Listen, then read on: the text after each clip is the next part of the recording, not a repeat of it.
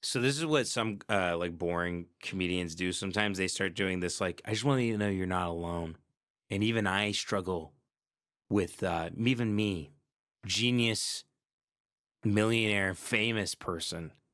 Even I too struggle with these thoughts. And yeah, I want to let you know you're not alone.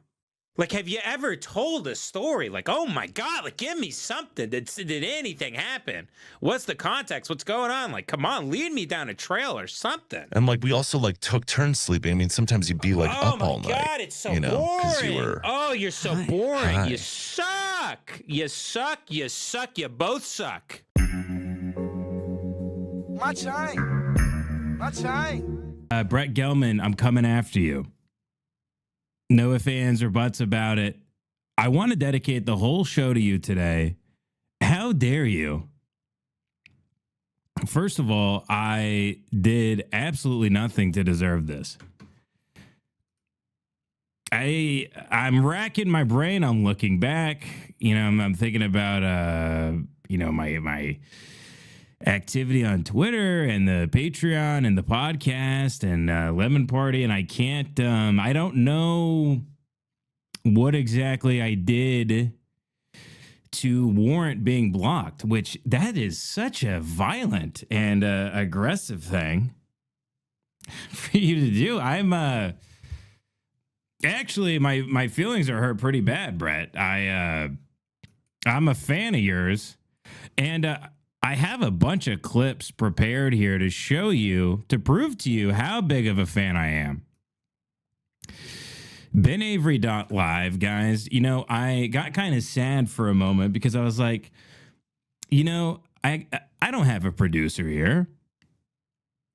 It's just me in the room. I don't have a voice off screen. I don't have someone. I got the ATEM over here. I got the audio. If anything fucks up, if the show's bad, it's all on me.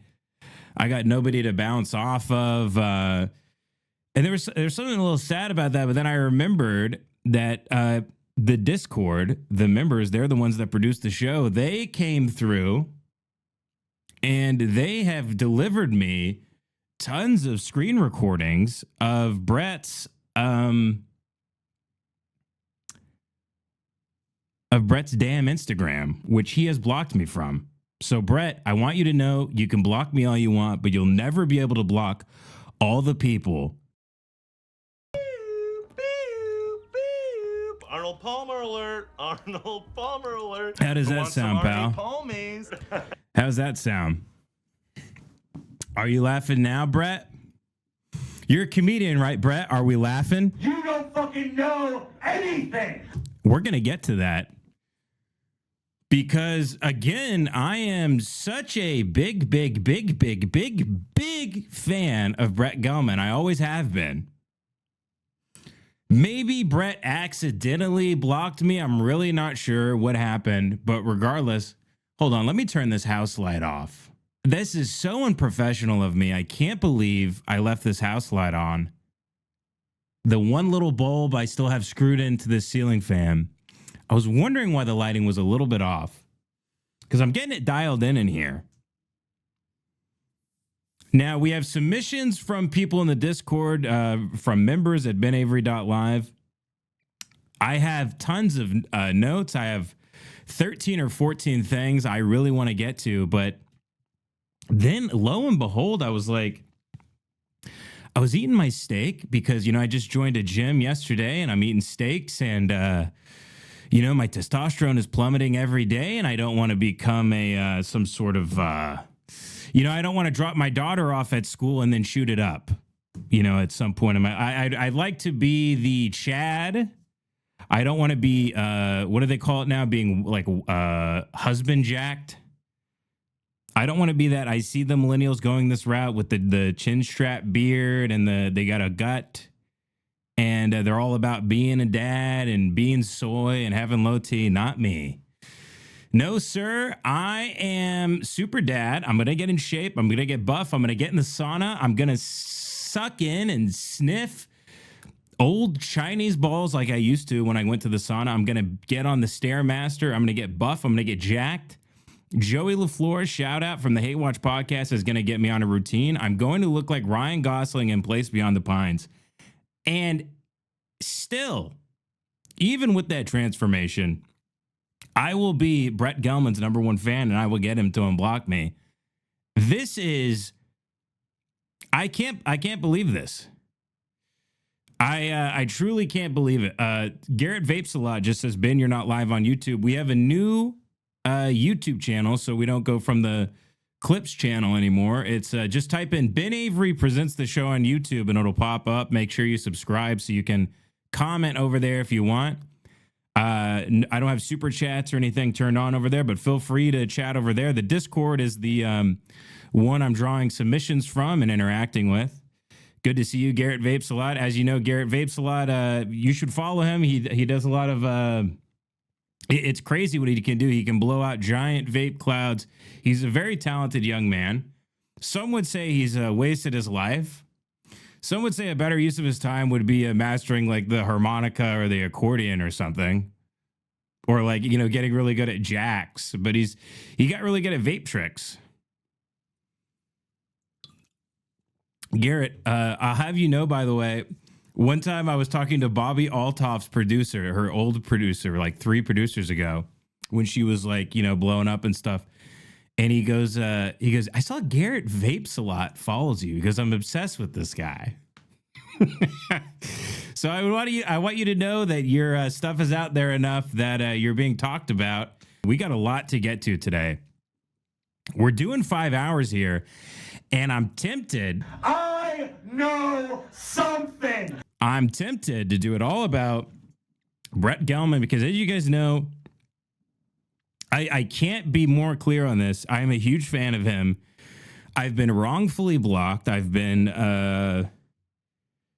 I don't know. I don't know what I did. I don't know if it was something I said. I've been very clear ever since I've known about Brett Gelman, which is a very, very, very, very long time, is that I think he's a very funny man. I think he's a good man.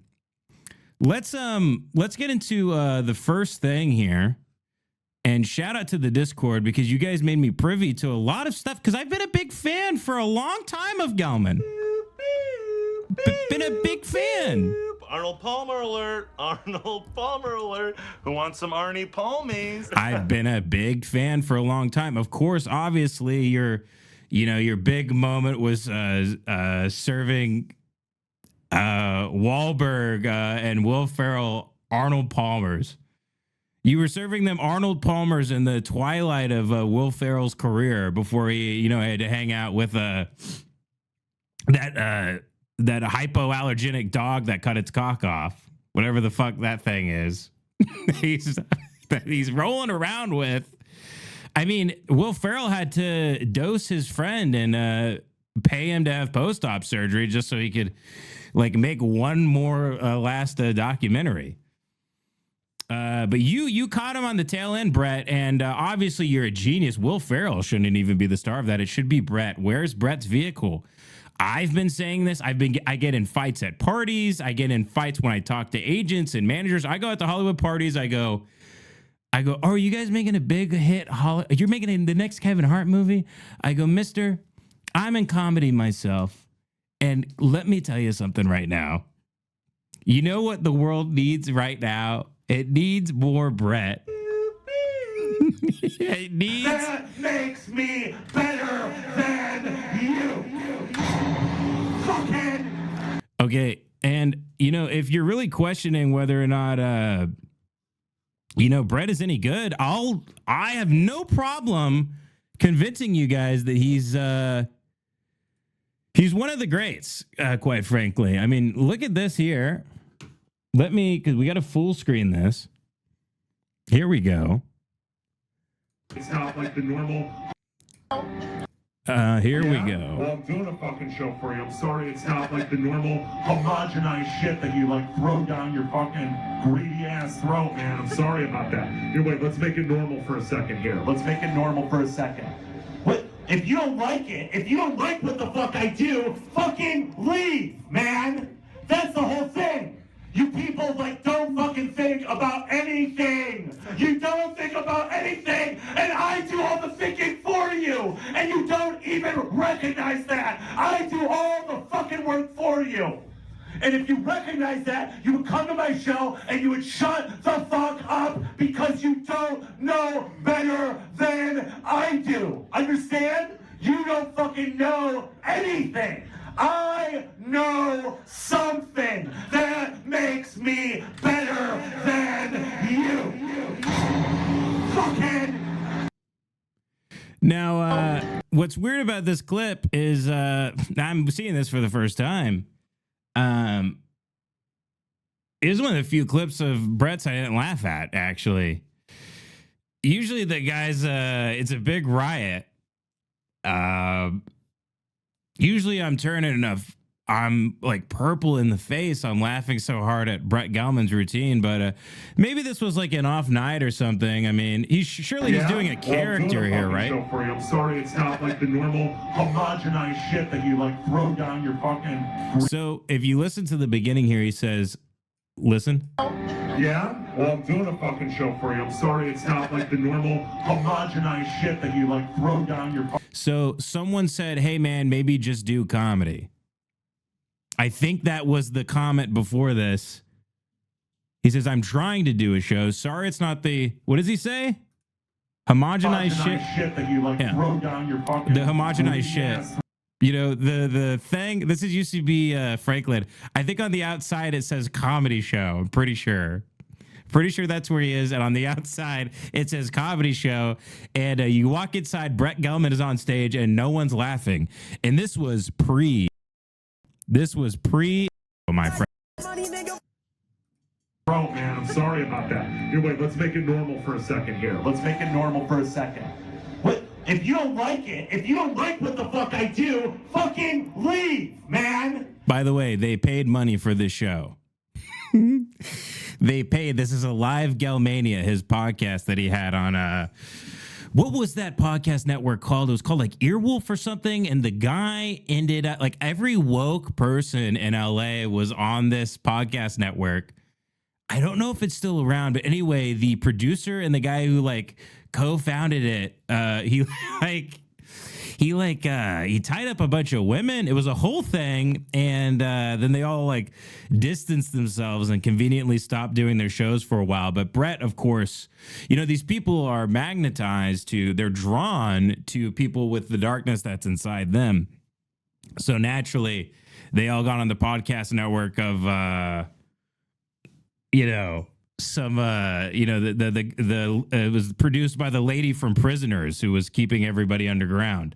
So Brett is doing a live Gelmania here at UCB stage in Los Angeles. And here, let's just break this down because there's a part 2 to this too. That's the whole thing. You people like don't fucking think about anything. You don't think about anything. So what's funny too is his if he's not doing well on stage, he's angry in a way that he's feeling bad for the audience because they're so dumb. They don't have access to the information that Brett has because he's, again, and I've said this before, I'm a huge fan of Brett. He is like, this is no different from watching Bill Hicks bomb in the South with brilliant material about you know, gay marriage and abortion and advertising and everything. This is the same thing. Brett is very misunderstood in liberal Hollywood amongst people who are very well read, who went to all the same schools for the retarded that all of Brett's dinner party friends have been to. But he's just so smart. Brett should be performing in the salons in France, and Chopin should be playing the piano, and then as someone else who is like inspired by Bach should be playing in France, and everybody, all the kings and the dignitaries and everybody should be listening and having tea and wine and everything. And then Brett should come on and do his comedic stylings. But unfortunately, he has to perform for these stupid fucks. You know, the same people who are fans of him, who look exactly like him, who have the same beliefs as him, who vote for the same people that he does. Unfortunately, he's isolated in a room like this because of his talent. He's cocooned by his brilliant comedic stylings. And you might think I'm being ironic here. I'm not. I've been a big fan of Brett Gelman for a very long time. And I do all the thinking for you, and you don't even recognize that. I do all the fucking work for you. And if you recognize that, you would come to my show and you would shut the fuck up because you don't know better than I do. Understand? You don't fucking know anything. I know something that makes me better than you. Fucking. Okay, so hold on. It's not that funny, right? Yeah. Which is again, it's very, very strange. Usually, I know a Brett Gelman clip where we're laughing very hard. It's a shout out to Frankie Tartaglia who uploaded these. Here is I actually haven't even seen part 2. God knows. Thank you for leaving the camera on. This flip phone, whatever you had back in 9 years ago, this BlackBerry you filmed it on, or this iPod Touch maybe. Here we go. Brett Gelman loses his mind on stage, part 2. Maybe he reveals it's a character. He comes back around. I work so fucking hard, man. I work so goddamn hard. And every time I think that I'm getting ahead, somebody shows up to just make me feel like I am nothing. But I'm not nothing. You're fucking nothing. You are fucking nothing. You are less than nothing. Do you fucking hear me? So that's the let me break it down because I like Brett. I'm a comedian. Obviously, I'm a lower class of comic. I'm way down. This guy, it's think of me as some sort of filibuster city council guy in like a precinct outside of Oakland or something, or Portland or somewhere in the Northwest. I'm a nobody, right? Brett he's on the Mount Rushmore. I'm looking up at Mount Rushmore right now. I can only aspire for the greatness that Brett has achieved. I mean, he'll go down as maybe I don't want to say the greatest comedian ever, but I kind of do.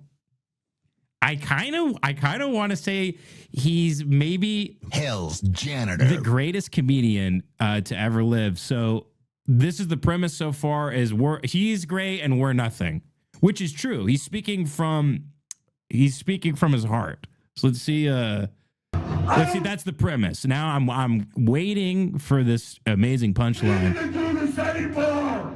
I am on television. You motherfuckers. You fucking liars. Liars and cowards, oh my! Liars, wolves, and cowards, oh fucking my! Oh, and he actually just ended the show that way. And then you can hear there are some laughs because some people actually get the joke.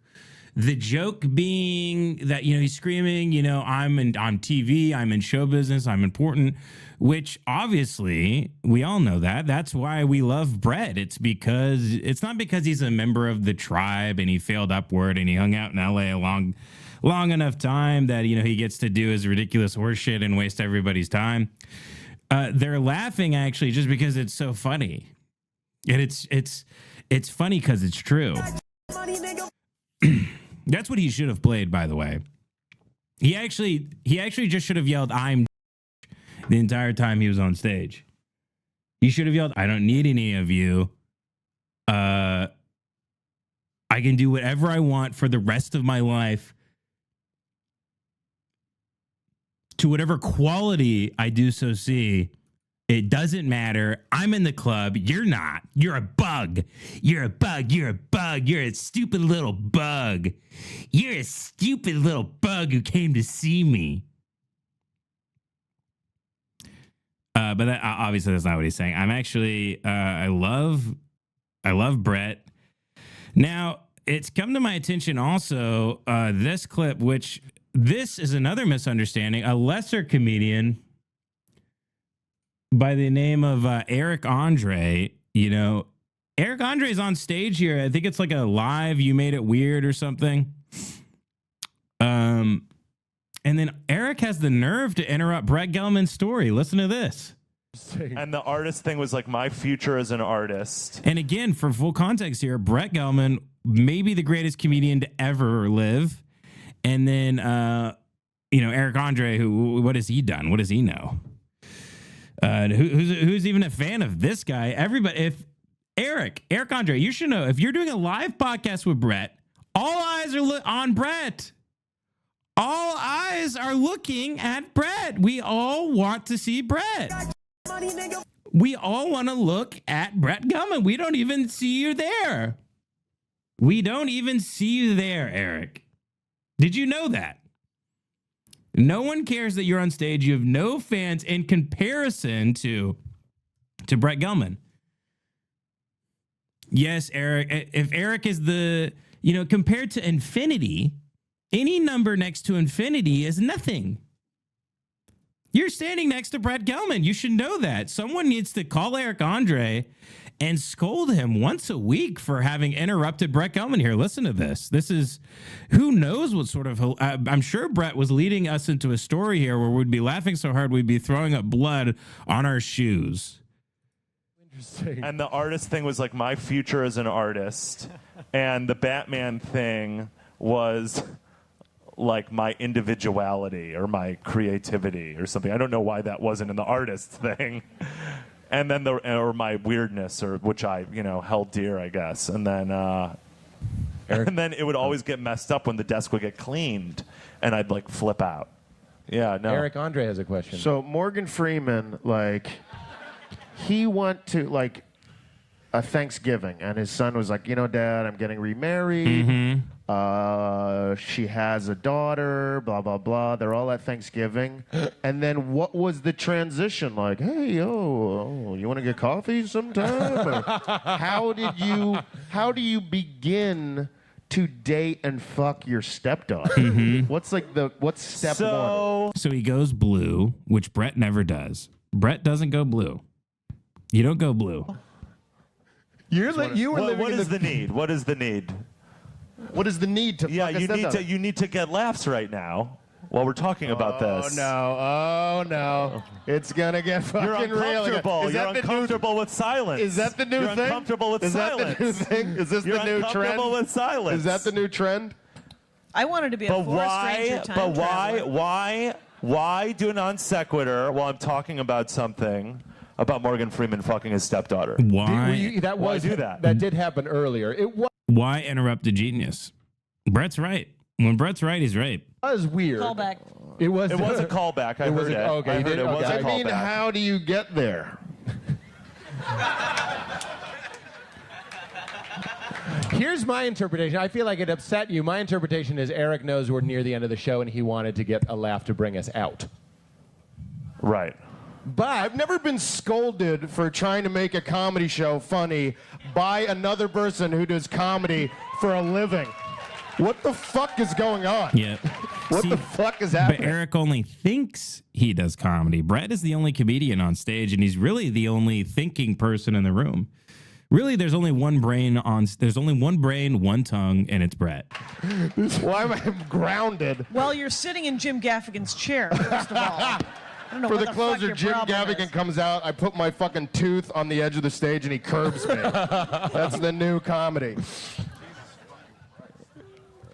And Eric seems mad, but he doesn't know his place. He's a young kid. He's a You did punk. interrupt the story. I thought you were done with the story. I wasn't. I thought he was. And this is what Eric should know. This Brett is very good at silencing brown and black people. It's one of his go-tos. He's so good at silencing them, in fact, that he'll just fucking he'll if he doesn't like someone's ideas or opinions, he'll drop a bomb on their whole house and watch it go to smithereens. He'll burn your house to the very ground if he doesn't like what you think. I don't mind if you are funny. I think you're very funny. Thanks. But I was talking. Yeah, there's nothing Oh, I'm wrong sorry. with. Oh, okay, telling a well, story. continue. Please continue. What fucked up thing happened during your childhood? I slept in my parents' bed till I was 10 years old. Did you really? That's my darkest secret, yeah. Did you really? Did he say that before he came on? No. No, that's real, man. But I've never Fucking been sucks my scolded ass. for trying to make a comedy show funny. Anyway, but Eric should know his place. Brett, one of the greats, and some of you guys gave me, because I'm so sad that I'm blocked now. But a couple of you guys have showed me some screen recordings, so I can still enjoy the hilarity of Gelman. And you guys are sending this stuff to me. And oh, here we go, from Rat's Nest. Thank you, buddy. I actually made a YouTube short and uploaded it. Here we go. Thank you, Rat's Nest. Look around you. There are so many gifts. Gifts, if you can't hear over the music. This is exactly what I wanted. Thank you, Rat's Nest. And now you can see here he is he's deeply unwell. But again, you know, he's a comedic genius. It's the way these things go. Stay positive.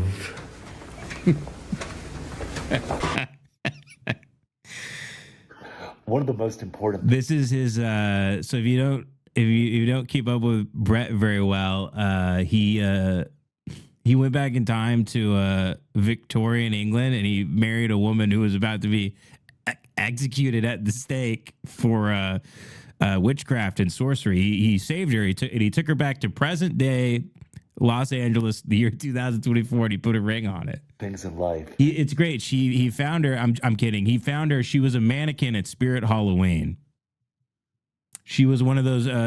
She was one of those mannequins that you put batteries in. You walk by them. They start making witch noises. Is a supportive partner.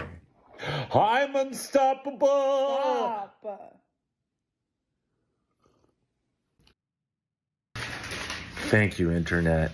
Thank you so much for everything that you've done for me and us and humanity. Thank you. Thank you for all that you've done for the world. Thank you, Internet. What would we be and do without you, Internet? Thank you. Thank you so much. Mm-hmm. Thanks don't get you enough. I love meta stuff. The only thing I love more than meta stuff is political that's why comedy. I'm saying thank Hopefully you, he gets and into I some love you political very stuff much. too. You called me a succubus. It was a joke. You called me a Medusa. Uh-oh. I think there's trouble in paradise with these two. Now, it's weird because they have so much in common. They love pills. They'll eat any pill they find on the floor, in a cabinet, in a sink, on the ground, in the floorboard of a vehicle. They'll eat. They're gremlins. They're pill gremlins is what they are. They'll eat anything you throw in their mouth. So, you know, that's real love right there. These two, they're wedded forever, but seems here they're having a bit of a joke fight. Now, I don't know if she's obviously she's not on the level of Brett, comedic genius, Brett Gelman. So a lot of the jokes are probably over her head. She can't keep up. She feels small. She wants to be a creative artist too and a comedian, but she's never going to be able to do what Brett does, which what does Brett do? Arnold Palmer alert. Arnold Palmer alert. Who wants some Arnie Palmies? The delivery, the line. I mean, he really stole the whole show there. And that was just a clip from something that I call like his minor work, not even his opus. But let's see. Looks like a bit of trouble in paradise You called me here. a succubus. It was a joke. You called me a Medusa. It was a joke. So here's the problem here. I think it sounds like he was sober for about 5 seconds. He sobered up for 5 seconds and he looked at her and he called her a succubus and a Medusa. No, it wasn't. You said Shana-na-na-na-na-na-na-tova. Shana-na-na-na-na-na-na-tova. Shana-na-na-na-na-na-na-tova. Shana-na-na-na-na-na-tova. Shanatova. Obviously, you guys all know he doesn't just do comedy, he sings, and the writing, the rhythm, the melody, the vocal, everything's on point. And it's beautiful. I'm perfect. Now that's just, I mean, I'm trying to run a professional show right now, so I can't just sit back and kind of laugh at this. But later I'll be looking at this picture, laughing for hours. Flawless. It'll be hard to fall asleep tonight looking at these photos because it's so funny. Funny stuff. Thank you. Thank you for that. Thank you for that, Rat's Nest. Now, that's not all. We have a couple more things here about Brett. We're not going to make the whole show about Brett. I want to, but I'm assuming this is also annoying some people because, again, like, a lot of his comedy is just over the heads of normies. I mean, and you see that in that first clip with him at UCB. He just doesn't quite, he probably feels very, very alone. Very alone in this world of smooth brain goys, of smooth brain bugs, I bet is what he refers to us as. So right before we started, the Grease Man sent this to me to play on the show and said it was really going to piss me the fuck off. Already I could tell you by the face and the ukulele hashtag that it might trigger me. Okay, this is from Effie Lowinger, director, Astute Penguin, Gary the Yeti. No idea what this is. And again, this was submitted by The Grease Man. If over the last few months you got sick of being called an anti-Semite, well, guess what? You're an anti-Semite. Anti-Semite. If you're an anti-Zionist, but hearing free the hostages gets you pissed, you might have missed that you're an anti-Semite. Anti-Semite. If you find yourself rooting for the people who say that they want you to die, and you're not even wondering why. What? It's 'cause they're fighting the Jews. And you're a panty Clementine. And Clara? Anti-Semite. That's some of the ways you know you're an anti-Semite. Anti-Semite. That was the nice song. So in the classic, condescending tone, it's a regressive thing where it's like it's something that even a child could understand. It would be on a children's TV show. I guess that's what they're saying. This is what, the great Brett Gelman does this as well.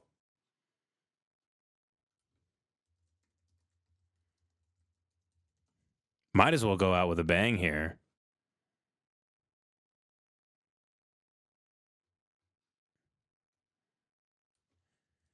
Where are his singing Instagrams? Jesus Christ, help us. Shana Tova.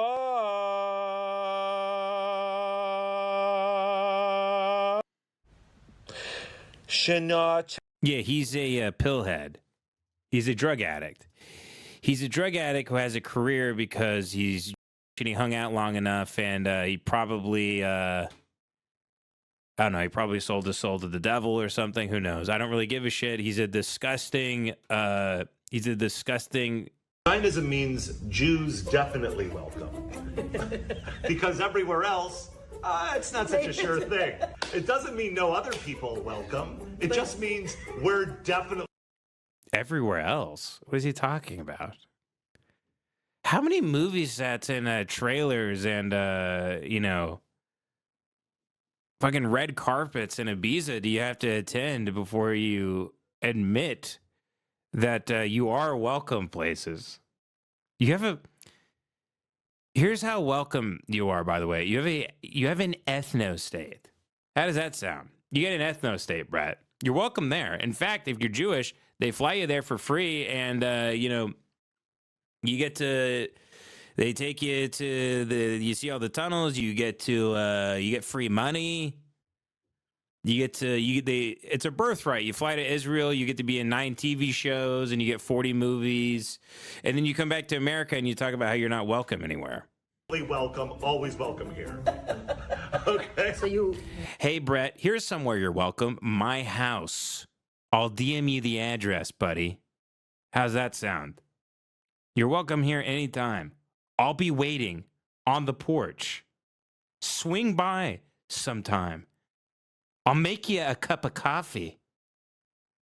How's that sound, Brett? You thirsty? You're welcome at my place anytime, big guy. Work in Hollywood, you're a successful actor and writer and producer, and you speak up. You speak up for who you are, for your identity, and for the state of Israel when it's really not a fashionable thing to do these days. I am a liberal. You drive around LA, there's, you can't, every single billboard is pro-Israel. Isn't LA the, this is the top 5 biggest cities in the United States? I don't know the exact order, but it's got to be like at least number 2. Am I showing my ass right now? Biggest cities in the U.S. Yeah, so it goes New York City, then L.A. That's what I thought. I said number 2. Fuck you. Don't call me a retard. That's the retard there. Let's focus on the real retard in the room, not me. Him right there. I believe. Second biggest city in the United States. Billboards everywhere for Israel. Everywhere you look, there is a Jewish person on a billboard or a pro-Israel billboard. Somehow, he doesn't feel welcome in the world. In LA, where he lives, there's an advertisement for his ethnicity. And then if he sees a billboard that's not for his ethnicity, there's a billboard for a fucking TV show he's fucking in.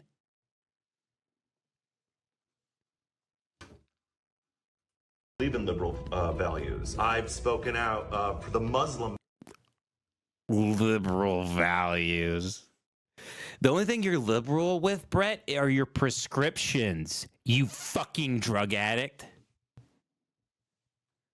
I am a liberal. I believe in liberal values. I've spoken out for the Muslim ban, for drag clubs getting shut down in red states. I've spoken out against, so I'm not going to speak for my own people. And I also don't agree in, if you're criticizing Islamic jihad, you're Islamophobic. Within the Muslim culture, there is the culture of jihadism, and we're calling out that, but you're branding all Muslims in that. When I say Hamas, you say Palestinian. You say Palestinian. I'm not saying Palestinian. You're not saying Palestinian. Right. They are. So I'm like, well, who's anti-Palestinian then? And when I came here in April with Ari, I immediately felt like I was home. Really feeling like I belong here. This is my ancestral homeland. And we live in a world today in which owning your identity is such a welcome thing. It's time for us to take a page from their book, Jews being allies to Jews. Amen to that. Thank you for being an ally to Jews. Thank you. Thank you. Okay, Zionism cut. means Cut. And then he gets in a limo. He goes to his hotel room. He takes 20 unmarked pills he has in his Ziploc bag, and he thrashes on the floor. Just fucking throws himself bloody into the wall. Starts doing satanic chants. Brett. Hey, Brett. Brett, you were very put together in that interview. Care to comment on this? You don't fucking know anything. I know something that makes me better than you. Fucking. What? But Brett, I thought you were inclusivity, welcome, liberal. Hey, Brett, are these the liberal values you're talking about? You don't fucking know anything. I know something that makes me better than you. Fucking. Sit and spin, dickhead. He doesn't view other people as life forms. If he wasn't in the club and if he wasn't on TV, I guarantee you he would be a mass shooter. He has the type of personality that the world didn't bend to his will, which thank God it did, and he got to be in, that horse shit, the twilight of Will Ferrell's career. He got parts here and there. If he didn't get that, he would have done unspeakable. He would have been the Terminator of. He would have done he would have done mass shootings. He would have strapped bombs to himself and gone into he's a sick drug addict. He's a sick man. This is who you're talking to. That guy in that interview, that's not who you're talking to. This is who you're talking to right here. Shana Tova.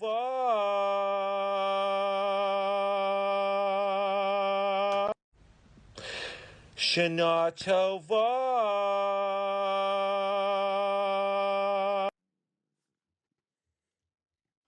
Comedian Brett Gelman, everybody. Give it up for him. Very funny, very original. You know, nobody funnier than Brett. He's an attention whore. He's an attention whore who his asshole is as big as the hole in the Death Star.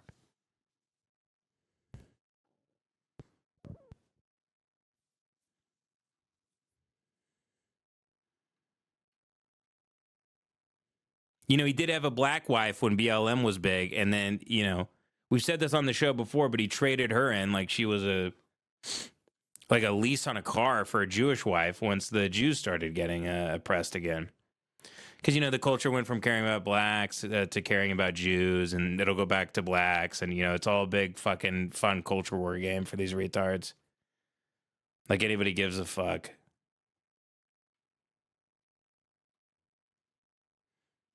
You know, I wish I could go to Brett's Twitter or his Instagram. Let me see. Has he blocked me on Twitter as well, or just Instagram? Let me see. Brett Gelman.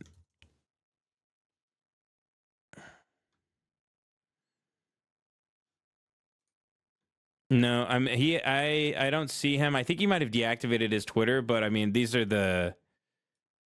is the stuff that From the river to the sea. That means you want to kill me. From the river to the sea.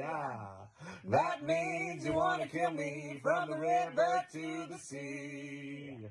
That means you want to kill me.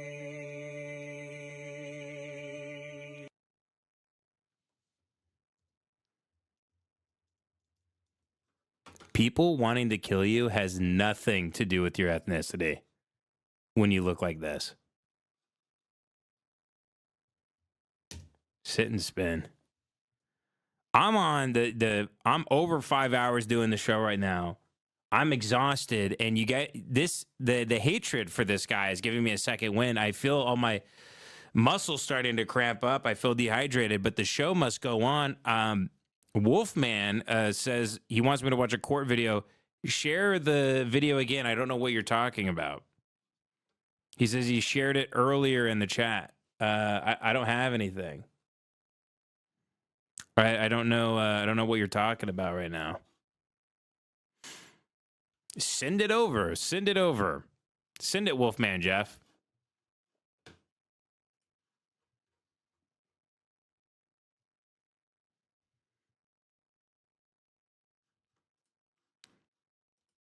I have plenty of notes left, but I could do more Gelman, guys. You know, I mean, I could do it. I could devote an entire separate live stream to Brett Gelman.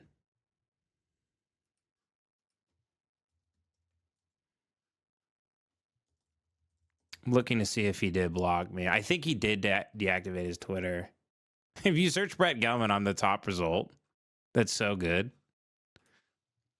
If you hit Brett Gelman and search top, I'm the tweet where I was told everyone he died is currently the top result. Now, what are you gonna do? Woke Americans. Hey, fake woke Americans. Guess who actually lives on stolen land? You do. Guess who actually lives on stolen land? You do. You do. You do. Me, Jew, you do. Me, Jew, you do. You live on stolen land. Put a gun in your fucking mouth.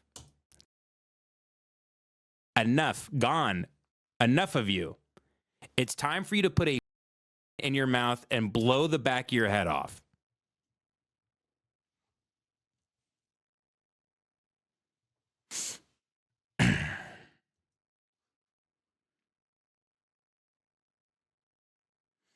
No one likes you, dude. So, Brett, this post is from an account that no longer exists. Brett has deactivated his Twitter. Man, yeah, he's gone. He's gone. Rest in peace. I had a lot of good quote tweets where I'm owning him here. You could see just from searching his name, and he has deactivated his Twitter. We ran him off of X. That photo of a young me.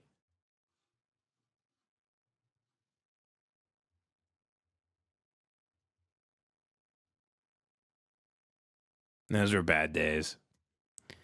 You know, a lot of people look back and they go, it wasn't fun at all. It was awful. I was in hell. Speaking of getting sued, we do have the first episode of the Gelman podcast. The what? Brett Gelman came out with a podcast with his satanic wife who worships Satan. She's a Satanist. Who's Brett Gelman? Is he a comedian? He's this guy. Arnold Palmer alert. Oh, really? Arnold Palmer alert. Who wants some Arnie Palmies? Oh, I know him. So he has a satanic wife? Yeah, who made him love. Oh, no. Because he took enough ecstasy that his brain looked like a wiffle ball. And That then sucks. she got her iron satanic class. So the Patreon that's coming out on Friday, it's behind a paywall for a reason. It's on the Limit Party Patreon. First 30 minutes of the episode is something else. Last 45 minutes is a very deep dive into the work of Brett Gelman and how he met this gal and where they met. She is a Satanist, allegedly. She is a Satanist in LA. Her brother runs a satanic cult in LA.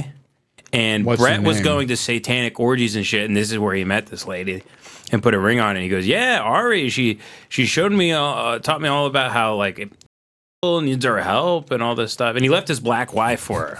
Have you, do you know the name of the cult? House of Kaya. Oh, I've never heard of This it. is all allegedly. Now, I can't say anything for legal reasons. But anyway, this guy who follows me on X, he sent me a whole Dropbox of stuff, deleted videos. He has Wayback Machine. We watched a short film from the Satanic Cult. It's all coming out on Patreon. Yeah.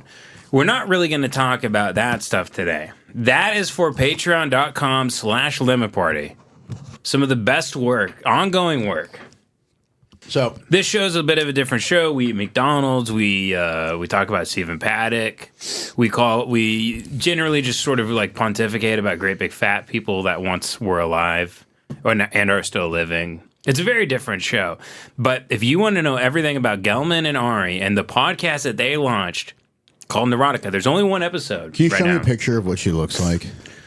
I'll show you. She looks like a spirit Halloween Because costume. I feel like after you follow Satan for long enough, you start looking like one of the witches from that movie Witches, the British movie. Yeah, she looks like a witch. Oh, yeah. Yeah, where they take their mask off, the hot woman mask, Oh, and they yeah. look like ugly hags underneath it.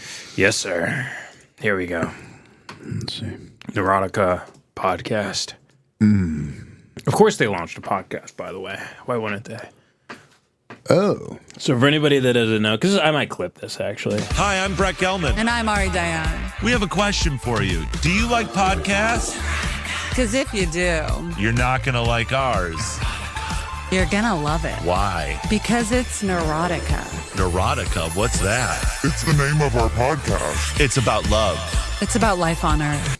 It's about worshiping Satan. Yeah, this sucks ass, dude.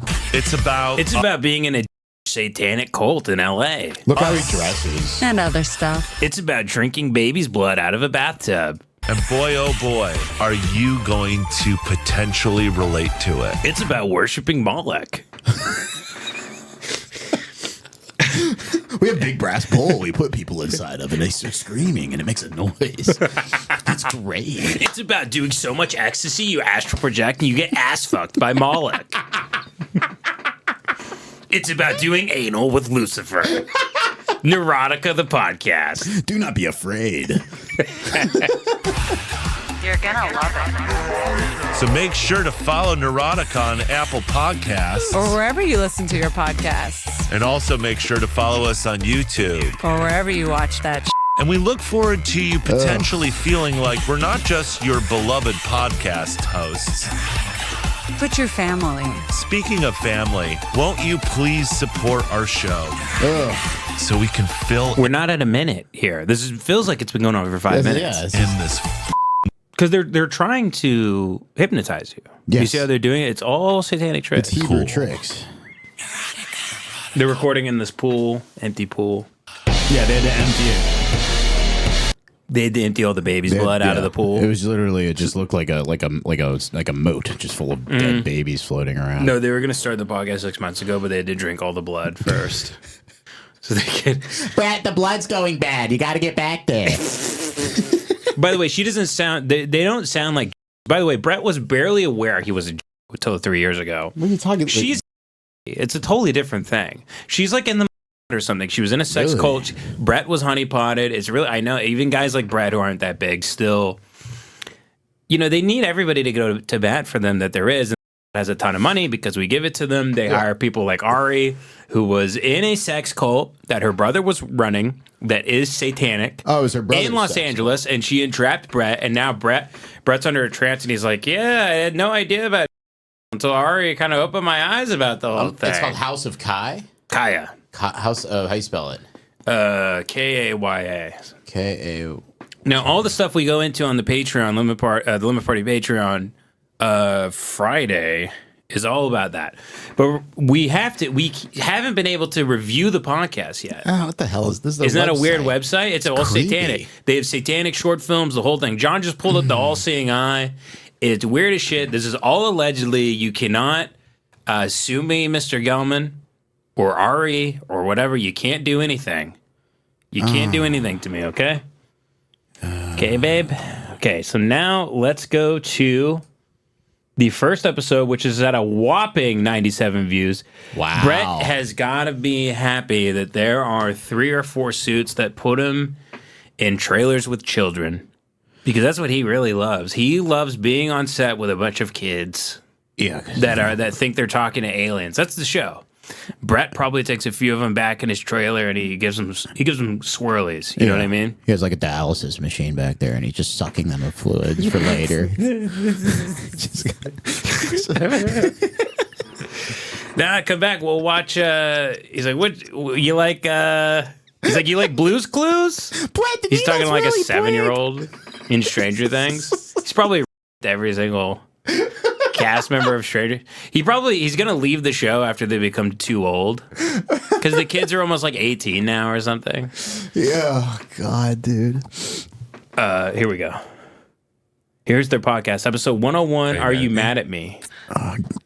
Yeah. Which already tells me, by the way, that Brett asking a question like that, he is a weird narcissist who's power hungry in the relationship, and he asks very weird, loaded, insecure questions about "Are you mad at me?" Yeah. Then she's gonna say why. She's gonna finally confess why she's mad at him. Mm-hmm. He's gonna explain to her why it's her fault. Actually, there we go. That she's mad at him. You don't think she's doing shit like that? They're just like in a twister of just like manipulative behavior. She was in a cult. He's like a new. I mean, she has to. She'll fuck this guy. She'll have his babies. Whatever the tells her she has to do, she's gonna do it. Huh. She stole him away from the BLM wife that he had. Mm-hmm. He hung her up like a jersey from the rafters in a gymnasium. BLM. He put the black wife's skin. He put her in the rafters, and he got himself a nice woman who was in a sex cult. Yeah. Who's been by the devil. Yeah. And now she is. Her whole job. She's on the payroll. This is all allegedly. is to get Brett's constantly going to, he's constantly tweeting about it. It's insane how much, he can't shut the fuck up about it. Because she has an eyedropper of stuff she puts in while he's asleep. That he's totally. I mean, he already was a retard. Yeah, he already was a complete airhead, dumbass, dumb fuck, who could barely string a sentence together because he's addicted to MDMA, allegedly. She goes in the bathroom every night and she takes her hat off, and it's like Voldemort. There's like another face on the back of her head of like the devil. Dude, wait, no, Mud Puppy, not a small fish. You know why? Because they need how many big actors? They go, who's the big guy on a Stranger Things? They go, yeah, do him. They need all the big shows. I know he seems like a small fish, but they have tons of employees, and they'll take anyone they can. Yeah. Gal Gadot's already going to bat for them. They got a bunch of people. Jerry Seinfeld sits there. He goes, I don't care for Palestine. They don't have to do any work on these people. They needed Brett. They go, yeah. They go, who, Arya? They go, maybe Arya can get us a comedian. It's already get us a comedian that can They have to be in the Sphere Eye where they could. They already still got podcast. Tarantino, by the way. What's up? They can't have Gal Gadot start a podcast either, so they have to be in the Sphere Eye of podcasting, right? So a guy in the Messiah goes, "Get me a Burt Kreischer type." Exactly. They have to be able to. Oh, there he is. They have to be able to do. They have to be able to do the. Every person has a role. You know what I mean? Mm-hmm. Yeah. So here we go. Here's the podcast. There's that kid. All right, let's see. Are you really? Yeah. Why are you laughing then? If you're mad at me, are you really mad at me? Oh my God! Do you think they live close to me? Well, I mean, dude. I wonder where they live. There's a part of me that really wants to. I'm in the valley, Brett.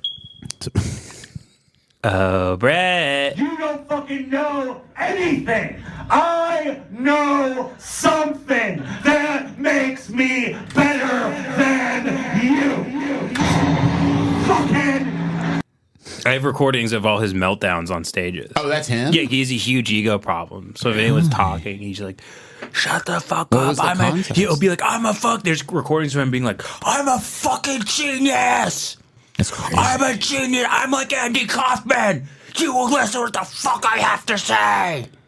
Doing these avant-garde like freakouts about how he's a brilliant comic that no one could possibly understand because he's so smart. And then his stuff on stage is he never says anything. Mm-hmm. I mean, you listen to this podcast, he has nothing to say. Have you seen any of the clips yet? Dude, all I know about this guy is fucking the other guys. You know what I mean? Oh, yeah. Yeah. It's just okay. First, let's talk about why you're asking me that. I whispered to you before we started. I looked at your jumpsuit, which is a really beautiful jumpsuit. A denim jumpsuit. Yeah. Which they can see. And I just saw that it was buttoned sort of high, which is not your usual mode. You don't usually button up. Oh, it sucks ass to be in a relationship with him. And she's grinning and bearing it because he's famous and she's been hired to do so. Yeah, she's getting $600K a year for fucking sucking him. Yeah. Brett, you can shove it in you get high on MDMA, you shove it in my dry ass. Yeah, she gets a dead drop every night at a local park with like $30,000 in it, and then she has to go back home. Yeah. Yeah, you can lick my labia, which is like a cat's tongue. Yeah, have fun, Brett. I'll never be wet for you. You know those pictures of like a medieval description of hell, and it's like a big teapot with a mouth like swallowing 30 people? Yeah. That's what it is. And so I privately asked you, do you maybe want to show some more titty? Which I should have said chest. 93 views. Now, I wasn't thinking that in a second. So people are now immediately wondering, why does he talk like a gay man? Because this is what Jewish guys do. They slowly turn into that. Well, they just talk. Like they start talking like this, and but he's got kind of the thing. Yeah, he's like, they turn into like women.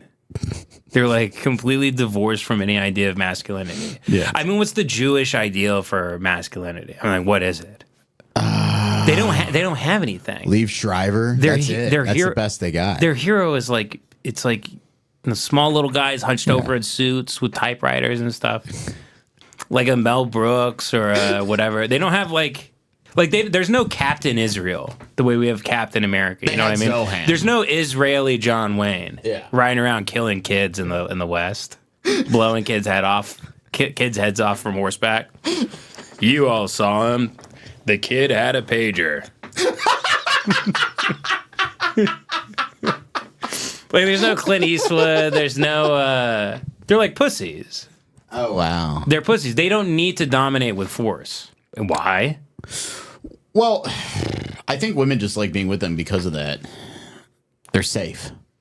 No, because they have money and influence. Yes, and they're safe. She's with him because she is in the. I can't stress this enough. She is in the Mossad. Yeah. She is absolutely. If you're bouncing from Colt to Brett, that's like assignment to assignment. Yeah, you were in a honeypot and then you got assigned. Yes. You succeeded. Yes. Bear this guy's kids and be in his life forever. Yes. That's what they do. Mud Puppy says he's a Moroccan Jew and he. Oh, but that's Captain Israel and he's brown. That's funny. He's like he just goes around and he rips everybody. That's good. I mean, like, even like, what's the most bravado thing you've seen that's like an Israeli is Uncut Gems. The Safdie brothers Yes. made the guy who's, you know, he's annoying. You don't really like the character. When he dies, you don't really care. He's annoying as shit. He gets pushed around constantly. He gets shot in the head. Yeah. I really, other than like World War II narratives, where it's like, oh, that's made up. Like, you know, Defiance, I don't know. Shit like that. They don't really have. No, it's just guys that are like, this is how I win. Yeah. This is how I win. I use my mental equity. Actual way. Mm-hmm. This is why he talks like that. He has an earring. If I was he wearing a dresses button up retarded. right now and it was buttoned too high, I just- would ask you about myself. you know, oh wait, I should look at show her more cover chest, her tits. right? Okay, but that's not even the issue. The issue is like how insane. By the way, I already knew that that's what you was. Before you asked me, I already knew it was coming because of the way you kept looking at my eyes, then down at my chest, then up at my eyes, then down at my chest, and I knew it was coming. Like I could see the neurotic wheels turning in your eyeballs, and then I was like, he's not gonna do it. He's gonna have self-control. He's gonna have self-control, and then sure enough, you did it. This woman, by the way, is talking about self-control when she was getting a train run on her by like a bunch of guys named like Hercules with like tribal tattoos. Like, it is crazy. Yeah, it probably met her like on an air mattress. Like, hello, my name's Brett. You may have seen some of my work. Yeah. Oh, he was in the cult. He's visiting. He's on drugs. It's an after hours thing.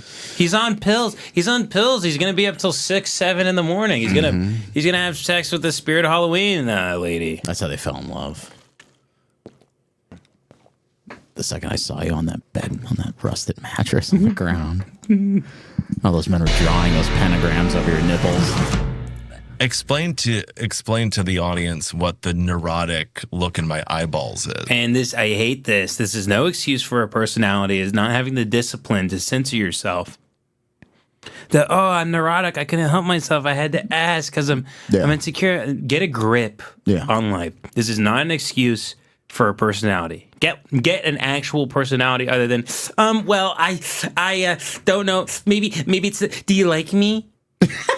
That's not a personality. This is what Io Edebiri has made a career out of. Is being like, well, I don't know. Maybe I'm just kind of like nervous at like parties. Everybody's nervous at parties. Shut the fuck up. No one cares that you're nervous. It's not an attribute. It's not an attribute of any kind. Either take beta blockers before you go to public events, or just like realize nobody gives a shit. It's not cute. It's not interesting. But this is Brett's whole thing because otherwise Brett would have to make jokes. He'd have to. He thinks he's daring like control. having an argument on a podcast. Like, let's record this. Well, yeah. He thinks like a brilliant comedian is like self-hating. Yeah. He's like, yeah, I'm one of the brilliant comics. I hate myself. That's why I have to get on stage actually, because that's where I feel most at home. I'm Brett Gelman. I don't prepare before I go on stage. He just goes up there and yells at people. I just a stream of consciousness. Like whatever happens, happens. It's so funny. Hemingway always said like art is a personal reflection of truth, and his personal reflection of truth is just dog shit. You know what I mean? It says they have nothing good to say. They have nothing good to offer. I know. It's horrific. It really is. It's so fucked up. And the reason, first of all, your eyes shift like it's like a micro shifting side to side to side to side to side to side, and She it hates looks him. like I'm staring at You know, somebody. okay, who's first going of all, insane. I'm going to put some out right now. My mother and my women are they're much smaller than men, right? So they have to be more emotionally like aware of things. She must have been like sexually Women are more assaulted. emotionally intelligent than men. Yes, they are, and it's because they can't overpower most men. It's a natural thing. But you know how many times she had to have been like sexually assaulted for her to notice his eyes shifting in like minor conversations and shit. You think she rapes her? No, I think she was like a million times, and then he got her. You know what I mean? Oh, in the satanic cult. In the satanic cult, she was getting like did a pump her full of GHB and stuff. Mm-hmm. Allegedly. Can I get in trouble for that? Yeah, I just always say allegedly. I mean, what's he gonna do but send the cease and desist? I haven't made any threats. He's a full of shit. He just blocked me on Facebook. Oh, he doesn't like you? Nick Roachford sent me a link yesterday from Facebook of his story, and I was blocked on that too. Really? So Brett blocked me on Facebook, and he blocked me on Instagram, and so did this bitch. I'm blocked on everything except Twitter. I ran him off Twitter. You got the fuck out of there. So you were a topic of discussion between them. Yeah. How does that feel? They're very well aware of who I am. Really? Oh, yeah. Absolutely. That's crazy. I'm the one drumming up all of the hate against him. That's me. I didn't know you're such a disaster artist. I'm a propaganda machine. What can I say? This is amazing. Devin's witnessed it firsthand. I had a... He hates his guts. It's like he's got like an OCD obsession with them. Every week he brings them up. He follows every aspect of his life. I hate Brett Gelman. He's like, did you hear Brett Gelman just got a stainless steel fridge? He's having work done on the kitchen. I wonder. Oh my god. Yeah, What Brett started knows all I'm coming. Brett's had nightmares about me. Monkey's paw style nightmares where they're scratching at the door and he goes and answers it. It's me going, very good. We should go find out, what part of the valley he's in. Just start hanging out at the local spots. I don't know. Where. We're going to, hopefully, through context clues, they will let us know where he lives. Actually, this guy completely doxed him and found like all of his like records and sent them to me. Oh, no. Yeah, I know. Like I have his like past 12 addresses.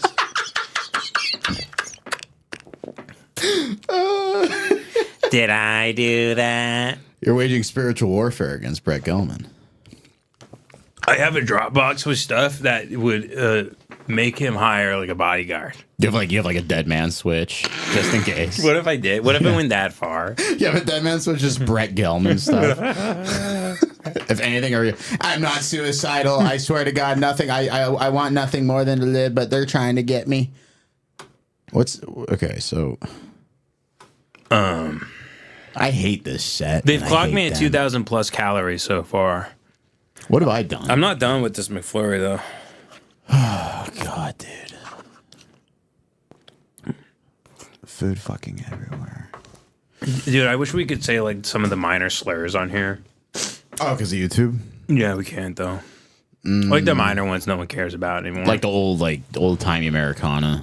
Yeah, sure. And like your grandfather's slurs. Yeah, 2 steps above Pollock. Yeah. Ugh, my dad Pollock adjacent. Pollock adjacent, but like for I like white racism. That's always good. All right, play this guy. Your mom and sister do it, and I think that's why the first time I experienced it, I thought it was really funny because they're not my family, so it was fun for me. But then I realized that you do it too, and now it really upsets me. What do you feel when you see it? I feel like I'm gonna have to send you somewhere with white walls and a padded white wall room. He does like, I've never seen this before. I'll make up a new term. This is called weaponized listening. Listen to That's me. What do you feel when you see it? I feel like I'm gonna have to send you somewhere with white walls. So here's the thing with Brett. Anytime you meet Brett Gelman, you should have your Miranda rights read to you, where anything you say can and will be used against you. Further down the line in the relationship, he's hitting record in his head so he can be like, well, remember on April 13th when you actually said this? Doesn't that kind of go against everything you just said about me and our relationship? Yeah. And he just like eats a french fry like that. And he does this with his hair and his little fucking Michael Jordan earring. It starts swinging. Yeah. Like an absolute cocksucker. She's a husk of a person. They're two husks speaking to each other. She's. I'd rather fuck a crow. Yeah. I'd rather fuck a big fucking crow than its pussy and its ass. I'd rather hold a raven, right? I'd let a raven bop on my my fucking hog, and it's. I'd stick my dick in a raven's cloaca while it's going like, "What the fuck?" Because ravens can talk like human beings. The raven goes, "What the fuck?"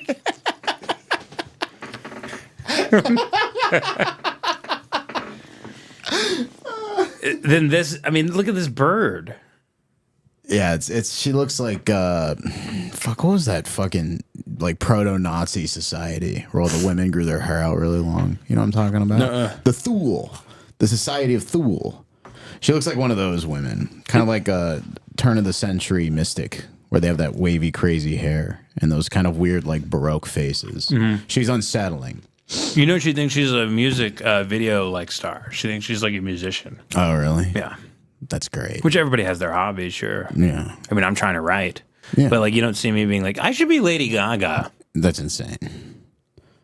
No, She thinks she's gonna be like. She thinks she's literally like Sabrina Carpenter or something. How old are these people? We'll watch some of her music. Okay. How old are they? Who knows? Does evil have an age? Yeah, she's like, I'm 3,000 years old. When you look at me, Ivan the Terrible used to look at me that way when I was in his harem. I crawled out of a volcano in 9,000 BC. Where were you? Damascus, Syria. 300 AD. Jesus actually drove me out of a herd of pigs in the Bible. Perhaps you've heard of me? Perhaps you've heard of me. You know, John the Baptist was such a cocksucker. He used to meditate for days to get me out of the valley. I'd be banished from the valley. He'd come by in his fucking animal skin to get me out of the cave I was haunting those villagers from. So good. Are you scared that I'm going to lose my mind? terrified. Sometimes. Yeah? She's That I'll terrified go of him. insane. Yeah. Do you really? Do you get scared? Is that because of my family history? So he constantly brings up his family history that he's mentally ill. This is also the other thing. So Yeah. this is what addicts do. They go, Yeah. they're like, if anything like that happens, I'll go back to drugs. Or they go, I'll lose my mind. And they look at you like this. They love to threaten the possibility of them taking their life in a horrible direction as a punishment to you. Yes. And to show you Sometimes not what even you spoken. did to me. Yes. They love to, they go, yeah, maybe I'll start drinking again. They say shit like that. Yeah. That's what he's doing right now. And He's also, like, he I'll thinks go on he's a bipolar rant Yeah, if you yeah. continue being a lady. and it feeds his his weird messiah complex he have where he thinks he's like Van Gogh Yeah. or something, where he's like, well, I'm like a crazy streak of genius, like artiste. Yeah, people won't understand me. Until, People, Yeah. he goes, I'm only really people only in like France celebrate my work and my albums and Have you everything seen else. in the Brett Gelman galleries? So he thinks he's feeding his ego too of being like, I'm such a really he's impulsive because he no longer has a prefrontal cortex. He destroyed it by turning his brain into a serotonin factory through the use of MDMA. Okay. He's hippie flipping. He's taking whatever you could put at 3 a.m. You could put nuts and bolts in front of Brett, and he'd swallow them with water. He would eat anything. He'd swallow a June bug because he's a cross-eyed retard in those hours. He'll do anything. So his normal emotions have just completely gone from his brain. He's only capable of extreme emotion now. So it's like this kind of like Yeah, him so he's like this way. catatonic right now. Like, you think I'll go crazy one day? Then he's gonna hit the switch. Yeah. Yeah. Yeah, you're not. Are you crazy? He Manchurian himself. You're a Jew in Hollywood who makes millions of dollars. He's got that much And money? you did fake stand-up. Of course he does. Oh my god. Of course he does. Go look at him. Yeah, you know. These guys get checks from everywhere. Netflix, Hulu. They have residual checks. Devin was in a bullshit thing, and he got a check. He gets checks all the time from bullshit he forgot he even did.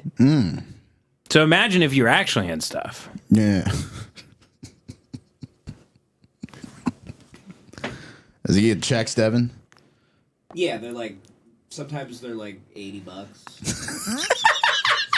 And that's because he was like in the background of a thing where he goes, "Oh yeah," he goes, and then Devin's like, "I wasn't in that," and he goes and looks it up, and he's like, "Oh, I did have a speaking role in that actually." He has no memory of being in the show. You sometimes you see interviews with the creators of these shows. They go, "I made that." That's insane. Not kidding. Oh, Jesus. They're sitting in the director. Can't trick me. They're sitting in like the director's chair. Mm-hmm. And someone's like, "So what? Take me through making, whatever, like Billy's Last Dance, or whatever." They go, "I didn't make that hunk of shit." And then they roll the credits. They go, "Fuck, I made that." They go, "Yeah, it says you're the writer and director." They go, "Fuck, I don't remember that at all." There's a $10,000 residual check. There you go. But checks come in the mail from it, and that's all that matters. That's what Brett's doing here. So he lives off his checks. Yeah. Good. A little bit. Because my grandfather, was in a mental institution. And he would escape from the mental institution in his what do they call them? The gowns. The gowns, right? That's what I was looking for. He would escape in the gown and nothing else. A backless with his gown. Ass out. Like what you're dick not and meant balls to out. leave the bed. Right. Let he alone would the hospital. walk to. He would take a taxi to Britt's family's house and talk about how he was opening a jewelry store. It's unbelievable how unlistenable this is in their 3-minute debut. It's horrible. I always loved when my grandfather escaped. I was never like, "Oh my God, this is scary or weird." I was like, "Oh my God, it's Grandpa and he got out and this is fun." Right. I found his insanity fun. Yeah, no, But I never saw the like dark side of it because he was always in a good mood and he was like cheery with me. Sometimes he was like really zoned out. I mean, one time later on, it got disturbing because he like very much like went into his own world and was not that responsive. Brett, you were probably telling a story, And my mother would and he sometimes come fucking back zoned and out. give me reports. He's like, "Yeah, my grandpa was like catatonic." He goes, "I remember I always tried to tell him stories and his eyes would glaze over. Because like he was possessed by something." He was hanging out with his grandson, Brett Gelman. He was probably like fantasizing about being in the Holocaust again. What started all this? What? Your hatred of this man. I can't even remember at this point, but it doesn't matter. We're in the trenches right It's now. like one of those African wars. Nobody knows how it started. Yeah, the Hutus and the Tutsis. Actually, you know how it started is he kept posting videos every day and it was pissing me off. Okay. Of him going from the river to the sea. Of him singing? That means you want to kill me from the river to the sea. Yeah. Okay. Have you seen any of his like show tunes? His like Zionism show tunes? Brett Neurotica. Gelman show tunes. See if I can find them. Wait. Yeah, he loses his mind on stage. I kind of want to see here that. we go. Hey, fake woke Americans. Guess who actually lives on stolen land? You do. Guess who actually lives on stolen land? You do. You do. You do. Me Jew. You do. Me Jew. You do. You live on stolen land. Hey, So he's been doing fake that woke. every day for months to the point where I was like, all right, I'm putting out a hit on this guy. What's his freak out? Let me see that. Oh, we've already seen okay, it on the stream. Yeah, this is by the way, look at this. Look what Mud Puppy brought up. And by the way, Mud Puppy is, I believe, Jewish, and I've been very clear on this. I love Jews. I'm anti-Zionist. This is them. This is so exciting. I see that. Which and I of the think, West wow. Coast? I hate Valentine's Day, but I love writing you, Brett Gelman. Ghost Cowboy took that photo. God, look how disgusting they are, Devin. They seem so exciting. Is this their podcast? No, this is just a picture. That's them in a hotel room. That was them on Valentine's Day. Yeah, in Joshua Tree. Of At their course, Airbnb. they go to Joshua's Tree for Valentine's Day. The fucking hacks. They're saying her tit is visible in that. Do you see her tit? Oh, let me see. Oh yeah, look at her tit. It's just blurred out a little bit. Let me see. See the tit there? Oh yeah, you know. Sheesh. No.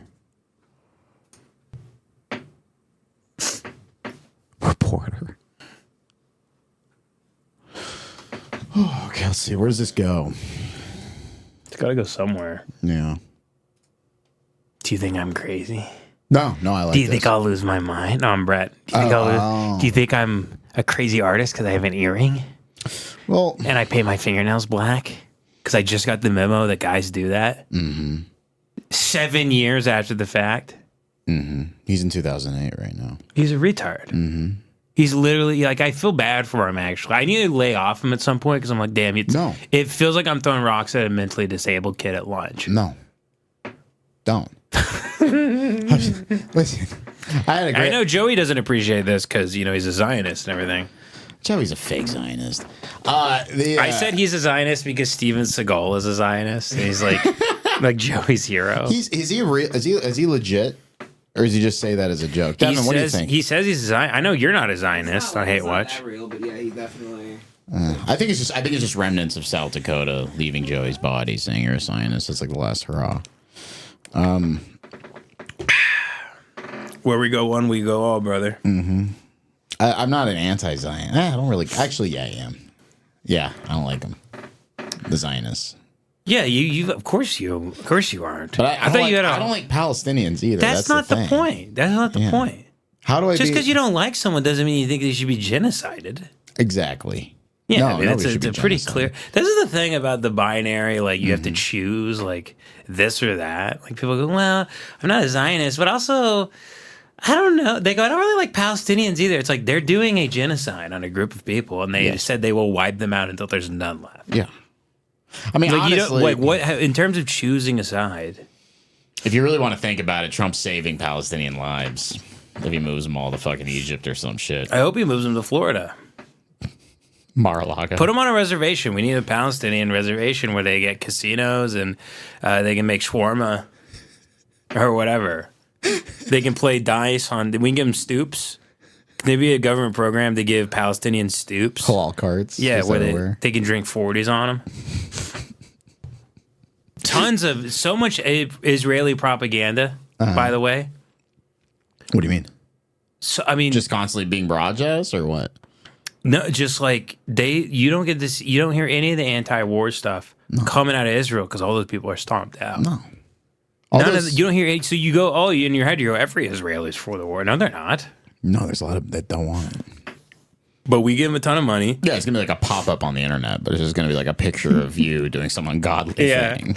You're gonna go to ebombsworld.com and it's just gonna be a picture of you getting a hand job. When I see you rolling up to Devin's house in like a Star of David motorcycle, it's just a big Star of David on the wheels. It's tearing up the asphalt. You're like really thin. You're like a weird like metrosexual. Like you have like stubble and stuff. You're eating a hero or whatever. It's like the walrus. I'm just slowly transforming into Woody Allen. Oh God. No, it's it's just demonic. Yeah, it's bad. Yeah, no, I'm not even saying like it's bad. I'm saying it's demonic. It's us. It's Dante-esque. It's us. All our money goes toward it. Yes. It's an archaic foreign policy law. It shouldn't exist. It's been archaic for like 40 years. USA is big devil. Israel's little devil. Yes. I thought, yeah. No, what do the Iranians call it? They consider Israel a bigger threat than the United States. Well, of course, because they're closer. Yeah. No, I think they think Israel's controls. It's very funny. The funniest thing Saddam Hussein ever did was when America invaded Iraq, he immediately started bombing Israel with Scud missiles. I guess let's watch a little bit more of this. Yeah. Gowns, right? That's what I was looking for. He would escape in the gown and nothing else. A backless with his gown. Ass out. Like what you're dick not and meant balls out. to leave the bed. Right. Let alone he would the hospital. Walk to he would take a taxi to Britt's family's house and talk about how he was opening a jewelry store. I always loved when my grandfather escaped. Mm-hmm. I was never like, oh my God, this is scary or weird. Mm-hmm. I was like, oh my God, it's grandpa and he got out and this is fun. Right. I found his insanity fun. Boring. Yeah, no, but I never saw the like dark side of it because he was always in a good mood and he was like cheery with me. Sometimes he was like really zoned out. I mean, one time later on it got because you were telling because a story. he like very much like went into his own world. And was not that responsive. Everybody, so Yeah. Devin on the Neurotica podcast, which has like 90 views. Look at all the comments. 6 comments. Very, very good. Very good. Very good. Very good. So good. Hell yeah. And This is great. It was about time. I've been waiting for this. I think that's one like actual like It's a guy who Gelman has fan. his boot right over a Palestinian man's head, like he's about to squash a bug. He's And tying right a before he Claymore does it, he goes, mine. oh shit! Neurotica came out.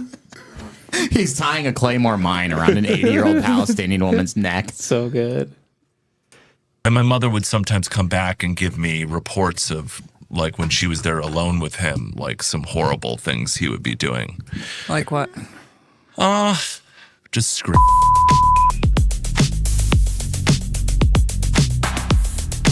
What is this shit?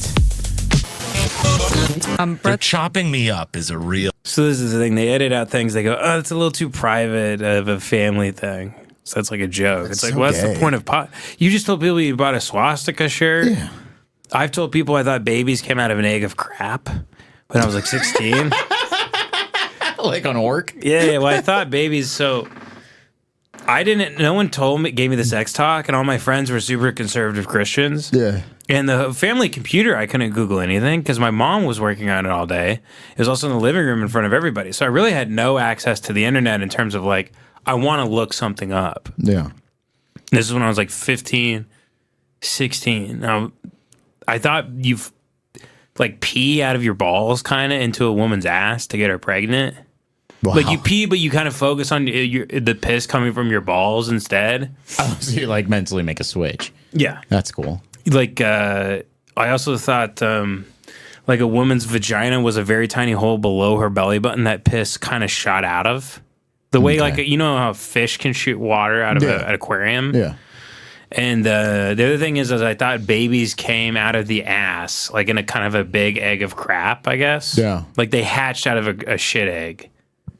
Okay. So women took shits, and this was kind of all based on the only thing I knew about sex was that I've seen dogs fuck. Like everywhere you walk outside, you see dogs fucking. Yeah, you can see their asses, but you can't see their pussies. Yeah, so but I thought dogs fuck each other in the ass. I didn't realize there was even a pussy there because I'm not a pervert. Yeah, I'm not. Let me get in there and see what's going on. I just go, oh, the dog's fucking because it's from the back. Yeah, he's putting it in the dog's ass. Doggy so I thought style. that's what mom and dad did. Yeah. My dad got on top of my mom like a dog. Fucked her ass and then fucked, she shit you out. Fucked her ass. And then I got shit out of my mom's asshole. Okay. Because I was like, there's no way. And in my head, I'm like, a pussy's so small. It's just for pee. Like pee can barely come out of a like pussy. a little urethra. Exactly. Yeah, okay. Well, you know, I can't fault you for that. No one gave me the sex talk. No. And people go, someone tweeted at me, they go, oh, why don't you blame your own like lack of intellectual curiosity? Like any thought I had about sex, immediately I go, don't think about it, don't think about it. You're going to hell, don't think about it. Mm-hmm. So if I ever had time to think about it at all, I'd be like, dogs are doing it. I go, so that's how you do it. Like I had to push everything out because if I thought about sex, I was like, you're sitting, don't think about it. You don't even know what it is. Yeah. You don't even know what it is. Don't think about it. You had thought about it, but in like a scientific way. Well, the way a 14-year-old. Again, the only information I had, and I had seen one titty at that point because my friend had a National Geographic magazine. He was laughing at a lunch table in school, and he put it in front of my face, and that's probably the first titty Ben's ever seen. That's so funny. And it was a tit that was like, so I actually. It was a gem sock titty. I was so fucked up over this too, dude, because I was like, first of all, I didn't know if that point, if a woman took her bra off, her tits fell to the floor. Wow. Like bubblegum. Because the National Geographic titties swing like an elephant. Yeah. It's Bisquick pancake mix tits. Exactly. Yeah. And also on top of the whole titty thing is I was so confused about black women's pussies forever. I had to make a black friend in college and like ask him. Okay. I'm like, is a black pussy, like, is it white? Is it like a white woman's pussy? Sometimes. Like, is it the same color? Or do they have... The inside which is outside? kind of the most racist thing I've ever thought. Yeah. Like, why would they have white pussy? Like, they take their pants off and their pussies are white. Like vitiligo? Yeah. Yeah. Well, you know, you didn't have anything. You were like a little monk on an island. I had no tools, no nothing. People just don't want to believe that exists these days. That's why they get so angry at it. A white pussy on a black lady? No.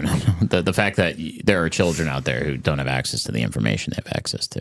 Oh yeah, now kids are watching porn when they're like 3. Yeah, they're like subscribing to OnlyFans. When they're like 7. They get their $20 from their grandma every Christmas. They immediately put it on like transsexuals dilating after bottom surgery on OnlyFans. You're beating out to Sophie Rain when you're like 5. Yeah. By the way, my friends that got into porn, it fucked some of them up permanently. I haven't watched porn in months. I feel great. My friend? I've watched it like very rarely, like probably 3 times. Ow. Devin's not holding you accountable. No, I mean, it's good. My friend got the first porn he ever saw because his parents didn't give him the same background as me. Mm-hmm. No sex talk, no nothing. All of his friends were church friends, right? No one talked about sex. He didn't know anything. Yeah. He knew if he jacked his hand, white stuff came out. Yeah. But the first porn video he happened to ever find when he was alone was like bondage torture porn. Oh. And that was the only thing he watched, and it like scared him. And he thought, he goes, damn, that's what like mommy and daddy are doing. Oh, that's horrible. Because he watched that when he was like 13. So for years, he goes, yeah, when some people like love each other, they like hurt each other. Yeah, they like wrap chains around each other's throats, and they like punch each other in the face, That's and they horrible. like choke each other till they turn purple. And it fucked him up for a long time because no one told him. No, it's so he's like, is that being in love? Is violence? Yeah. But this is just how the conservative sects of Christianity really scramble the brain. I mean, it's funny because like it's like if only there was like an adult, when my son turns like 14, 15, or where the fuck he started like beating 13. Like, is there a way to not just like turn off like weird porn on the computer? Like, just go fucking, do your thing. But like, I mean, it's probably not good for a kid to be watching internet pornography when they're 13. Period. You know what? I think it fucked you up. You being on the modern, totally, you being on the fucked me forums. up. It totally fucked me. You were on 4chan when you were what, 12? Yeah, 12, 13. Yeah, it took your life. Yeah, I'm taking it back. Somehow you're doing Taking the it best back. job you can Yeah, as so- someone who was on 4chan when they were 12 watching gore. It is crazy. I remember just like video. We were at the beginning. But the thing is the access kids have nowadays is like 3 times the access I feel like I had. You can't. Back in the day, you couldn't see videos of people dying that easily. Yeah, because you were downloading gore on like dial-up. Yeah, yeah. You had to go to you wait for your dad. ogrish.com. You had to wait for your dad to hang up the phone so you could watch a guy playing with his gun in his car and it going off. You know what's fucked up is the reason I love Chinese industrial accents so much is because they don't look like me. Right? They're like a different ethnicity, but also every way they die is like Animaniacs. It's so funny. So, like, I saw this I one love where- when they get crushed like Roger Rabbit by a big steamroller. There's 2 I love. One of them is a guy getting caught in like a saran wrap machine. It's so good. He keeps getting spun around and his head just smashed on the concrete like a fucking thing. And this is a big blood smear. They left them there for like an hour. And those are fun because they're Asian, so it's like it doesn't really. It's like watching a mannequin get run over. Or Yeah, something. and there's one where this guy's like in a nuclear power plant and like a manhole blows and it's like a laser and he gets shot off in like the atmosphere. They die like Kenny in South Park. Yes, yes. They die like it's Homer Simpson or something. If anyone can find that video of the guy getting shot from like the nuclear power, you know what I'm talking about. If you could They'll post link that, it. it's the funniest They'll video link of all it. time. It's the funniest video. Oh golly. Yeah, I love seeing the Chinese guys like they fall in like their like home blender somehow. They just keep like it just eats them away piece by piece. They keep getting sucked in. Apparently, if you don't build garbage disposals correctly, they'll just like kill a 135-pound man. Like, they'll just suck you right in. Oh god, the ones that people fall in escalators, those are scary. You just get crushed to death, and you're like half your abdomen sticking out.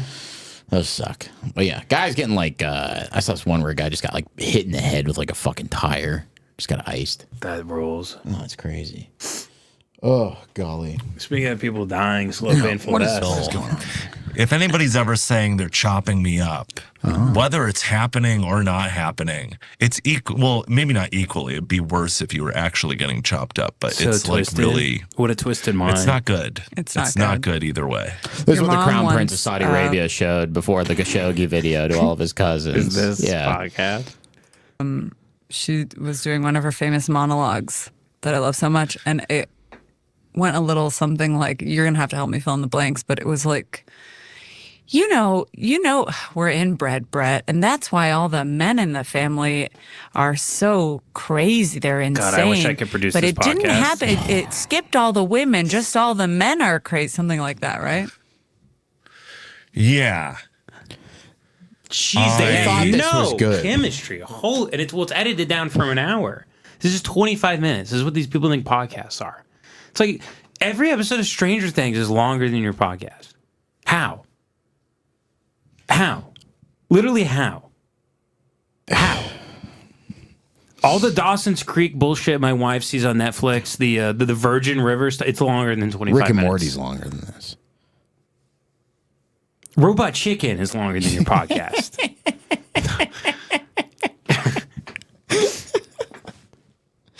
God damn it. It's unlistenable. I thought it would be more like kind of hate watchable, but it just sucks. Go to like the end. Let me see I what want the to see piece the de end. resistance is. Fucking pieces of shit. Longer, something that exists. I'm not married Why anymore.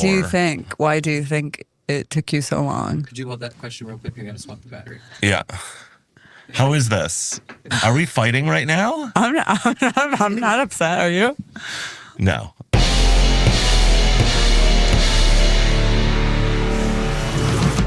Thanks for listening to Neurotica. Yeah, this is Neurotica that you just Look at listened his fucking hoodie that sucks my ass. He sucks dick. Looks like to Polish or radio. watched. Oh my and God. Don't forget to like Look it. at the dog. Look at his pants. Look at the tortured dog. The dog tries to kill itself every night. That's actually Satan. It eats a bunch of poison under the sink.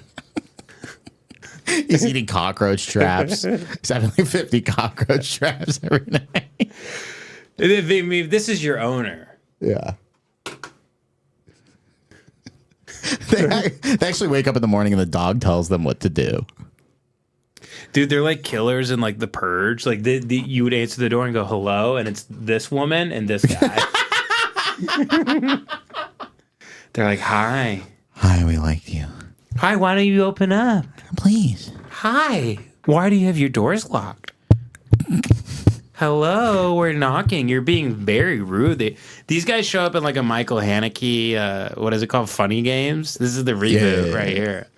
This is the couple that kills you. Those pants suck ass. Subscribe to Unfunny Games because they're not funny. Very good. it wherever you subscribe, which makes sense that it would probably be this platform that you're currently listening to or watching, because you naturally came here to Here you ingest are. the Fuck show. up. Yeah. And here you should stay. Fuck off. So subscribe today. Nope. All right, let's check the comments again. Actually, I already am subscribed. There we go. Let's see. It's still Any new just ones? 6 comments. Oh, God. You ready to see our music? Yeah.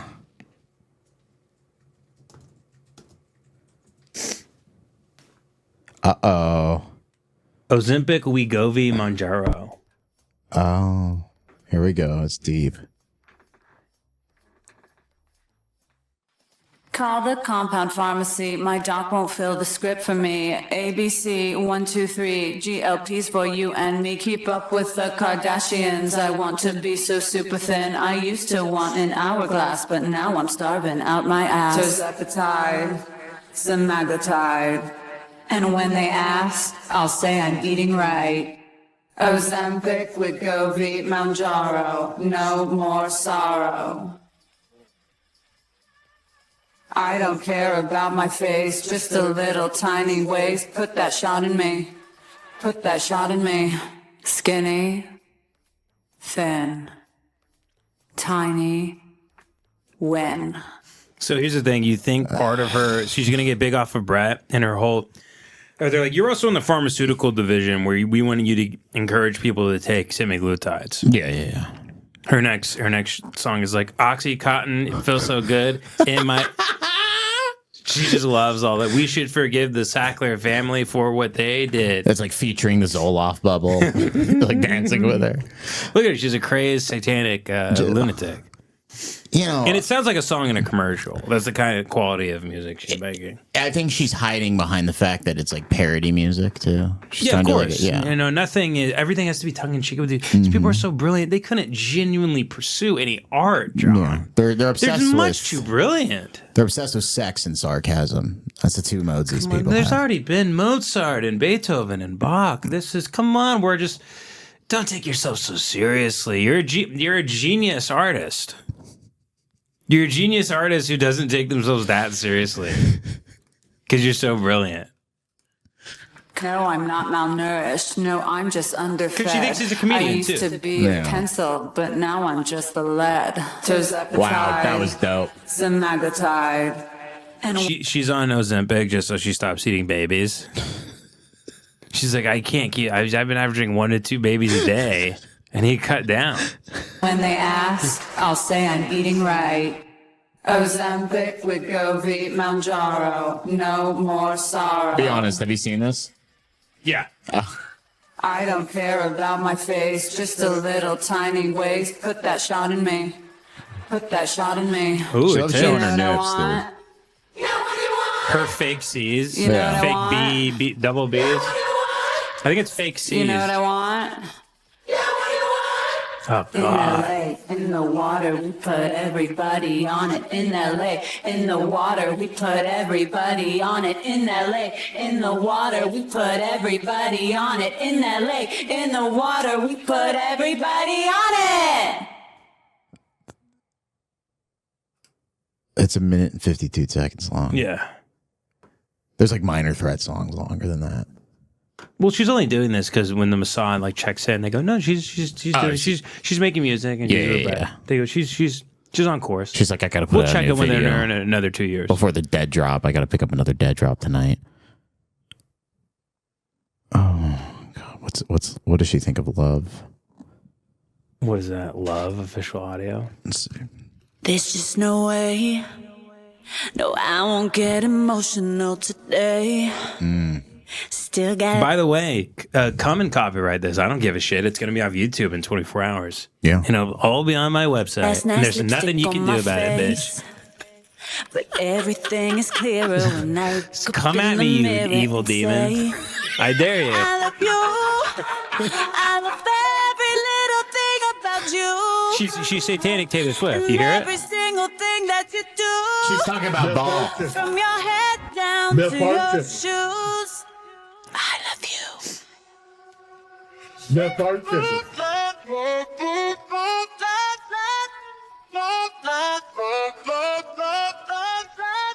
Beth Archer.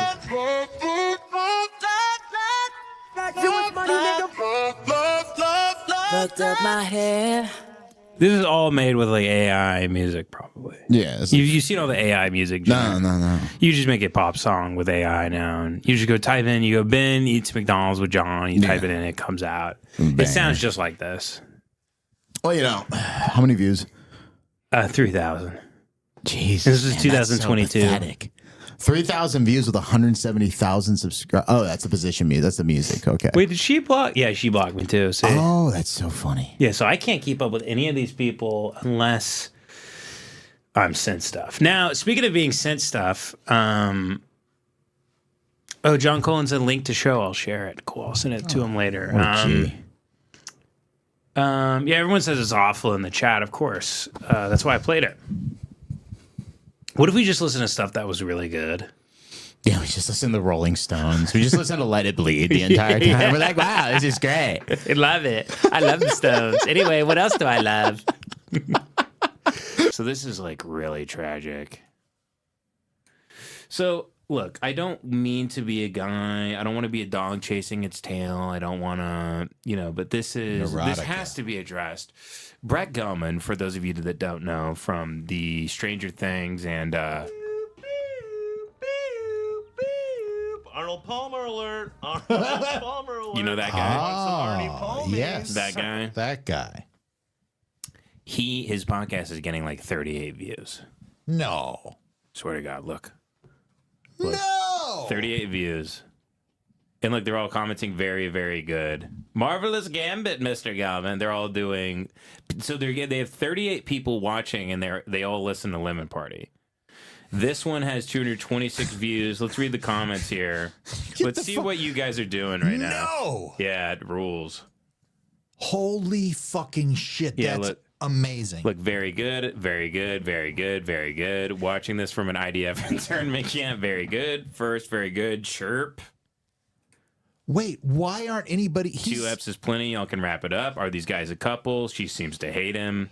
This is in very good. That was very good in Hebrew. Make a podcast with a woman who hates you? Good. Sad to see what you've become. This book made me think about my own life. Chirp, shut it down. This isn't it. Not blue enough. What's chirp?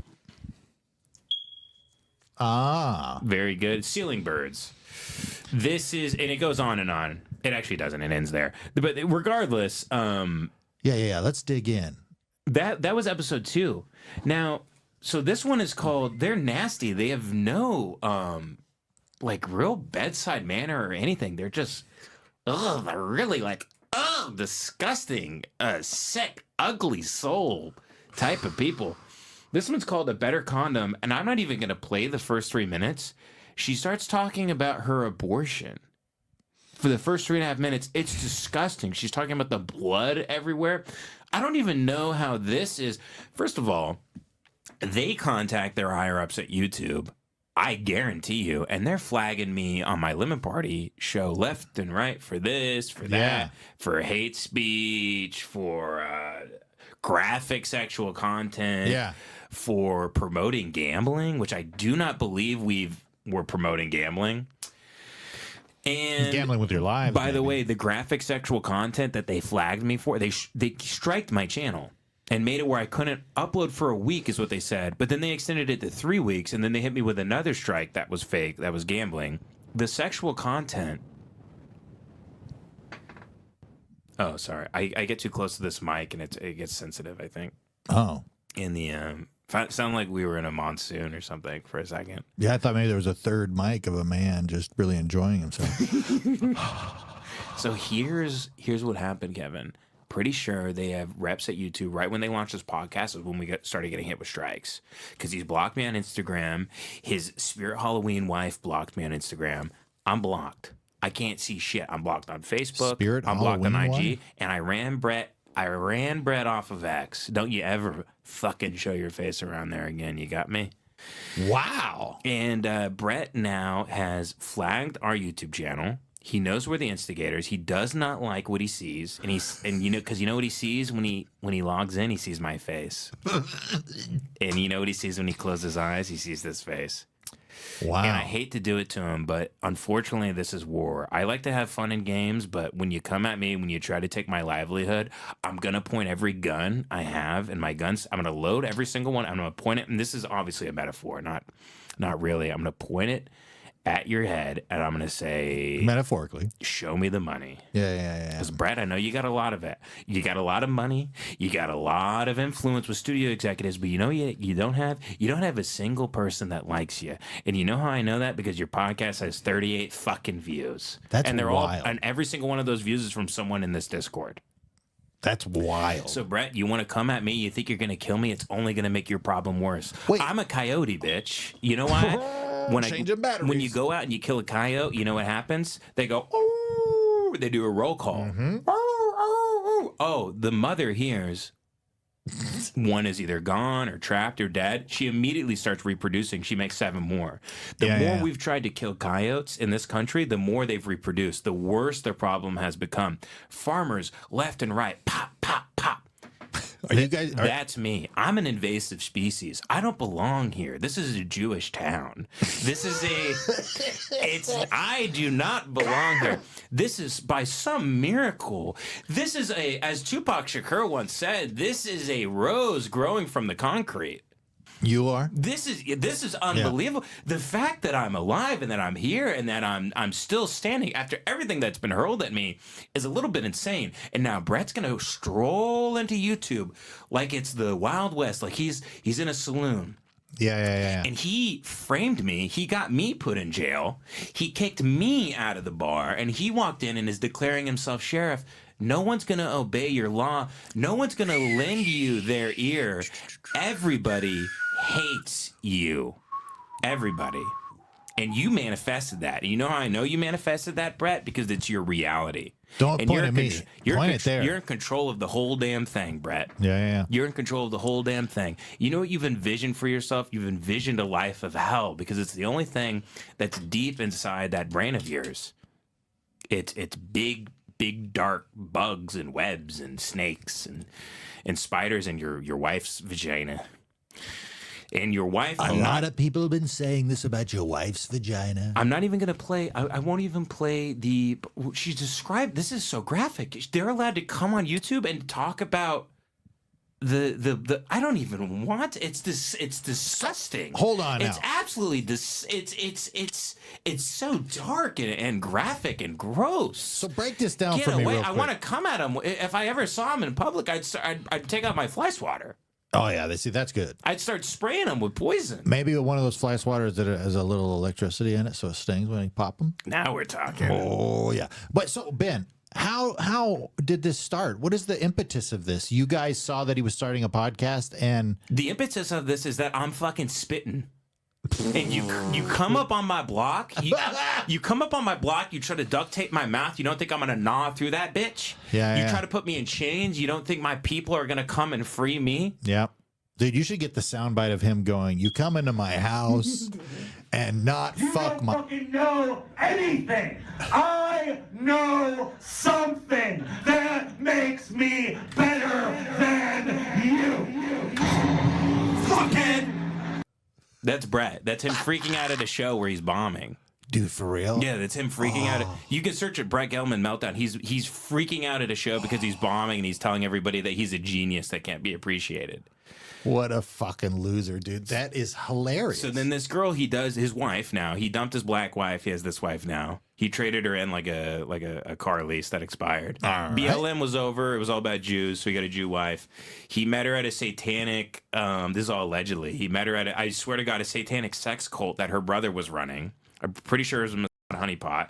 They're together now. Made him care about.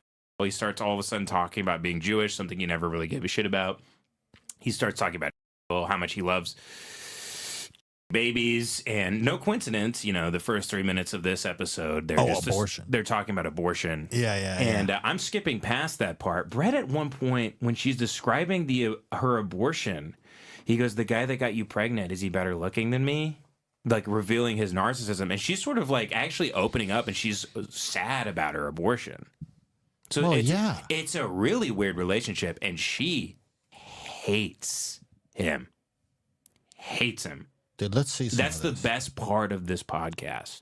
I can't believe They're married. Yeah, whatever that means. I mean, they're in Hollywood. By the way, Jack tipped me off on this because I asked Jack, when was the last time? Who? Because a moderator for the Discord. Oh. Look at this. This is how it starts. Yeah, very cute. The Valley, 112 degrees Fahrenheit. They recorded this the first week of September. Okay. It just came out. Interesting. And these are 25-minute episodes. So is that 7 months ago? 8 months ago? That's wild. That's crazy for like a 25-minute podcast that needed to sit in the tank for 8 months. Well, they wanted to build up a backlog. Watch her. She can't. She keeps looking up when she talks because if she looks him in the eye, she'll vomit. I just felt like maybe in my mind he was going to be judgmental. Maybe he wasn't even judgmental. She's talking about the abortion. Maybe I think I'm past the graphic stuff. Thought he was going to be judgmental about it. Wow. Not an important. It's pretty wild detail. that like that's so traumatic. And now it's only, if these laws keep getting, it's only going to keep getting more traumatic. That's what really is so scary is like young women who are They're so close. They're children. You got 15, 16-year-old girls. Okay, wait for this. Because you guys are about to find out which one of... They're going to reveal to you who is stupid. You ready for this? This is what you love to find out on podcasts. If you're a fucking idiot. Well, Brett and Ari are about to let you know. Who are already dealing with like how fucked up it is. And they have no support and nobody to talk to, and it's not legal for them to do it in their stupid fucking states. It's really stupid states. So everybody take a look. Let's go down the list here. Let's find out which one of you are idiots. So if you live in Utah and you listen to this show, you're an idiot. Idaho, Arizona, North Dakota, South Dakota, Arkansas, Missouri, Iowa, Texas, Oklahoma, Nebraska, Louisiana. Oh, by the way, Louisiana, I believe is spelled wrong there, Kevin. Am I correct? I don't know. Does it have two N's like that?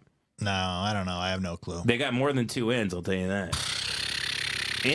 Wait, Indiana's not spelled with two N's. You son of a bitch. Indiana's not spelled with two God N's. damn it, you son of a bitch. That's spelled wrong. I know that's spelled wrong. That is spelled wrong. That's spelled wrong. You think that's intentional? Intentionally spelled wrong? They're trying to. This is what they do. They blackwash the state. They're trying to add. You know what I mean? Because it's a white. I mean, I'm aware of the concept of blackwashing or whitewashing. Kentucky, Tennessee, Mississippi. They got that one right. MISSISSIPPI. Very good, Brett and Ari. You got it right. When you were making this in iMovie, you really nailed it. By the way, love the Helvetica New. Very original. Default. It's what I use. I like Helvetica. It's gay, dude. West Virginia, I love West Virginia. It's beautiful. I mean, North Carolina, South Carolina, take me home, Georgia, and Florida, the Sunshine State. So, congratulations if you're from one of these states. You are a retard. Well, they're saying that these are the states where they outlaw abortion, right? Yeah, that's what I'm guessing. Or like partial birth abortion. I don't even know. Doesn't even matter. They just think everybody's a moron if they're born in these places. I hate that. That when people talk about, but then they say others, everybody's the same. Everybody's the same. But if you're not us, you get please shoo. Oh, somebody needs to tell these people how to live. Oh, these poor dummy dumbs. You know the kind of leverage, by the way, that so I yelled 5 words in front of a camera. And I'll tell you guys how to live. What's 5 words? It's this guy. Oh. I yelled 5 words. The podcast should be 5 words. It should be a Vine. Yeah. I've always loved his characters in movies. He's very funny. I've enjoyed his characters in movies. And honestly, Ben, I'm kind of on his side on this one, a bunch of fucking idiots in, Iowa? Stupid states. Dummies. Yeah, no, and then they wonder why no one likes them. And then this is what they... And by the way, they're not spelling any of these states right. Yeah. Indiana. Oh, don't you cry for me. Okay, so she's going, these are the states where you can't get an abortion. Correct. I can't believe that the algorithm didn't even pick this thing up, though. Like, to get such a small amount of views. Well, the algorithm favors, Gary. When's the last time you... No, we're not going to go into it. We need to be good. I was going to say, when's the last time you've seen, you never see a guy with a yarmulke on Twitter and he's like, I'm being censored. I can't say what you never see that. I wonder. You never see, like, a rabbi's account get banned. I can't believe it. My account is banned again. I keep talking about what I like to talk about, and then I can't even talk about it on here. It's ridiculous. I said my sideburns are too long on here, and people are upset. And they my 3 strikes, and I'm folks. I'll tell you, I'm consistently uncomfortable with Ben's, racial. Views. I'm always on the board. I'm always on the borderline of. I think I know what he's doing. I'm pretty sure, most of the time. I don't have a clue as to what I'm doing. That's right. I'm just trying to be a good dad, and I'm trying to stay online. I'm just trying to stay online, folks. Well, I don't want to get thrown out of the club before I've even had a drink. You know what I mean? I need to reconnect to this. So this fucker is responsible for getting Lemon Party taken off of YouTube. Look, one can only guess one can only imagine. I was messaged by someone who said they worked for a big YouTuber who was having troubles with this type of stuff and got to talk to someone on the inside. And they understood that they had probably made an enemy with somebody. This is also targeted harassment. So what they do is they report everything that Limit Party is doing. Flag this. You just go down the line. Flag. Like a mass reporting of stuff. But you can't see But also who's you have reporting. someone on the inside. Yeah, and then they don't answer me. So then they also say they manually review everything. Yeah, And they it's just- watched it. And they're exactly. Like, they watched the first 3 seconds of it. And they're like, oh, there's 1, 2, and 3 strikes right there. Exactly. So, but they're manually reviewing stuff. They're giving timestamps to when we're promoting gambling. That's not happening. But then it seems also their thing fucked up because then they took us out of our, almost like baiting us. They go, hey, they sent me a message that I still have the strikes. They're still on my permanent record. Yeah. But if I get another strike in the next, I think it's 90 days up until May 9th, the channel will get deleted permanently. And they just said, hey, you can actually post. And I was like, I'm not falling for that one. I'm not, because then the whole thing gets wiped completely. We want to create a website, have everything up and running. Yeah. Where we can, it's not cheap. It's a lot of money. Guys like Red Bar or anyone else that has their own site, you got to pay out of pocket. You can't have free hosting from YouTube. You're also not getting pushed. You're not in any algorithm. You're just now completely, you're on a life raft and you're at sea. And you're collecting trash to try to make your little, trash island.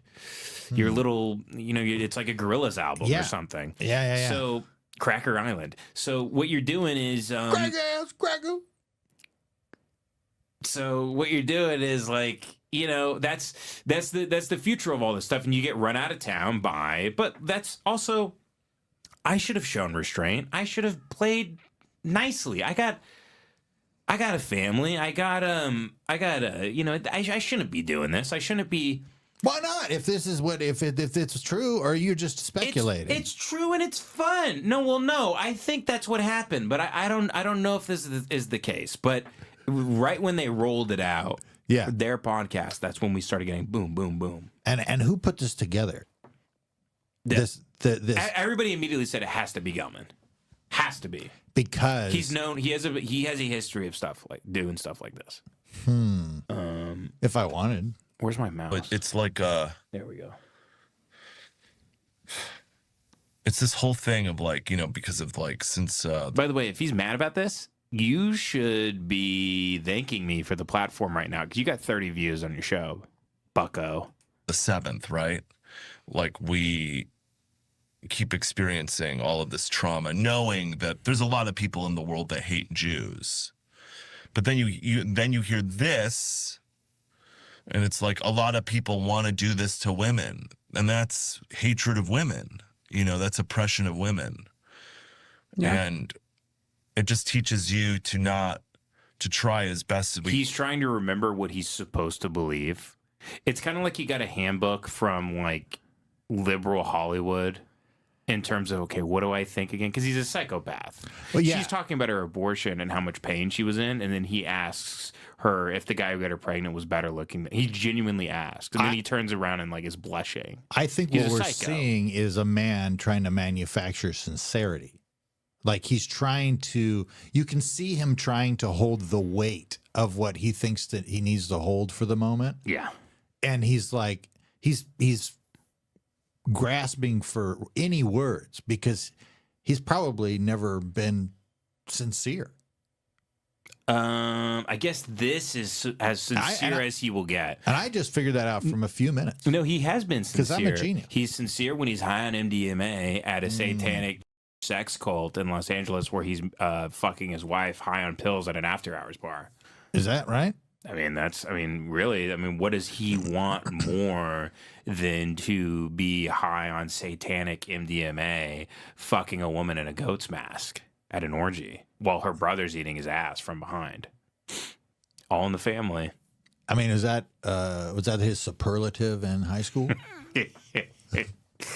By the way, this is Brett, all... Brett, what do you want to be when you grow up? Well, I'd love to be fucking my wife from behind in a goat's mask at a Satan sex cult fusion Brett party. was voted most likely to be honeypotted by the. I would say this too, like for the honeypotting them by as that. So to what end? They just they have, dude. We send them so much money. They got people all over the place. Give me a guy there. Not for long. There's a guy in the street. We need a girl on her. Yeah. You know, you have these operations set up. Whoever comes and goes, it just and you report. Yeah, I fucked him. I'm having his kid. They go, okay, good. Dude, now this makes sense. I saw recently Doge tweeted that they sent out $60 million to the Brett Gelman satanic sex club orgy. Yeah. Yeah, they did. And only half of that money went to the goat mask. I mean, the thing is with intelligence agencies is you really are trying to get cut down. They're aren't just you? wasting money. When the FBI knocked on my door, like it's a waste of fucking time. It's a waste of taxpayer money and resources. Why are you knocking on my door? Everybody that eventually commits a mass shooting or combines tannerite and gunpowder in a big fertilizer truck and parks it outside of a building. You guys have always had prior contact with these people 8, 9, 10, 11 times. And then you go, we don't know who they are, and then later they go, no, we actually did know who they were pretty well, actually. Yeah, always. So they always know. Leave me you're not like, wait, somebody that guy got biased. We actually didn't. They always have reached out and talked to the people. Somebody knocked on your door? Yeah, it was the Austin Police Department, and they said they were sent by the FBI.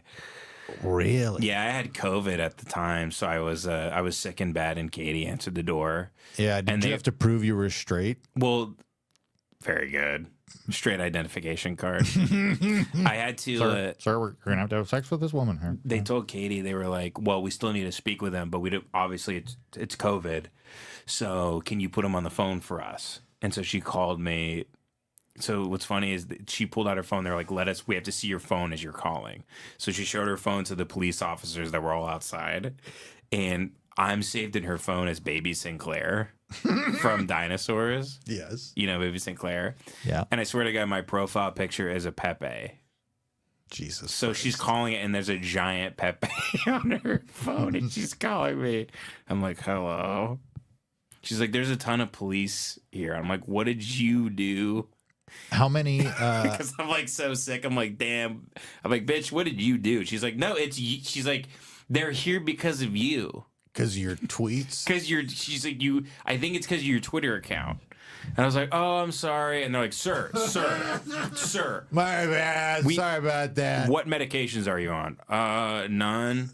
Do you have any loaded weapons in the house? No. Do you own any weapons? No. Do you have any weapons registered under your name? No. Okay, well, I just want to let you know the FBI sent us down here. They asked a bunch of other questions about me, like wanting to like kill people or something. Yeah. I was just really fucked up on you ever COVID. think about killing people and you go, well, I thought about it. I mean, who hasn't? So am I right? You know, somebody really pisses you off. You think, I'm going to kill this guy. But, you know, but probably I thought about killing like Bert Kreischer, I guess. All right, lock him up. Dude. I thought about killing David Lucas. What do you think? What do you think? What do you think set him off? What tweet or what what did you say?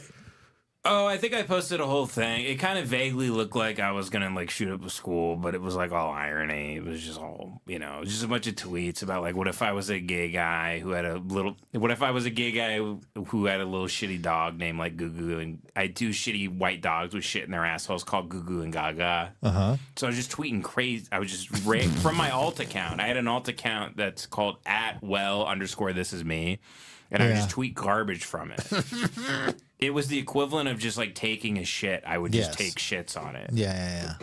I have no voice, but I must scream. Like I just had an alt account to just post garbage. But P88 did follow me on it. Prospector, the great Prospector. He would retweet me on it. Coincidentally, he found me. He doesn't follow my regular account though. He probably thinks I'm cringe. But regardless, you know, we could be heroes. That's wild, dude. I didn't know. Yeah, and then the FBI called me the next day. Because they said the FBI is going to follow up with you. They're going to call you tomorrow. I swear to God, I'm sitting there. I'm playing Life is Strange on the PlayStation. I'm sick. I was playing Life is Strange 2, which is so good. The first and the second one are amazing. The third one sucks my ass. But I'm sitting there and my phone starts ringing. I swear to God, it says FBI. Wild. And I answer and they go, hello, this is so-and-so from the FBI. And then he went through and he just started reading my tweets to me. He was reading stuff about 9/11 back to me. And he's like, Jesus Christ. So I was like, well, this is irony. I go, I'm pretending to be one of these people on Twitter. Looks like you were trying to do what you were calling a show. It was called 9/11. Is that right? He goes, but what is that? The FBI agent goes, what does that mean that like 9/11 is funny? He goes, you just said 9/11 is funny to me. And I go, yeah, it's like, it's funny because I'm viewing it through like 9 different layers of like, and levels of like irony. I'm not looking at the thing straight on. Sir, officer, imagine you're growing up in a world where you have access to literally anything. And so you consume, the Three Stooges, Three Amigos. You think it's great. You watch Lenny and Squiggy on Laverne and Shirley. It's awesome. Mm-hmm. Eventually, you start seeing the lights and the cameras, and you realize that there's a formula, and you can almost see the strings, and you see the jokes coming, and after a while, everything starts to look like some episode of Laverne and Shirley or I Love Lucy, and then you start getting into some real dark stuff, and then. If you're me, you start looking at, beheading videos, and it just makes you laugh. Well, see, but that's not even me, though. Yeah, but I'm not watching gore. But it's a generation, dude, for real. It's a generation of people that the thing that makes you laugh is saying George Floyd was on fentanyl. Mm-hmm. Because it's not. Well, that's what Ben Shapiro is saying now, and like Candace, these are like political pundits. Trump will tweet that tomorrow. Yeah, this is not me saying it's true or false. This is me pointing out that what you find cringe funny. Dude, I'm so fucked. By the way, I can't. What's wrong? I can't be on either side. I'm fucked. Oh, it doesn't matter. Look, the party line is constantly moving. No one knows where the sincerity stops or begins in terms of the irony and the posting and what's the base and what's cringe. It changes every fucking morning. Honestly, my friend Jake from Pendeo Time made this point, but like if liberals did log off, the right would just start eating themselves alive completely. Because they need stuff to call gay and to call cringe, and that's why they're making AI stuff to call. They're making AI videos of celebrities being cringe so they can react to it. They're making AI videos of like trans teachers, they're making stuff to react to because there isn't as much stuff because of the exodus to Blue Sky and everything. And liberals just lost so bad. There is the occasional fag thing of like that lady showed this is not normal. Like what a gay retard to do something like that. But they're far and few between with that stuff. Yeah. They are in a machine that must eat. The machine eats. It doesn't matter what it eats. It has to eat to keep going. So if you leave them to their own devices, I mean, you see the infighting. I was calling Vivek gay and cringe for years, and the people are like, no, he's fucking based. Vivek's based. And then the H-1B stuff rolls out. Yeah. Turns out he's just cosplaying as a guy who gives a shit about you. Mm-hmm. He's super pro-immigration, which all these guys, Newt Gingrich is putting out these documentaries about how great immigration is now, which is, so whatever you weird. think of it, it's against what they voted for. You fell for it again award. We all knew this was going to happen. No one was going to stand up to Israel. No one was going to stop that war. No one was going to close the borders. Trump's deporting less people than Biden. You fell for it again award. And that's okay. I fall for stuff all the time. I pull into McDonald's and I buy the Big Mac. I fall for it. He said he had the I most. fall for saying things every day. At the I don't know, was the message to Congress or whatever? Did you see that? I try to watch as least as possible. I can't get enough of this guy. He's funny. Yeah, I saw clips. It's funny. But dude, he's literally like he was. I mean, the numbers of deportations he says are all time high. No, they're lower. They're lower. First month it was like 32,000 as opposed to Biden's 52 in the month in the average. It was just yesterday or the day before, so I don't know if the numbers are different or whatever. No, these people want like Mexicans on like train cars going back to that's not happening. No. Shit's not happening. And by the way, the tariffs were fake too. Fell for it again award. Congratulations. All the stuff was fake. I don't know. But this is what they do. Trump says he's going to do something, and they all start handing out trophies to each other. Yeah. They go, "See, told you he's going to do this and do do that, and I told you. I'm like, he hasn't done it yet. Well, yeah, he just started. He just said he was going to do something, and then they start all congratulating themselves, saying like, "See, this is what we voted for." Yeah. And then later, it's like, "Well, we're not actually going to do tariffs on Canada and Mexico and, and everything else." At the speech, but what I'm saying is, there is no party. It's constantly moving. So these are people that want to. They're climbing over each other, trying to be the loudest voice. It's all taking part in the conversation. Even the small amount I'm taking part of the conversation now makes me dumber. And it lowers me, and it's a waste of time and breath and oxygen you see to those even people speak about. Arguing with the guy outside of the one guy blocking the door to that government building, and there's like 40 Democrats like standing around going, "Who do you work for? Why are you blocking this?" Because what guy? It was when Doge was doing the audit of whatever, and they were trying to get it's everywhere. It was on a lot of stuff. But it's just one guy standing there with just like, just with his arms crossed, and everybody's just yelling. And I'm watching these people. It's like, why they don't know why they want to get in there. What's in there? What is he guarding? Is it the Vatican? The only thing that no, it's are there Nazi plates? It was like a government building or Hitler's something. paintings are inside, and there's literally cops behind the glass. Also, it's like waiting, so they're being blocked from going in the building because it's being audited or whatever. The department's being audited, which is very normal. You don't want to have any, mixed shit. So the lady, there's people just yelling at this guy outside of the thing, and they're all kind of saying nothing. One of them's like, "We need to get in there to make appointments." Like that was the only anything, but everything else is just people like the clanging of a gong. Just making noise. Bong, bing, bong. Just Ching, bing, bong. For just being like, I have, this is bad. Interesting you use the metaphor of a gong. Mm-hmm. Considering who owns us. Well, it's very considering true. who's going to invade us. Mm-hmm. All right. Do we need to do more of this stuff? Because I keep derailing. To follow up on the FBI story, I was going to finish that. Please. Yeah, I just had to explain to an FBI agent what irony was. And eventually he was like, "All right, well, I'm going to pass this up to the higher ups and we're going to take a look at it. You might get another phone call. You might not." So anyway, I was like, "Oh shit!" And then I was afraid I was on a no-fly list for a very long time, dude. But nothing came of it. That's a good Jeff. Yes, it is. Nothing came of it. But for maybe a year after I would fly, after that, because I'd fly a lot then, they put my ID in the little. There's a little next to TSA agents when you're going through security, they have like a little toaster next to them that they stick your ID in. Yeah. And then something pops up on a screen. Right. And there were like maybe, I want to say like 40% of the time they would like double take, and then they would look at me and they would say, "Do you know where you're flying to today, sir?" And I would say, "Yes, I'm flying here." And they would go, "Okay.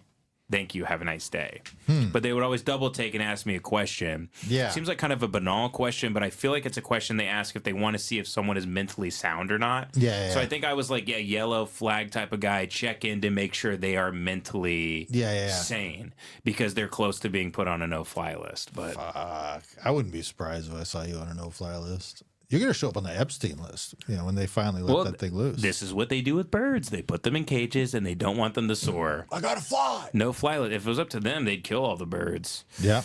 Meanwhile, why am I fascinated with birds, by the way? Really think about that. It's because of the freedom they have. They sing, they glow, they eat, they soar. What is more free than a bird? Yeah. It's a beautiful thing. The way they speak to each other in song, not in words, Kevin. Yeah. They speak to each other with music. How much more peaceful and beautiful of a place would this world be if we all just spoke to each other via a harp or a violin or with song? Huh. I feel like they're in a race against the clock to procreate before they die. Get the fuck out of here. I gotta share this. Ben P just shared a photo of I'm guessing this is me with like a child, like I'm a pedophile. And then this is Jace with a Jace is marrying the two-headed woman. It's a good bit. I called him right before I came on today. What'd you say? I just called to say hi and also run my costume by him to see if it would be putting you between what do they call it, a cock and a fat place. Do you want to, Kevin, you like singing. Do you want to do, I'll let you do karaoke on the show before we get into Anki.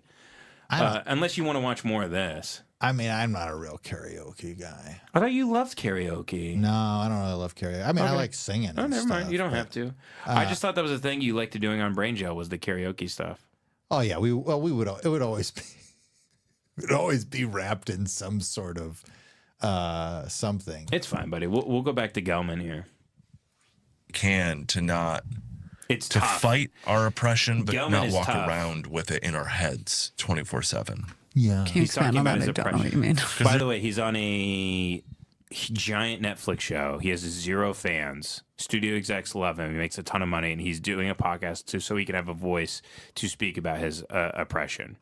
Just always going to be bullshit. Again, red carpet, the whole thing. He's at award shows. He has fashion designers, makeup artists, the whole thing. And as he's sitting there getting his makeup done, he's thinking about how he's oppressed. Yeah. There's always bullshit. And like to let the bullshit Oh, weigh you're you saying down like you've been a woman your whole 24/7. life and you have to deal with being a woman and like you still keep living. Right. Exactly. Yeah, I mean, that's true for everybody. She's so tired talking Yeah, to him. she's like, you have no idea what you're talking about. The body language is horrible. By the way, let's point this out because we haven't yet. Disgusting. Yeah. Nasty. Well, also nasty yellow nails. He probably pisses on his hands, and that's why they're yellow. Wow, it's nail polish, man. Let's not get ridiculous. It's like a ridiculous, like fake bi thing. It's just. Well, I also don't just- care if people do that, by the way, but he's gross. If you make that also just he's a gross drug addict. the act of holding your hand like that, just if you do it by yourself, like just hold your hand, it's kind of like contentious to like just even have it. And then she's like, yeah, Brett, I don't know. He's like, yes, fuck. Yeah, Brett, I'm not sure what you meant by that. You're kind of incoherently blabbing here. Here, keep it going. Who has, a non kind of like, not an easy existence. You just got to keep going. But anyway, I think that the thing about the people are going to continue having abortions. It's just And how she's sick- just going to go into. I don't want her to keep describing the blood that came out of her. She's Second year. People are disgusting. We studied Animals. Moliere. We all did Moliere play in the studios. I will say, boring. I knew from 4 seconds there that was boring. Whatever that was. It is nice to hear a different perspective on abortion than it's great. Well, she said she's scared. Yeah. Yeah. I mean, it's my God rest her soul. My mother had some abortions and they haunted her her whole life, literally. There was a little baby, Casper the friendly ghost, like a friendly fetus. Yeah. Okay, pointing your toes during sex is one of the topics. Let's see if we can nail this. Behavior, which Disgusting. Imagine tuning into this podcast and all they're talking about is an abortion that they had and how they fuck. I mean, there is. Well, I guess Hollywood, baby. Yeah. Well, this podcast There is a lot of green this show is also technology. disgusting, I guess. Yeah. Just listening to people eat and talking about jacking off. going on that I don't think that like we are told about a lot of the time. if these huge corporations like found a way to monetize green technology in the way that they've monetized fossil fuels, then we'd be in a different position. But they don't want to say bye to their money. She's like, maybe we can turn the Palestinians into fossil fuels. Can we put them underground and apply a lot of pressure? Okay, so here's the thing now. How bored are these people? I hate it's so gross. They're so bored of each themselves. other. Yeah, I know. Well, that's the thing. When you meet somebody at a satanic honeypot, it's kind of like how someone's stage persona is usually kind of like opposite of who they really are. Like deep down, the problem is a lot of people develop their persona they become famous, and then they look in the mirror at night and they go, no, the people love the persona. Actually, they don't love me, so I'll just be the persona. So you see Andrew Dice Clay walking around like, oh, you know, he doesn't talk like that, actually. Yeah. It's like, what if Daniel Whitney thought he was actually Larry the Cable Guy? It's a bit insane, but that's the psychosis of a lot of comedians. So this is kind of the same thing here, where he fell in love with fucking her in a red room under a flaming skull on a TV. And then he doesn't really think about the implications of marrying her as them just sort of sitting awkwardly across from each other by their pool, talking about an abortion she had. It's a really miserable shit-ass life. Well, and that's why they have to talk about being oppressed, because they have nothing else to talk about. I wonder why it's not funny at all when he's a comedic actor. Well, his what is his comedy? It's shouting. Yeah. It's just him. Okay. Yeah. Yeah. Ooh, and just being a really weird guy that doesn't actually exist. I bet he's watching right now. He probably is. That's the funny thing about this whole thing, is he's sitting at home in his probably really elaborate sort of, probably like a stark, modern, brutalist house in the valley somewhere. And what does he have on the projector? On that beautiful marble, Hitler porn. Ben Avery Presents the show, which is the second best thing. Folks, we'll be right back. I'm even trying to get people who listen to this show go and subscribe, and Lemon Party. I'm trying to get them to go subscribe to your Neurotica podcast. And buddy, we don't have anything going here. I mean, look at this. Look at this. We have. There it is. So you know I'm not lying. Brett and Ari. Oh no. What is going on? Hey, you got to start somewhere, though. You got to start small. Right?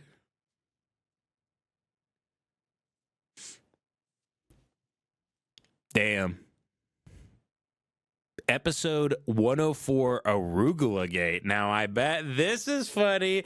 I bet it's some like Curb Your Enthusiasm style of content here, right? I bet Arugula Gate. Ooh, now we're talking. It's gonna be something about arugula and Brett being petty, guys. I can't wait to kind of dive into this. Here we go, everybody. We are ready to dive in here.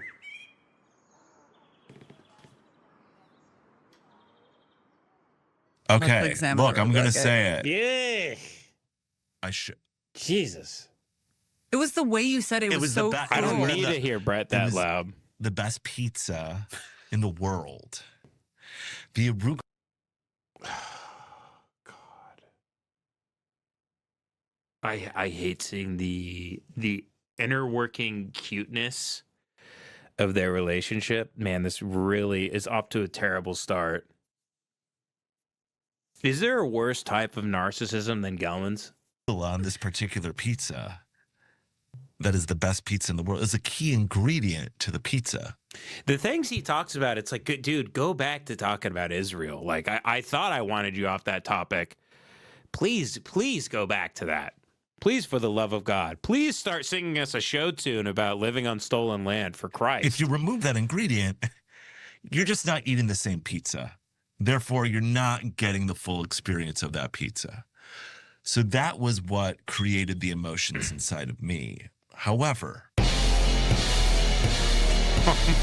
this is, wow, home run so far. Home run so far. Surfing one time. Oh my God. I've been more entertaining while I've taken a shit by myself.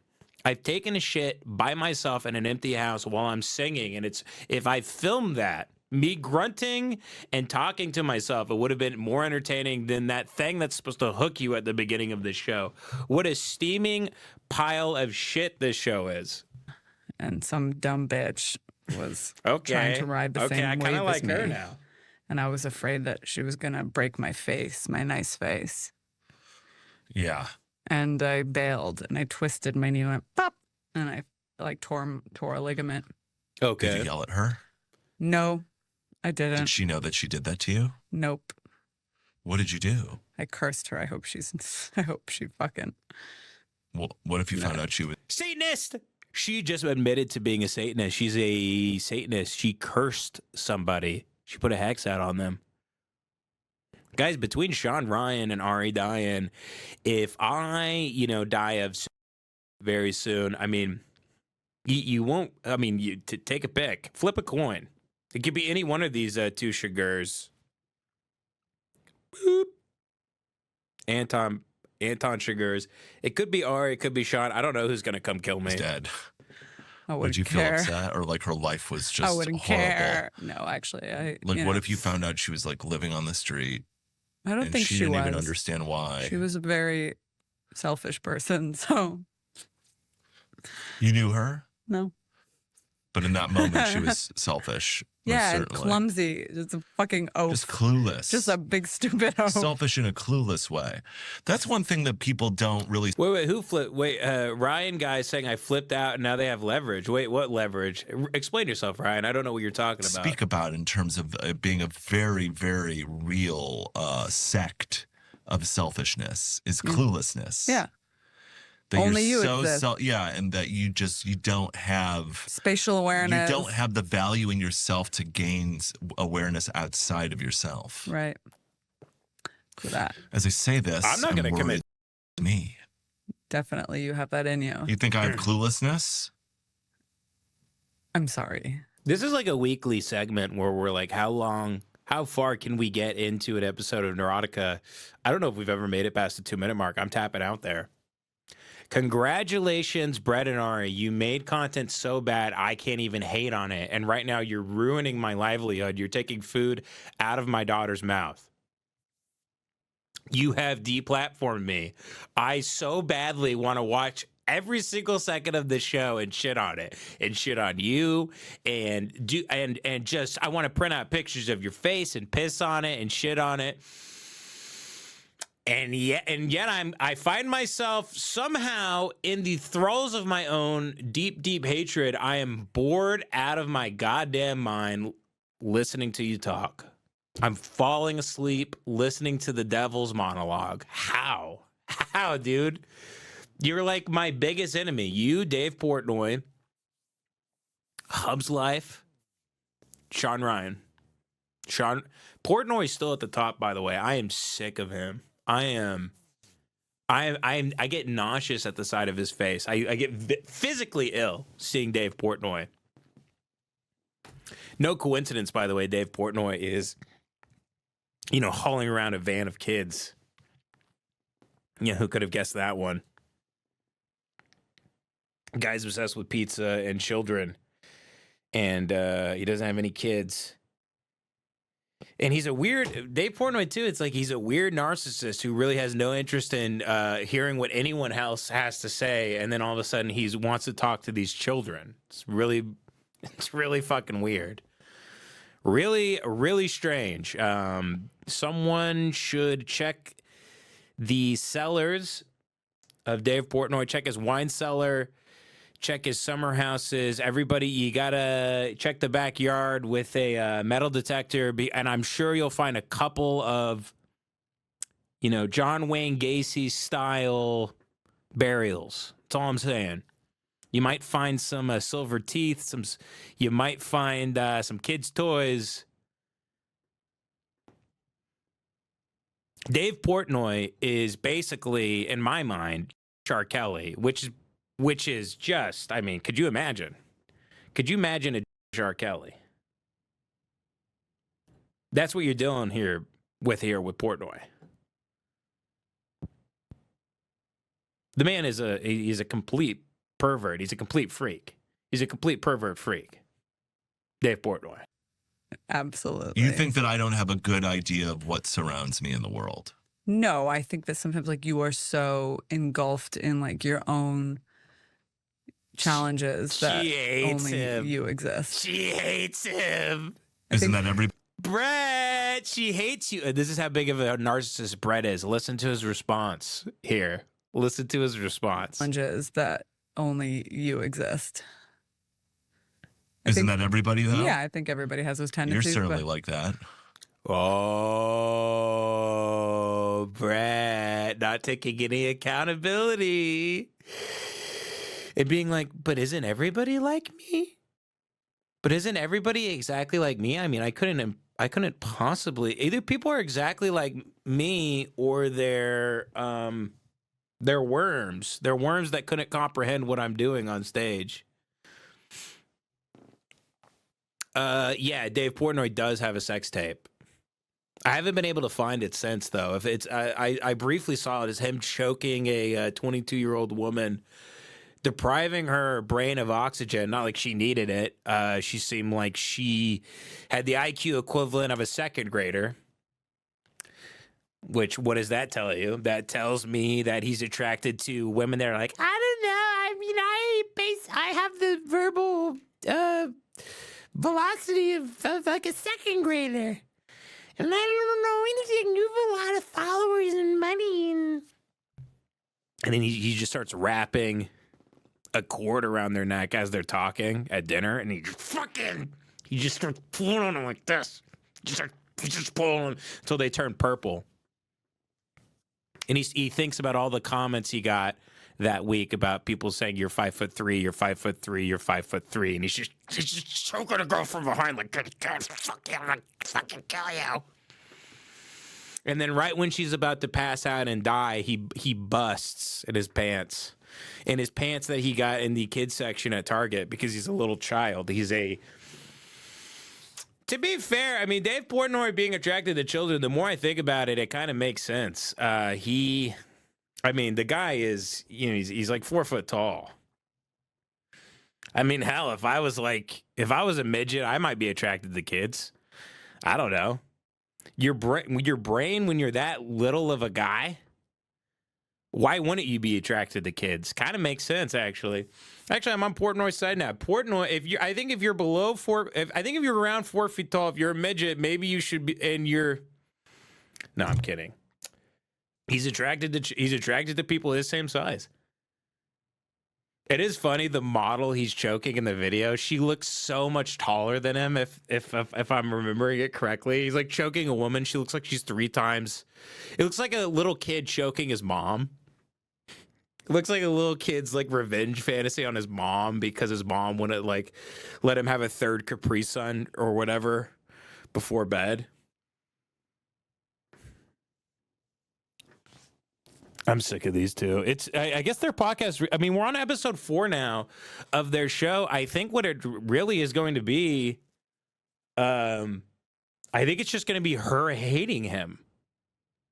She hates him more than I do. It's kind of unbelievable. But guys, come on. We got to get the subscriber count up here. 53. There we go. People are listening. They got 53 now. Guys, let's get that number to 100 because... a lot of people when people have enemies, they go, fuck them, throw them off YouTube. No one watched their show, boycott them. I do not believe that at all. I want you guys to subscribe to them, give them views. I want them to keep doing this show. I want this show to live forever and ever and ever and ever.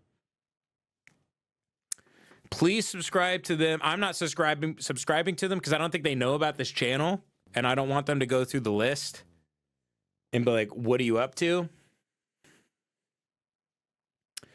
But you guys should comment very good on their stuff. Say, keep it up. Can't wait for more episodes. Can't wait for more content. I love you guys. You guys are brilliant. Blah, blah, blah.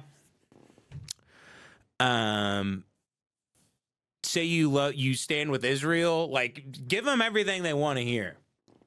We got to keep this show going. I got to see it evolve. I think it's going to be like a reverse OJ thing where she kills him. And that's the episode I'm dying for. I'm dying for more Ari Diane. I'm dying for more Ari Diane. I want Ari Diane to have her Kill Bill narrative, her Kill Bill moment. Ari Diane, revenge fantasy. She kills her husband, Brett Gelman. It's she married him because he's high up in Hollywood. He's on big Netflix shows with kids and everything else, right? but I want her to sort of break her oath, and I want her to become so sick of it. I want her to kind of snap and Manchurian Candidate style. Just, I want her to be the first person to cut someone up into 1,000 pieces. I want that for her. I think she can do it. I think she's a bad bitch and she can pull it off. She looks like she looks like a Jewish Deus Ex Machina robot. She looks like if Oscar Isaacs was building a Jewish robot. I think she could be the first woman ever to cut a man up into 1,000 pieces. Cut it so brutal a crime and a murder against her husband Brett Gelman that it actually inspires people. Are like free Ari. She should go to prison. She's a bad bitch. It inspires like a Time's Up kind of movement because it's so brutal. They're like, he sucked ass. We all saw him. Everybody know Brett Gelman suck ass. Time's up, bitch. You get chopped up into 1,000 pieces with her Israeli blade. Like everybody, like there's people marching in downtown LA. It inspires like a women's rights movement. People go and like bust her out of prison. We're getting report behind me is the house of Brett Gelman and Ari Diane. We're getting reports now that Ari Diane chopped Brett Gelman up into 10,000 pieces.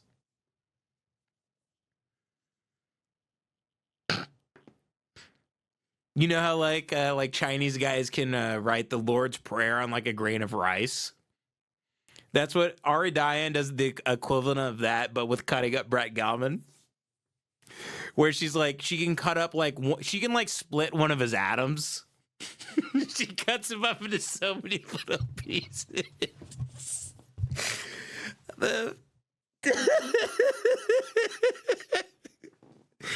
But people just go listen to their podcast. They're like, oh, he's like a gaslighting narcissist. They're like, I killed him myself. People have like those pink pussy hats and they're just like walking down Wilshire Boulevard. Free Ari. Free Ari. It inspires a whole movement. The whole nation rallies behind it and becomes pro-Israel. That would be a lovely ending for this podcast. I want it to keep going. Why can't it keep going? Subscribe to their show, like the content, comment, give them engagement. I love it. I can't wait for more episodes of them two sucking ass. It's a podcast starring the worst couple that you've ever met. It's the worst. It's the couple where your wife goes, "Hey, we're going to dinner tonight. Remember?" And you go, "Ah, fuck." You go, right, who is it? And she goes, it's Morgan and Elliot. And you go, okay, good. You go, who else? And she looks at you and you go, oh no. Ah, fuck, are Brett and Ari coming? And your wife goes, I know, but we haven't invited them in a while. And you go, fuck, I'm not going. And your wife goes, you look, I let you go golfing on Saturday and Sunday. You can come to dinner with me and my friends, okay? I'm like, I told you I'm never going to dinner with Brett and Ari again. And she's like, you just this once. Come on, you gotta go. Ari's nice. You know, I know Brett is Brett, but come on. Like, if I have to fucking go to dinner with Brett and Ari, I'm gonna fucking put something in their drink. No. My mic is, I really need to get a windscreen for it because it gets so sensitive and blown out. Brett and Ari, everybody. Arugula Gate. Great up. Hey, it beats them talking about having an abortion. Last episode. Oh, you know what? I didn't even look at the comments on this. What were the comments? Very, very good. When will you? Okay, hold on. I gotta show some of these. I haven't read these yet. It's so funny. 57 comments, 170 views. Unbelievable. Very, very good. When will you invite top Hebrew scholar Joey LaFleur onto the show?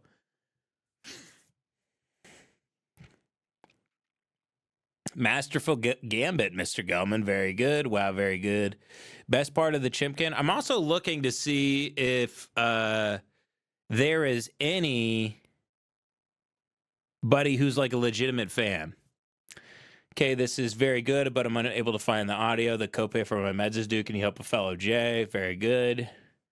Very, very good. Very good. Very good. Brett, you don't know anything. I know something. That makes me better than you. You don't fucking know anything. I know something that makes me better than you. Fucking. Very good. I live on stolen land. Excellent work. Very done. Only 25 minutes. We need more Narcissistica is my new favorite pod. John kicks. I thought that was almost going to be a real fan.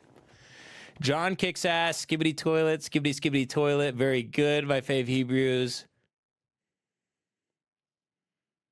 Very good. Brett, please reply to my email about your weekly pill order. Very, very good.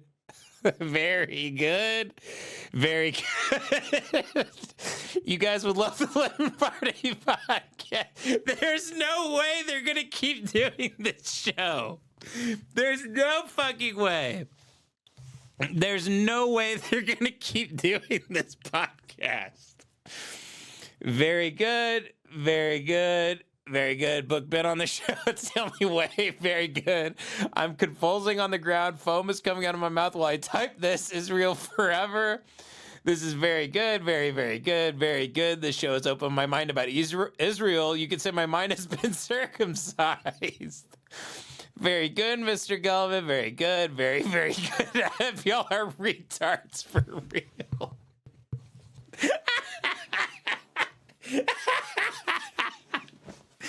Okay, so this guy, I don't even know if the retards guy is a fan of Limit Party or not, but so that could actually be an anonymous hater because he just said you are retards for real. That's what you expect would be the only comment. This podcast is very good, Mr. Gelman. I am in the Mossad. 2 genocide deniers. Very, very good, Mr. Gelman. Very, very good. They got the Chimkin there. Very good, Gelman. Very good. This sucks. Very good, my boys. You just don't understand. Every time you kill one coyote, another 5 will be born to fill its place. You'll never win. Wow, so poetic. First words of the podcast is, I'm going to say it. Very good. Wow, I didn't support Israel until following Brett. Free the hostages. More, please. Very good. Very, very good. Very good. And again, this is a video that has like 100 views or something. Very good. Unbelievable. 300 views. Okay, you guys are getting the views up. That's good. That's good. But there's no way they're going to keep doing this, right? I mean, I would love nothing more than them to keep doing the show. I would love it. 64 comments, and it's all about the inmates at Guantanamo Bay are forced to listen to this on repeat. All right, good. Very good. Very good. I really hope they keep doing the podcast. God, how can we get them to keep doing the show? We got to keep Brett and Ari doing the show. You guys got to get a little bit more creative in the comments. Other than, I appreciate the very good and the trolling and stuff, but damn it, they're on to me. They're on to us, guys. They're fucking on to us. What do we do here? We got to convince them to keep doing this show. They're not going to keep doing it. They banked tons of episodes, but they're just going to... It's the same thing that Amy Schumer and they all say when they have something that bombs. They just say alt-right Nazi trolls, hated it. And it's like, yeah, they do. But also, where are the people that liked it? They're also nowhere to be found. Regular people hate it. Baby Fag says, Ben, can you watch my submission later? I love you. Yeah, just send it in, buddy. Damn, I don't think they're gonna keep doing it, and it's unfortunate because you know what's funny too? Holy shit. Dude, oh my god. Wait, hold on.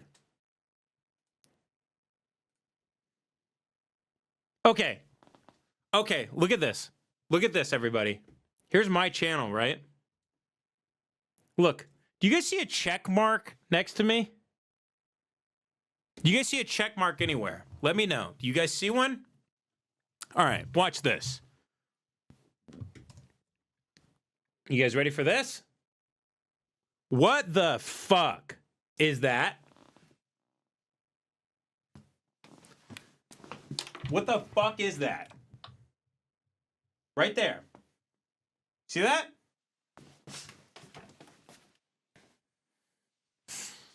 You guys see that? Now, could someone explain to me how you could get a check mark like that on your YouTube account? I could be wrong. Can you just submit an ID and get it verified? Or do you have to know somebody? Let me know. Let me know in the comments. I'm just gonna... I don't want to jump to conclusions and look like a dumbass because I don't know YouTube well enough. But correct me if I'm wrong. That kind of... Actually, no, I'm just gonna say it. This confirms they know someone at YouTube. 65 subscribers and a verified check mark. Am I wrong?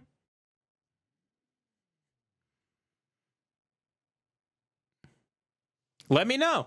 Let me know if I'm wrong on that. This leads me to believe that these two know someone at YouTube that was rolling out their podcast. We were their #1 enemies. After I ran Brad off of X and wouldn't stop talking about him on my show, they contact their people at YouTube to kick us off. And they go, we're not going to wipe them immediately, but we'll just do the slow, bing, bang, boom thing. Get them here for hate speech. Get them here for gambling, even though they're not. Get them here for some other nonsense. Eventually, they'll be gone. Slow suppression,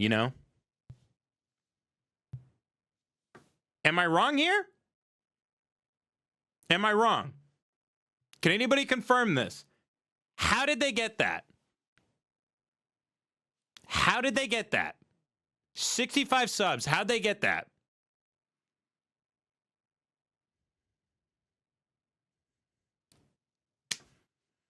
No one seems to know.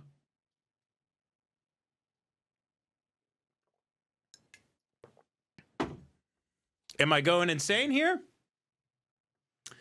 Because people go, you don't really know if Brett did this to you or not. Well, when did we start getting in trouble with YouTube? About a month ago?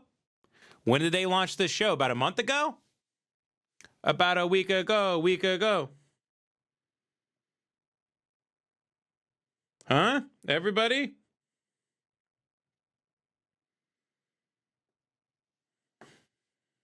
I'm looking at the chat right now.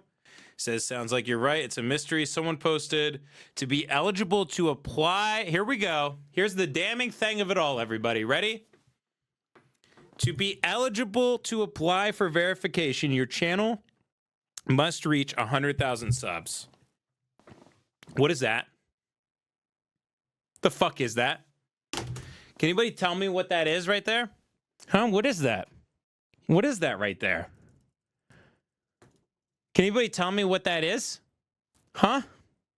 You want to tell me what that is? Could someone read out to me how many subscribers there are right there? Can anybody read that? I can't fucking read. I'm a dumb Gentile. I'm a stupid goy and I have no idea. What the fuck does that say? Holy shit. I can't fucking count. Is that 100,000?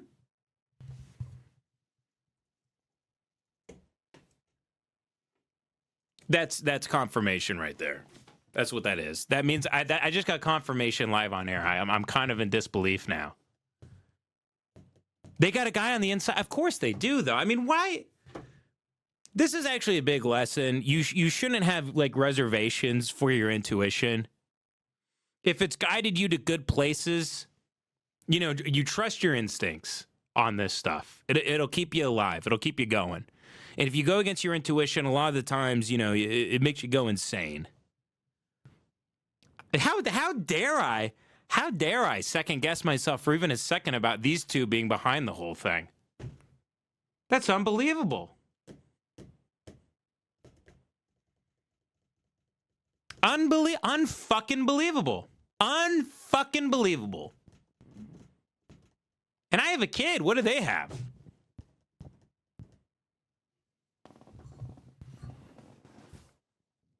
Bullshit. Fucking bullshit. Fucking bullshit. Verified with 65 subs. They roll out their channel, roll out their podcast. The exact same week, we start getting kicked off of YouTube. Unbelievable. And now what I have to do, I have to go underground and suck sand. I have to go underground and suck sand like every single baby you guys want to kill in Gaza. Thanks, Neurotica Podcast. Here at the we believe newborn babies can be anti. That's why we got to with grenades.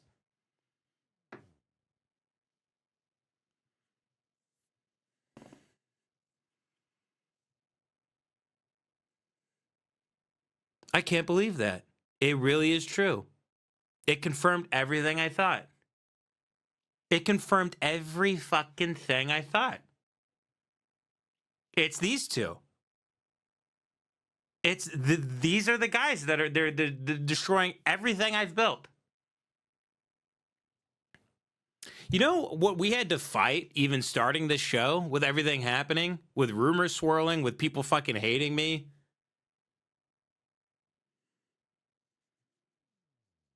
And to get it going, and even get it to like 27,000 subs on YouTube, being in disbelief that we could get this many listens on our show, and then they just kick us off. Brett, I never got you kicked off Twitter, buddy. You left. You stopped tweeting. You could have came back at me. You could have tweeted stuff at me. You could have used that big brain of yours, Brett. Look at the big brain on Brett. You could have, Brett. You could have came back at me. You didn't have to get owned like that. It's not because everybody's a Nazi, Brett. It's not everybody's a Nazi that hates you. Everybody hates you. And not everybody's a Nazi. So what does that tell me about you? That tells me that you fucking suck ass, Brett. And I guarantee you, Brett, by the way,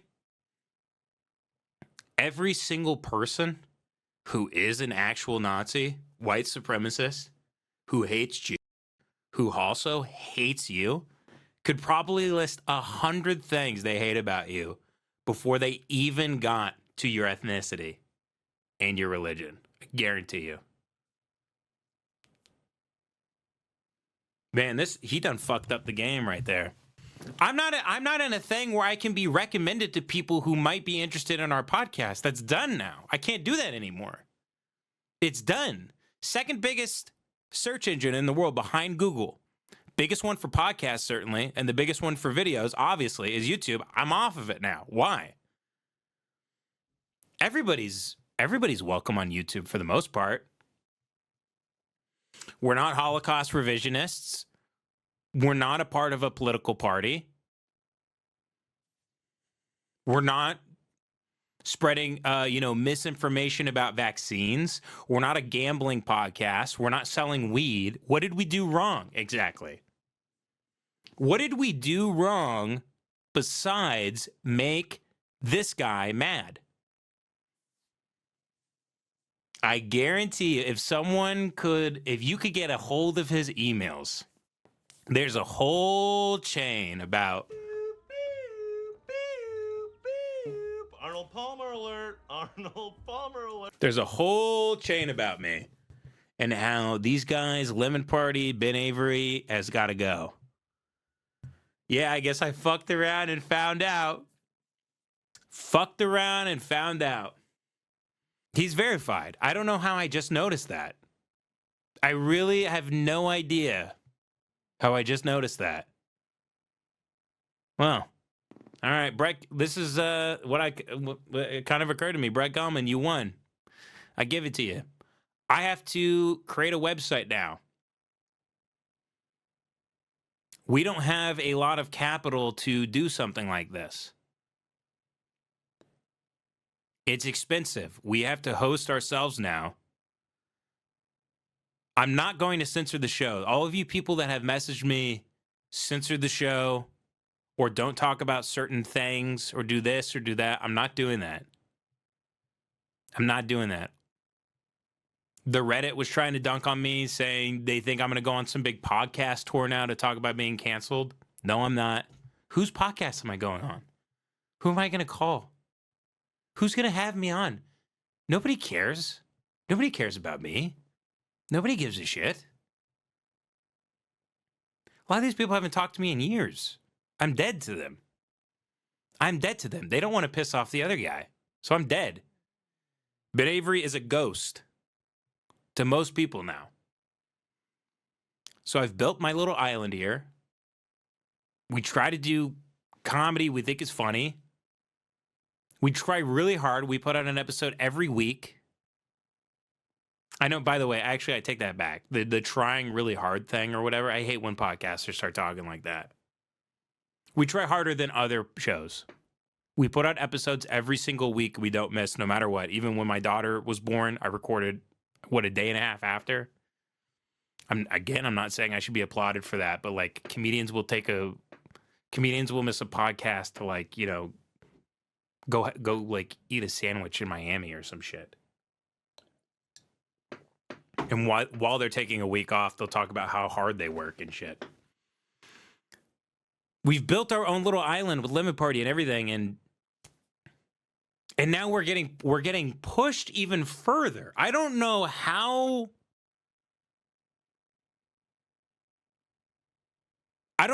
much worse it could get.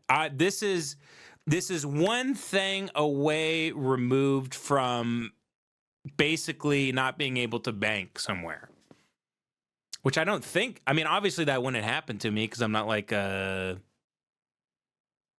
it's not like a Sandy Hook or Holocaust denier situation, obviously, but like they're coming. This is the new big thing. This is they're really coming. You can't be critical of Israel. Can't be critical of Brett Gelman. You can't be critical of any of these people. They will throw you right out the saloon doors. And you're never welcome back again. Once they throw you out, you're never welcome back again. I can't believe this. I can't get over that. They're verified. I'm texting Jason Devin right now. I'm texting them.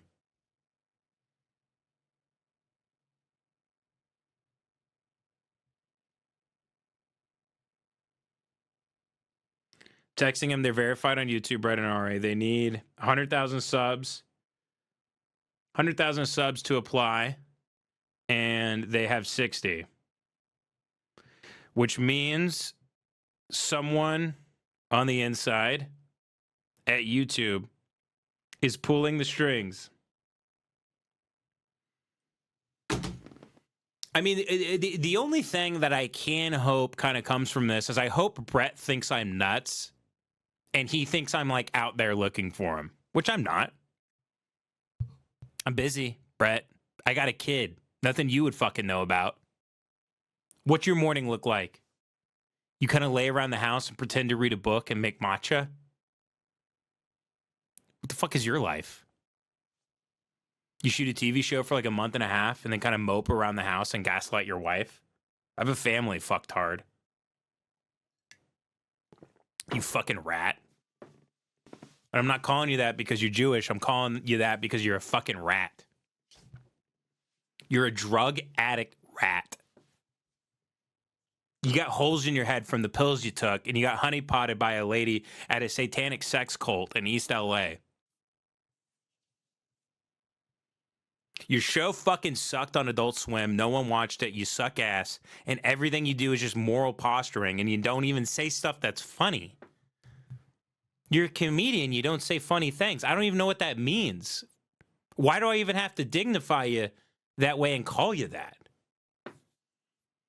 You're a comedian. Why? Because you sing your points on social media about Israel? What are you talking about? Brett, you've never made a single person laugh. You suck ass, dude. You fucking suck ass. You're a rat. You got holes in your head.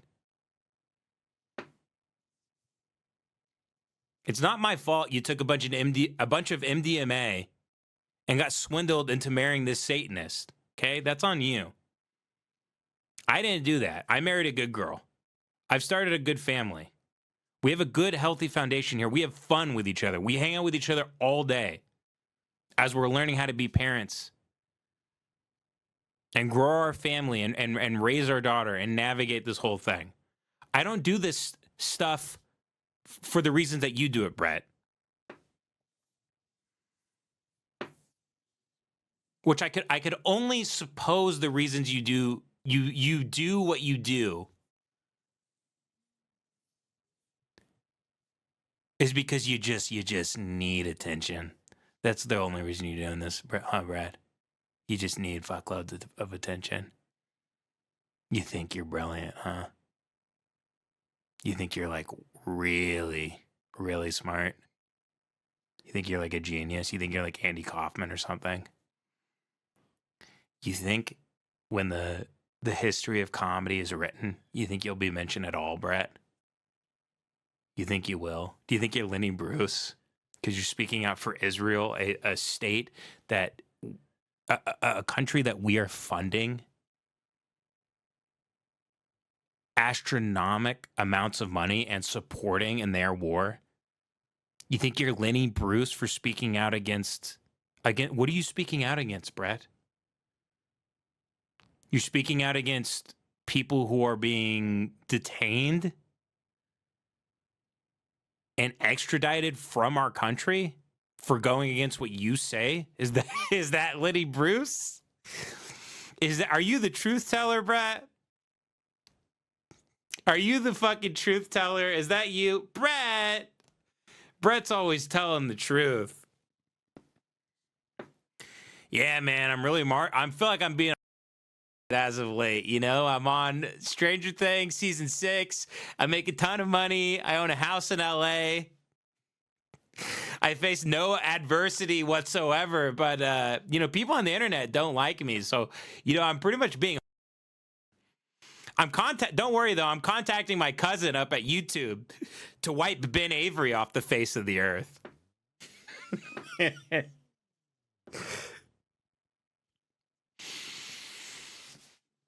Fuck me. God, fuck you. Horrible timing here, Brett. Holy shit. You come at me now, buddy? Fuck you. A guy like Brett, man, you know, part of you is like, you go, Jesus, I hope when I die, I go to hell so I can fight him. I hope to God when I die, I go to hell so I can kill Brett Gelman. I would love to kill him in hell. I get to hell, and I'm like walking through all the rooms looking for Brett.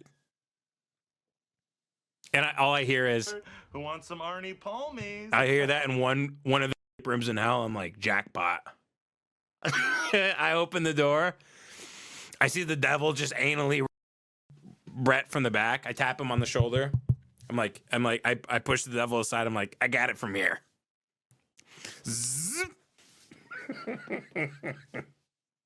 I stick a hot poker up his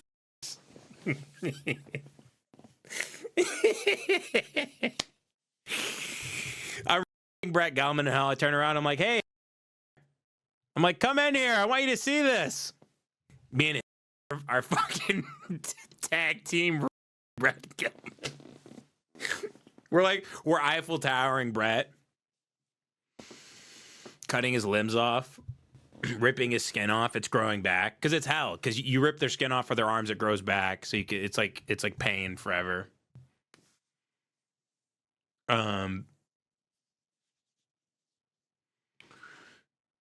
Fuck. It's really unfortunate that I'm doing all this because, like, I have a family and stuff, and this affects them, and I just shouldn't have done it. I shouldn't have. I shouldn't say the things I want to say. Actually, I shouldn't make enemies. I shouldn't make enemies. I really shouldn't. But that seems to be all I've kind of done. It seems to be all I've kind of done is made enemies somehow. Oh, damn, they're going crazy right now, and they love that you're, of course, a Zionist, so they're calling you Zio Joey. I'm a Zionist. Yeah, I'm a proud Zionist. I actually, before I actually planned on coming here a lot earlier, and I'm such a dumbass that I thought you were like a 30-minute Uber away, and then I checked the thing, and it was like, oh, it's going to take an hour and a half. So then I kept waiting for traffic to die down, and that's why I got here right now. But when I did tune in to check on what you were doing, a lot of anti-Jew stuff, anti-Semitic trash, and I'm a Zionist, and so I hated it. And I almost fucking thought about canceling this whole thing because I do not like when people criticize Zog or kind of any Jew stuff. I think Jews, I'm not even Jewish, but I just like what they do and I trust them to kind of control the world. And so when what were you saying? By the way, if I was a Zionist, you know what I'd do? Go ahead. Right now, I would do this. What you do exactly what you're doing now? Turn off your microphone, bitch. Jesus Christ. Oh, that's right. Sorry, I'm a dumbass. I would silence you. Slightly hammered. So you're blaming the Jews. It's called silencing my enemy. You're blaming the Jews because you got banned from YouTube. From what I heard was you guys were talking about shit porn. I'm not kidding. What's shit porn? Like eating shit for porn, like Tom Pearl. Are you talking about me and John? No. Lemon Party, Devin told me you guys got banned for doing shit porn material. No, we didn't. And you're blaming the Jews? What are you talking about? I swear to God, Devin told me. You're always wildly misinformed. Listen, maybe I'm getting bad info, but this is what I heard, man. So what do you think got you banned? Besides Gelman being friends with the CEO of YouTube or whatever your big theory is. Well, real quick, before we get into that, I need to tell the folks where the pizza's from, especially because you're a Zionist. You know, I got you pizza here. I know it's your language. Is it like a Palestinian pizza? Is that why you're saying this? They're asking in the chat, where's the pizza from? Oh, God, they're just as fat as you. Go ahead. Lucky's Pizza. Lucky that Hamas doesn't have Lila, because you know what they do? Wouldn't be pretty. Oh, can we say, are we That's not? okay, that's okay. Okay, yeah. But nevertheless, Ben's baby, by the way. Joey LaFleur is here. He's how are you already hammered? You just got here. Well, dude, you gotta tell you. My wife let you in. What did you shotgun a bunch of White Claws in front of my daughter as she's going to bed? No. Well, first of all, because the Uber was so long, I packed a little beauty one of these, and then on top of that, I sound so out of breath. Is that because the headphones are sensitive, or can they hear me breathing like that? No, you're just possessed by the devil. Shut the hell up. The Zionist devil. Whiskey and that, and then I got White Claws. But yeah, no, I started drinking at like 4 because I didn't really get a lot of sleep last night. I got a couple of winks, and I was all like tired, and I'm like, I don't want to show up to this Jew hater pod on low energy. So I started chugging up a storm for the sake of the show. There's only 2 Jews I dislike. Okay, well, first one is Gel. Yeah. And then who's number 2? Well, he's taking food out of my daughter's mouth. Well, and she needs a lot of food. Give me number 2, the second Jew you hate. And then Portnoy. Who? Portnoy. Hate him. Dave Portnoy? Can't stand him. I actually like that guy. I'm not even kidding. He's funny to me. You fucking suck, man. He does. I think he's. What did he do to piss you off? Because every time I've seen him, and I've seen limited amounts of him, he's always being like a funny. And not to say weasel, because now if I say weasel about a Jew on this, the real that's really coming out. No, I think weasels actually are one of the best animals in the whole kingdom. So shame on you for thinking that was a put down. To me, he's a rat. Oh God! You're like, why am I banned? I don't know what's going on. Gelman has a secret connection. Calling Jews rats. You psycho! Of course you're banned. I can call Dave Portnoy a rat. That's fair. He's 4 foot tall. He's a rat face. I think he is. I think he's really tall. I think he's 5'8", which is a huge height. I think that's average or higher, because that's my height. And for you to say that, to me, anti-height stuff. Oh, am I being It's anti-height stuff. But what did he actually do that pissed you off? Oh, nothing. God, you're a psycho, dude. You're psychotic. You got a little baby, a cute baby running around your house, saying her first words, doing her first steps, and you're up here screaming about Jews that you hate. And I could give you one reason why you hate them. Yeah, no reason. Obviously, because he's a Jew. That's it.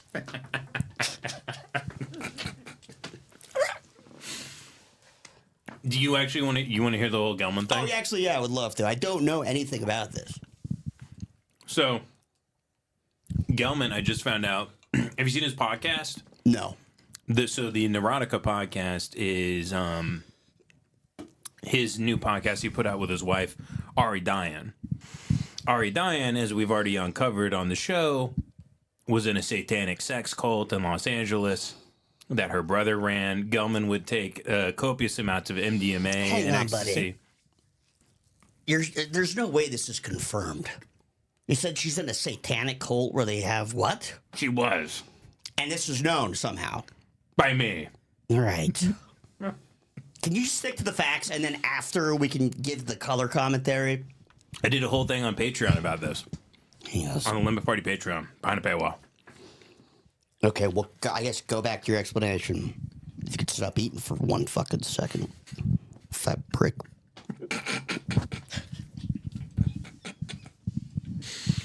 What if NBC did hire me to be like the new like late night show host?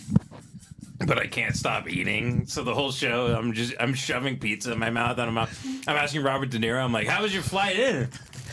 And there's a bunch of like PAs being like, somebody wipe that sauce off his mouth. We're going live. Get that. Somebody wipe him. I have a bucket of fried chicken under the table as I'm talking to Joaquin Phoenix about his new movie. So Gelman's podcast, 65 subs on this hunk of shit. Or is it a brand new? They just made it 4 weeks ago. Oh well, that's pretty crazy if that's true.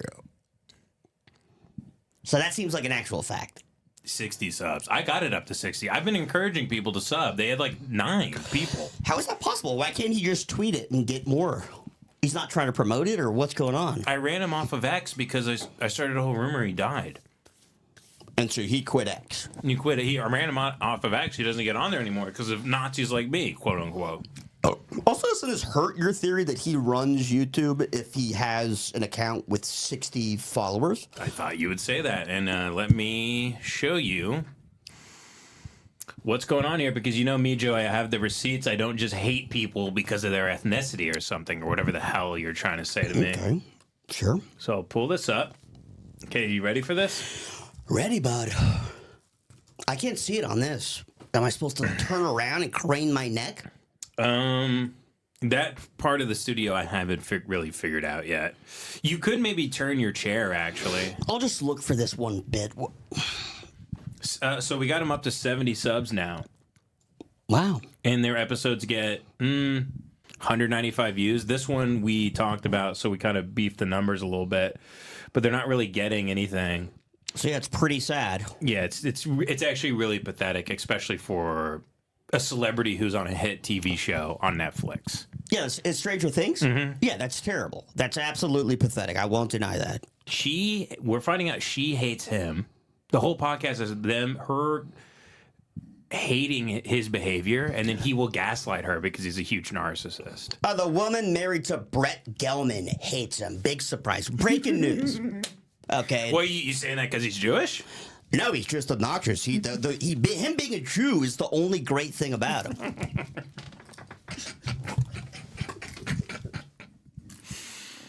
So okay, yeah, so that's pretty wild. So you see the verified check? Oh, yeah, yeah.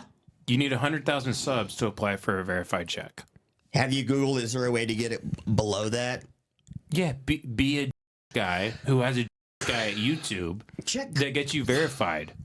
What if there's a linked account that's verified or something? And if you have like if you have a verified Twitter, whatever. My guys in the chat looked it up. Confirmed. Not Twitter, but some other.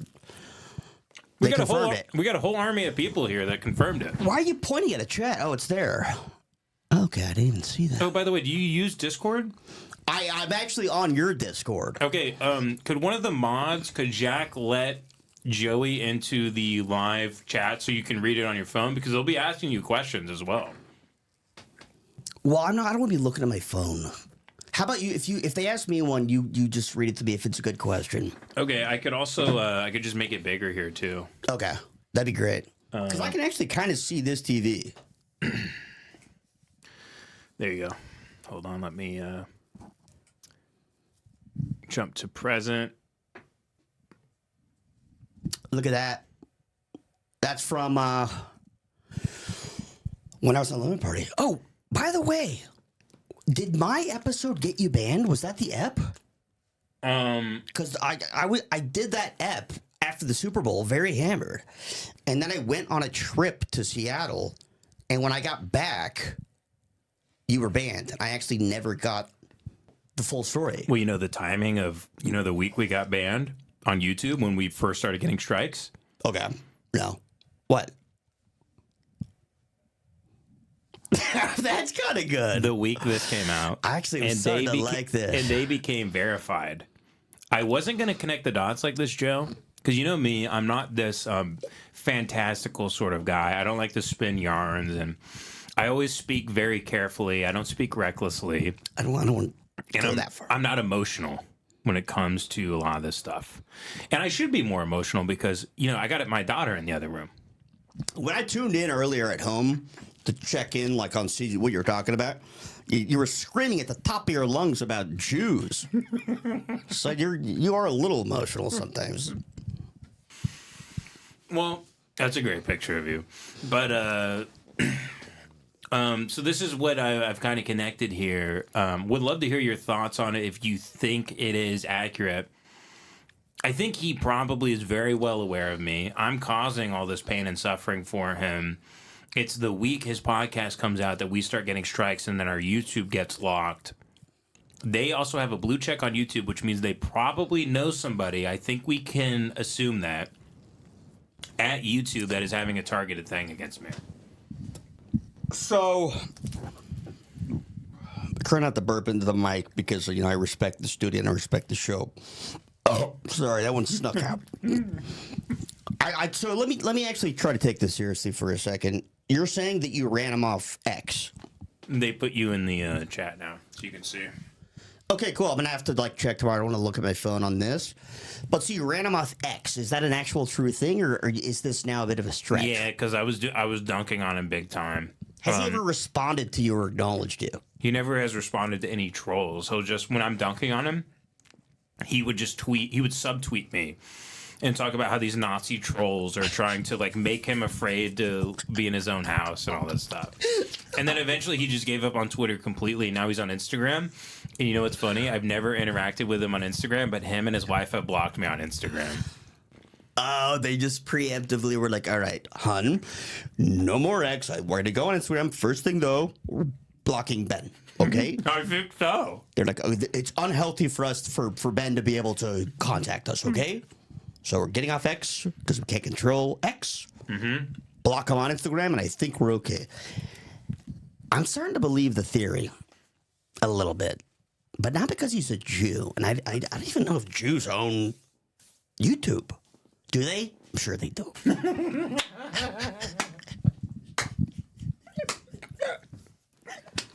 I stopped myself mid-sentence. I'm like, I don't know who owns it, but it's got to be some Jews.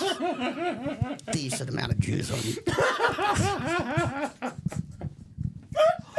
As they should, by the way. They should own everything.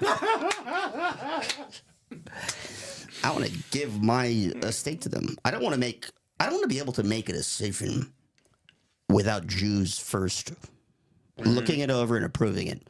I don't want to be able to download an app or start a new job. I want them to have control of my bank.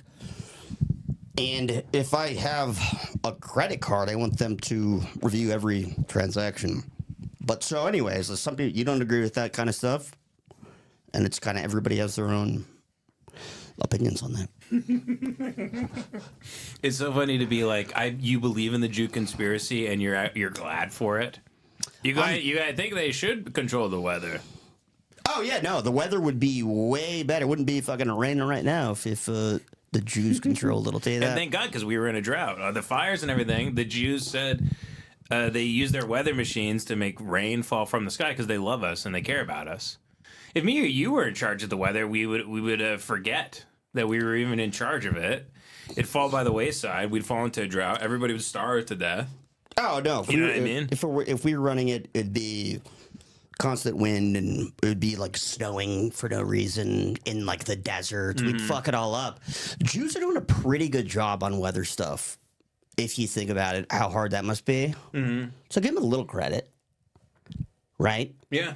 Because it's like, imagine if the whole world was like Antarctica, right? That could be a real thing. If the person controlling the weather wasn't good at their job, you could be living under a big block of ice. And so sometimes even though that sounds nice, actually, because when I watch The Thing, every time I watch The Thing with you, which is once a year, we smoke cigars, we watch The Thing outside on a projector. I'm always like, damn, I want to be playing chess on a computer, drinking scotch in the middle of nowhere. That does sound really nice. Drinking there, I mean, you can't ruin your life out there. It's you and 8 people on a base. It's just ice for miles.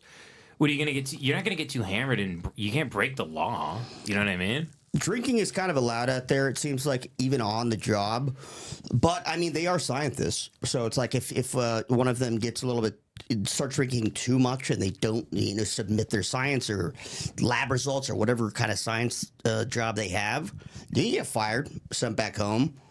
Sure, you could mess that up. It's not all they do have to work. The thing that we watched was kind of just like, I think the movie opens on like a celebration or like they're taking a little break. It's their weekend or whatever. And then immediately the thing starts killing people. And so we don't ever actually have to see the lifestyle, the milieu. Exactly. Like the mundane day to day of like, all right, I'm looking at this thing, and it's like 12 inches of ice, and let me look at the layers and write that down. Sounds very boring. That's what I'm saying. It's not so good. Yeah. So it's not I would love to be down there, and then an alien starts hunting me. I'd be like, finally, some action. Yeah. Finally, you get out on the helicopter, you get the dogs going and everything else. So they want me to show you, by the way, the YouTube chat of these comments here. Okay. Check this out. Is that going to be on this? Or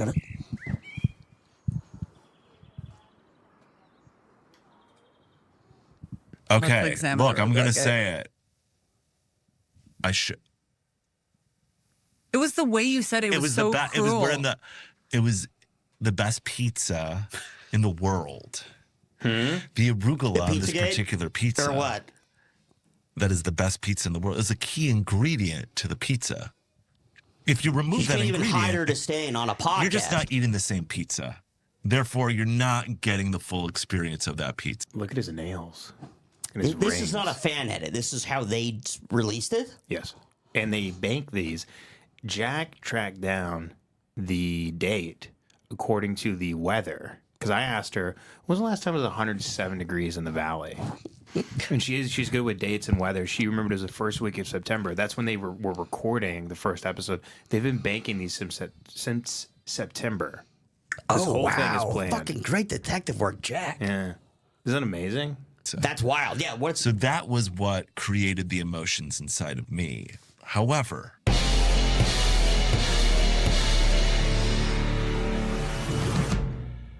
this does have the vibe of like hedonistic pill addicts out in the desert who are like boofing adrenochrome and like having sex with kids. That's the Joey, that's be the careful who editing you're style. Be careful who you're saying this about. I mean, look at this necklace.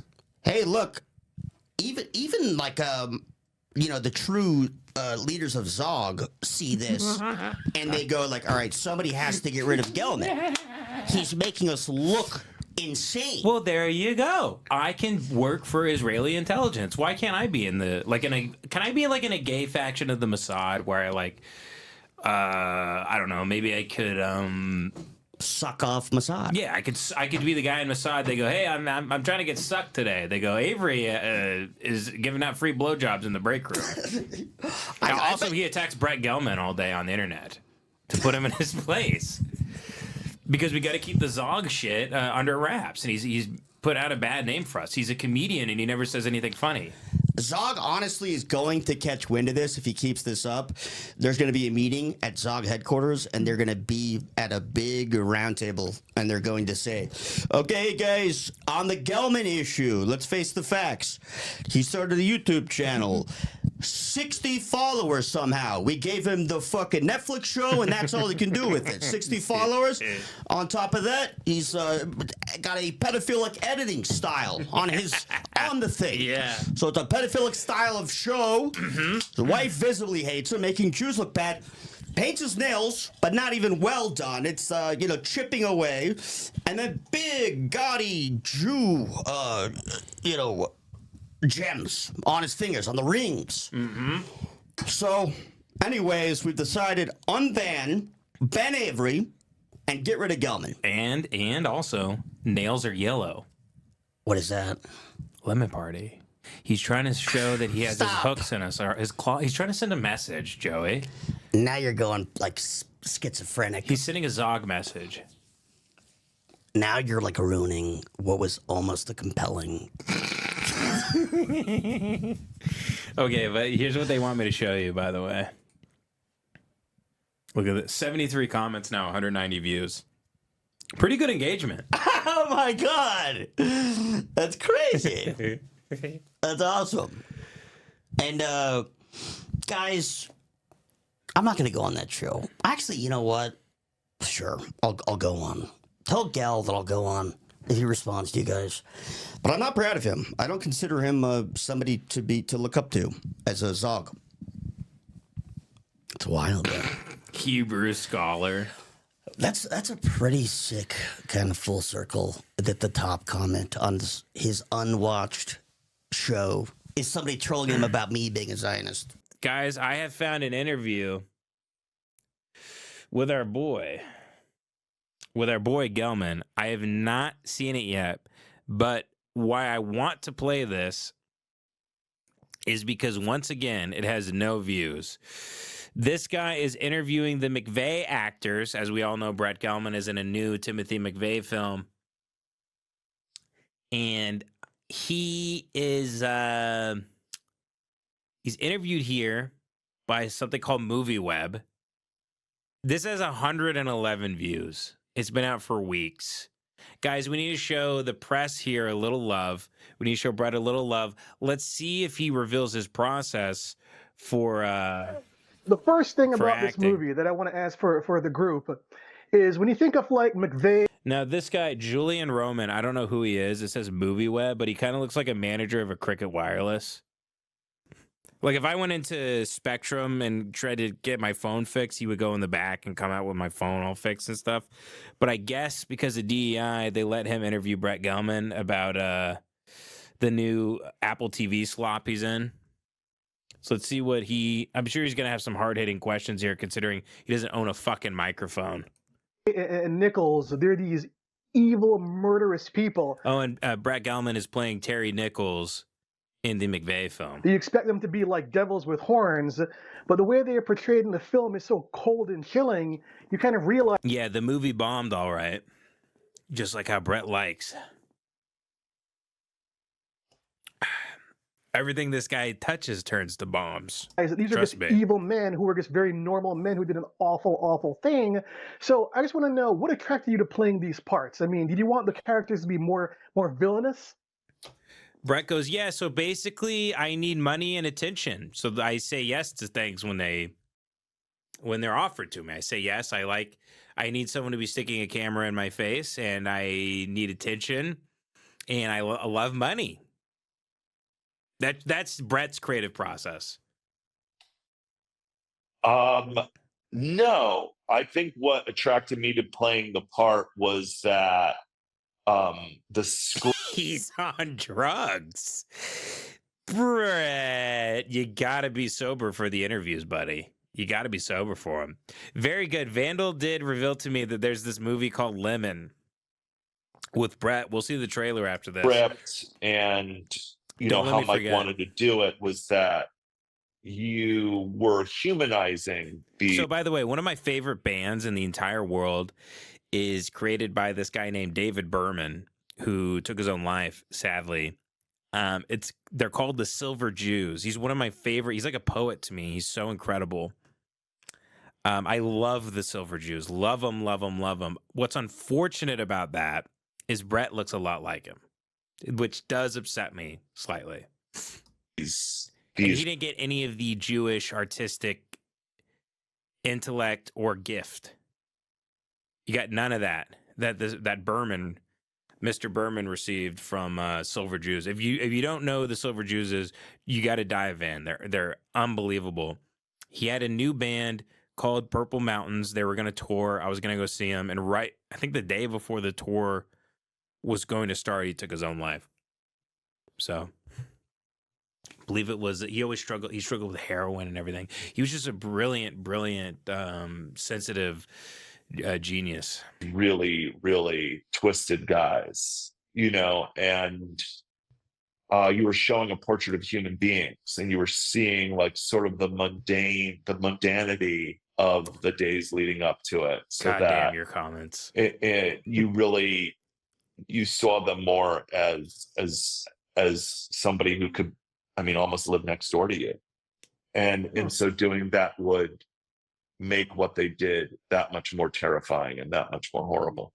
So that's what, if you did this sort of, you lose the impact and the weight of what they did. Wow. And the possibility that somebody could do it again. And so why doesn't Brett apply that in real life here? Because he just thinks everybody is a racist anti-Semite who hates him. He has more empathy for Terry Nichols and Timothy McVeigh than he does for your average American anti-Semite. The hell? I've done it again. That's strange to me. So he has selective empathy. All right. Good to know, Brett. Good to know you can wear the mask of empathy from time to time. Yeah, actually, can you speak to that portrayal of Cindy? Because when she meets McVeigh, look at these he's people. just a random it's dude so in the funny bar. She has because no they're all idea in the movies capability now, of but this there's really monster, no money in this shit now. So like, yeah, I think. Look at her. She's like, she's like in a Holiday Inn Express. She has one AirPod. She lost the other AirPod like 8 months ago, and she doesn't have enough money to replace it. God, she looks like she lives in a giant shithole somewhere. With Cindy, she just finds him interesting. He's a very quiet person. You can't really get much out of him, but she pushes him to, sort of open up a bit. And she's completely She's on unemployment. You can tell she's on unemployment. The money that she made from the film or whatever TV show she was on, it ended like 8 months ago.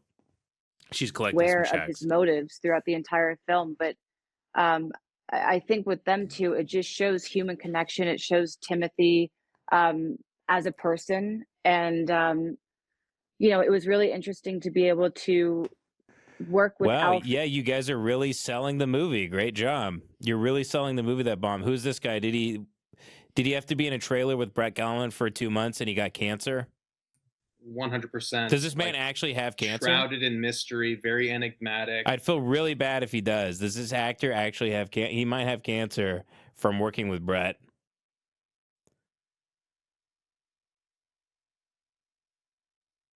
You really aren't sure what his kind of Brett Gelman motives Lemon. are. Here we go. This is a movie from 2017 starring Brett Gelman. And of course, it wouldn't be a Brett Gelman movie if he wasn't wearing a see-through white shirt. Everything is so sexualized with him. I guess he thinks that's funny.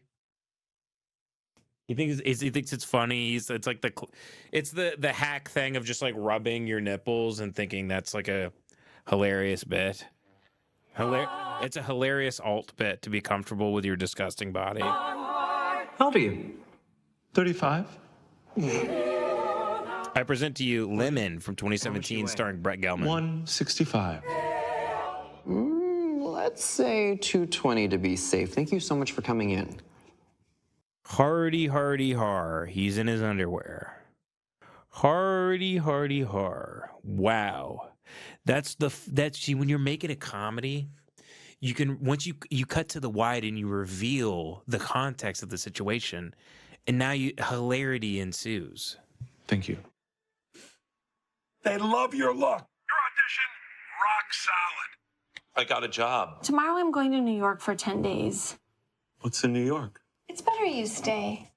God, it's great that this type of movie isn't happening anymore. Isn't anybody grateful that this kind of New York horseshit's for not 10 happening days. anymore? The stiff Silver Lake Atwater Village nerd who buttons his shirts to the very top and has the grandpa World War I glasses. Isn't it great that this isn't happening anymore? Isn't it lovely? Can't we appreciate that we get the Minecraft slop now? This stuff is such dog shit.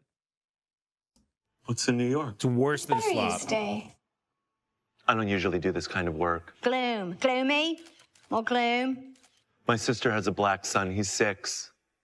Yeah, he's vaguely autistic. That's kind of the joke. It's like the transcendental filmmaking stuff of nothing happens for a very long time, and then something might happen. Like music comes in, or he just starts running like down a street or something. It's better you stay. I don't usually do this kind of work. Gloom. He's eating a sandwich. He's such a simple, normal man. Gloomy? But there's such darkness beneath him, More huh? gloom? My sister has a black son. He's 6. That's wonderful. I think we could both use some space. Okay, I hope you're well. Have you ever thought about cleaning the slate, making it new? I don't have friends. Tracy, what am I going to say? This guy I know. I don't have friends. This guy's name is, that's so weird. I know this guy. He came to one of my stand-up shows once. His name is Herman Dune. I was on a show in Manhattan Beach, and I had seen him at some other shows, but he was in the audience. And we talked after. I love his music, actually. It's very much like, so I've talked to him before because I said he sounded like Silver Jews, and he took that as a high compliment. This is him here. Herman Dune. He's putting out new music. Nice. I think, yeah, here we go. This is him. Face, but then I forget their names. I have a book for right. I don't know. I'm trying to remember the stuff I like. I haven't listened to him in a very, very long time, but I like his shit. He moved down to San Pedro, and he's from France. But anyway, if you like, sorry, that was a kind of a side quest thing there. If you like Silver Jews, definitely check him out. Here we go. Back to the shit movie. Slate, making it new. I don't have friends. Tracy, what am I going to say? That I'm bad? Have you ever thrown a knife? Guys, Michael Cera's in it. Oh my God, remember the Josh days? Michael Cera, he looks weird. He's a weird, non-threatening guy who looks weird. Isn't that hilarious that he looks weird, but he's a movie star? No. Isn't it weird that he has no sexual energy to him, whatever, and he's just sort of plays everything monotone and with no, he has no personality or nothing, and that's kind of the whole thing. The whole thing is that there is nothing. Hey, do you mind? God, I'm really happy right now that all this Scott Pilgrim, like Juno afterbirth shit is done for. This is the worst stuff. I don't know how I forgot. I forgot they were churning horse shit like this out. If you think A24 stuff is bad now, this shit is 10 times worse. This Fox Searchlight, Napoleon Dynamite ripoff, dog shit, Diablo Cody screenplay, let's give Brett Gelman a vehicle type of stuff. It's so bad. Not doing that? I think you would like seeing someone. And they think they're sophisticated. That's why there's classical music in the background. They're sophisticated, Doing that? actually. It's not because the movie's actually not moving along and no one really cares. It's because they're so sophisticated. Why wouldn't it? Why wouldn't it have violence and I cellos? think you would like seeing someone else. I want you to meet everyone. I was mugged. What? You saw who did it? It was a gang, a Latino gang, not a black gang. A lot of people still think black when you say gang. Is that right? Danger! Danger! Can I get you something? Danger! I really hate that stuff of like a white guy. What if a white guy was hanging out with black people? They are actually way more, and look, I'm not a guy who calls people racist, but by their standards of what racism is, they did the most racist stuff for a decade. David Cross saying the N-word hard R.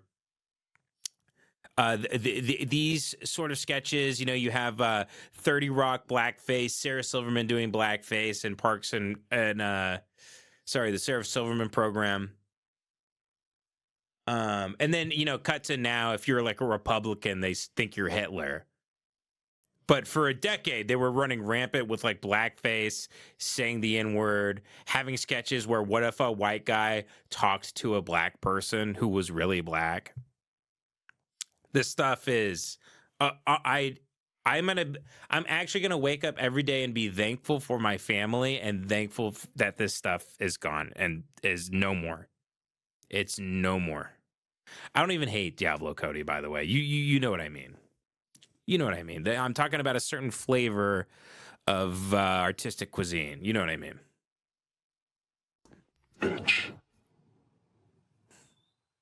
Danger! By the way, I like Napoleon Dynamite. I think it's funny as shit.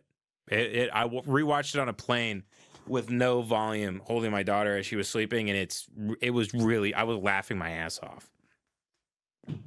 Uncle Rico's trying to sell Tupperware, but he just keeps sexually assaulting women all over the town.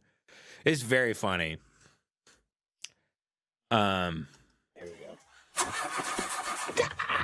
By the way, that movie also spawned a lot of this dog shit. This is the exact. If you were making a trailer for this type of movie, it's a guy that's mostly calm and he'll like start freaking out in traffic and going insane. Danger!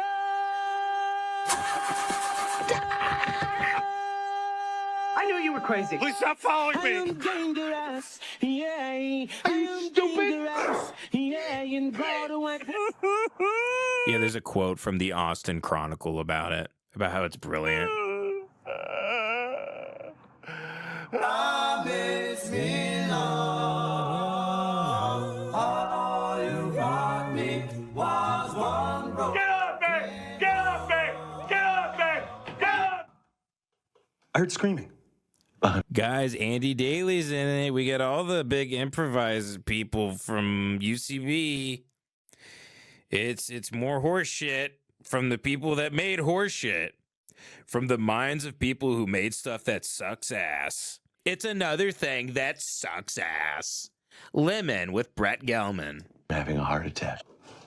I cannot hide this journey to. Are you okay? Whoa, whoa, whoa, whoa, whoa, whoa, whoa, whoa, whoa, whoa. Are you okay? Wait. Written by Janixa Bravo and Brett Gelman.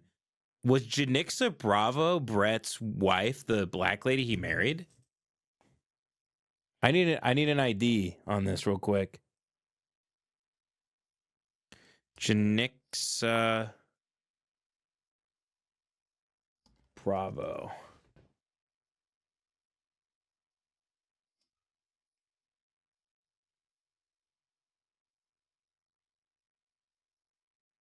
She made Zola, which I liked Zola. I thought it was really funny, actually. Did she make Zola? Janixa Bravo. Yeah, she made Zola. Was that Brett Gelman's wife? This is news to me. Janixa Bravo is an American filmmaker. This is her. Is this spouse Brett Gelman? Oh, well, hey, props. The worst thing she ever did was suck that Jew's dick. Zola ain't half bad. I got to give it up for her. She kept a little bit of piece of her artistic life somehow, even after fucking that beanbag. That furry little beanbag.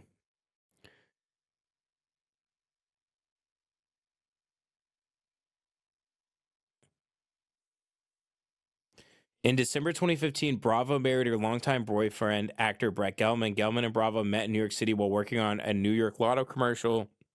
It's very funny that she married a Jewish guy that she married when they were doing a lottery commercial together. In 2016, they resided in LA. They divorced in 2018. Yeah, that was short-lived. She must be a smart girl. She got tricked by a Jay.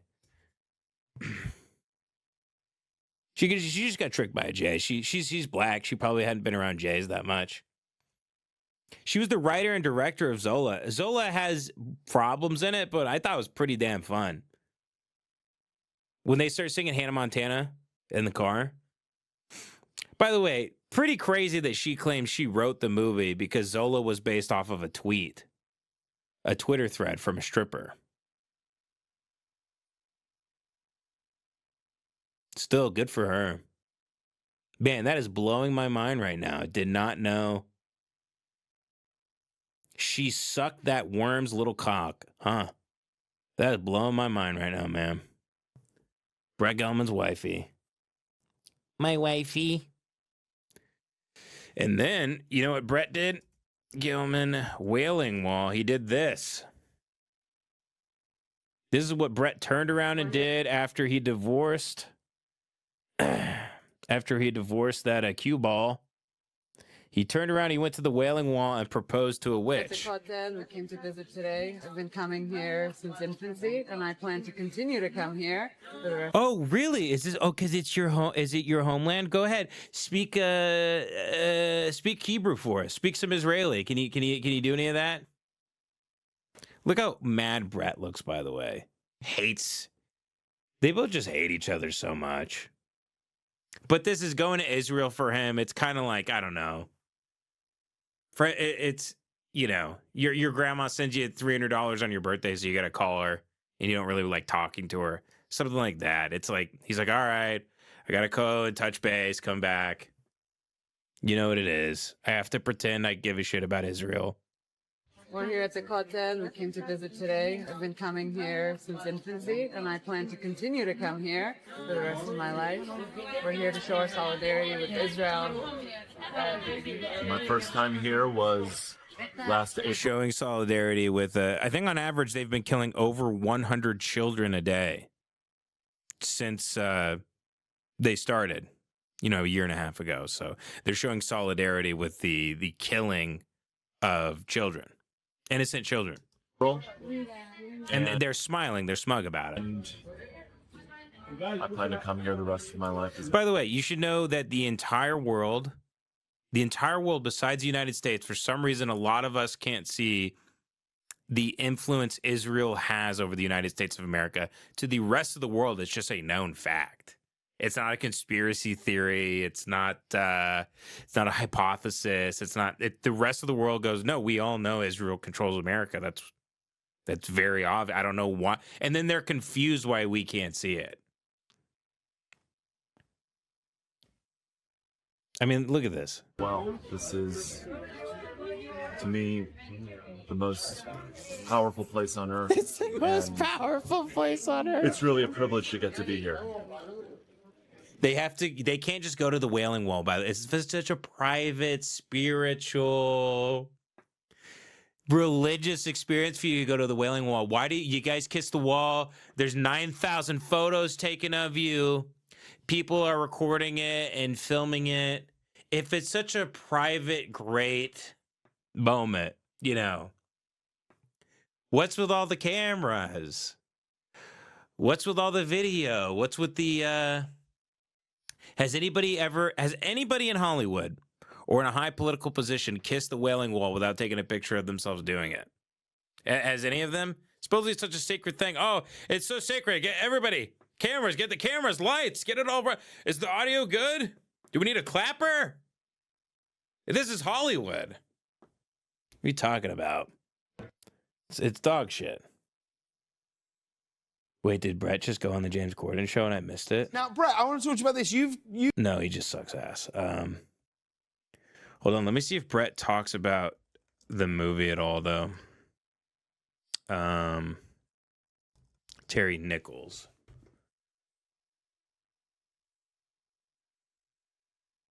I'm just saying things that are quote unquote like conspiracy theories or anti-Semitic in the United States is something that's just a known fact in the rest of the world. So, maybe I'm too cultured. Maybe they call me racist because I'm too well read. Actually, they call me racist because I read too many books. I got too much education, so they call me a racist. They call me an anti-Semite because I got my nose in a book.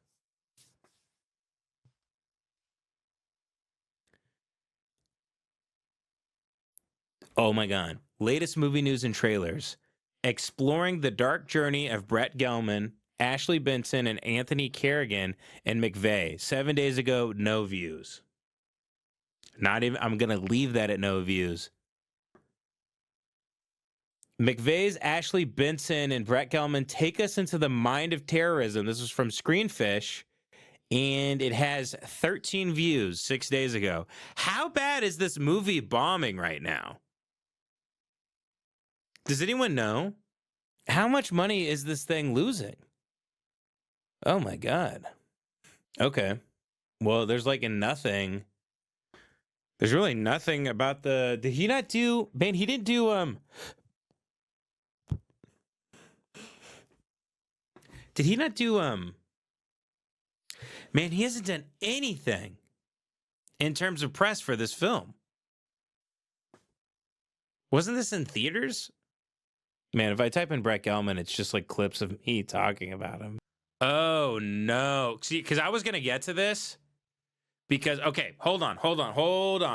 Thank you, Skid Rat, for sending me a Brett thing, because that is rolling us right into our next segment.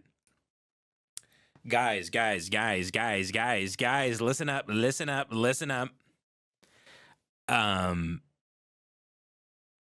Guess what? Chicken Jackie. No, guess what? Brett and Ari are back at it. I haven't even been keeping up with their pod, but Skid Rat just sent me it. I saw it in my DMs. This also was tweeted at me earlier.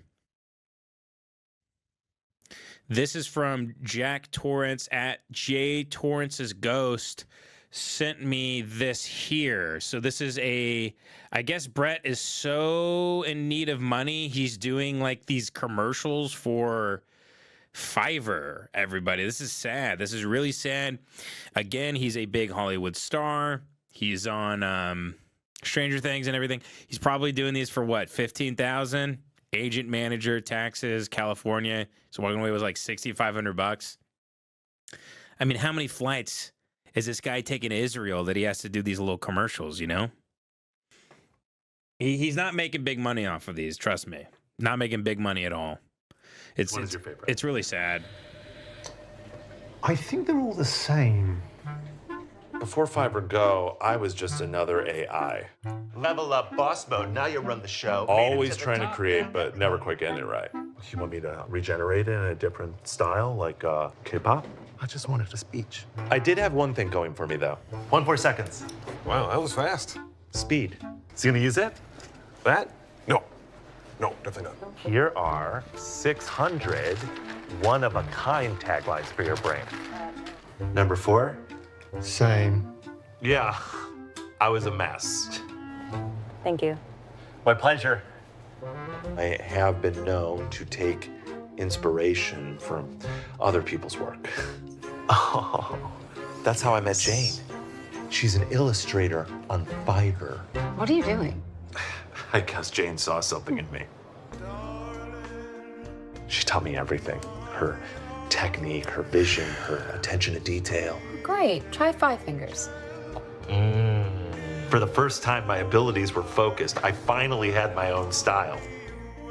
Her style. All right. See you later. Now I take on some of her projects, delivering work in seconds. Have a good day. My creativity.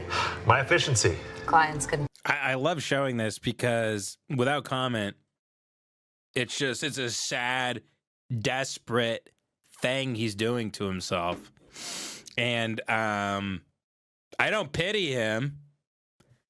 You know, it's really sad to see what Brett's become.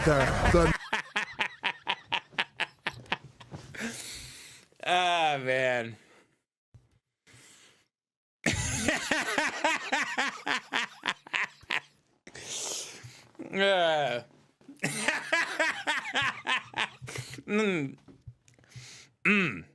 No, but no, very bad. No.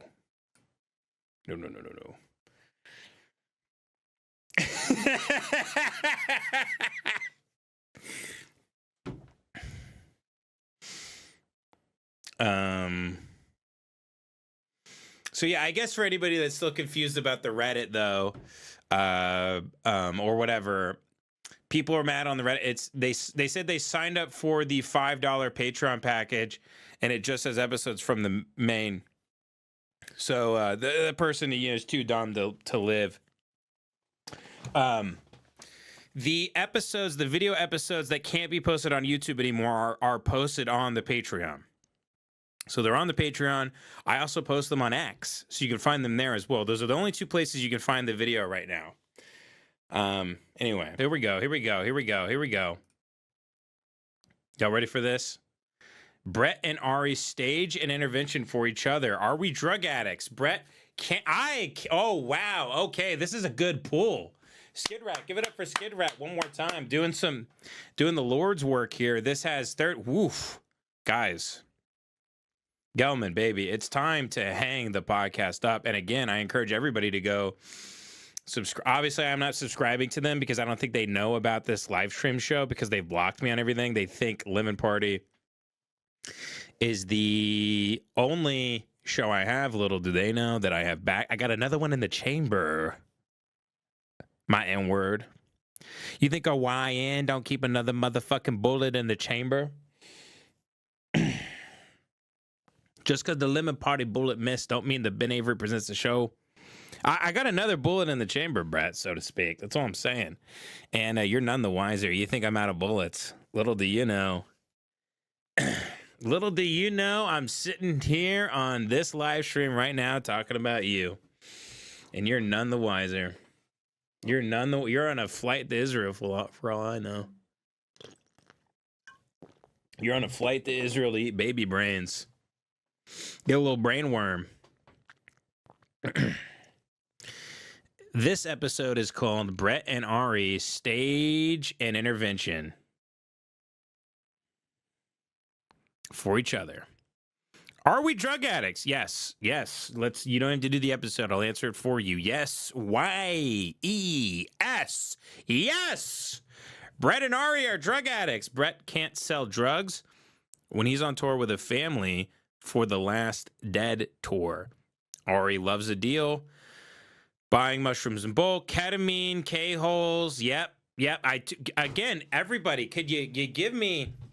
It's not that I can tell the future. It's not that it's just an intuition thing. I just know things, okay? Some people are born knowing things.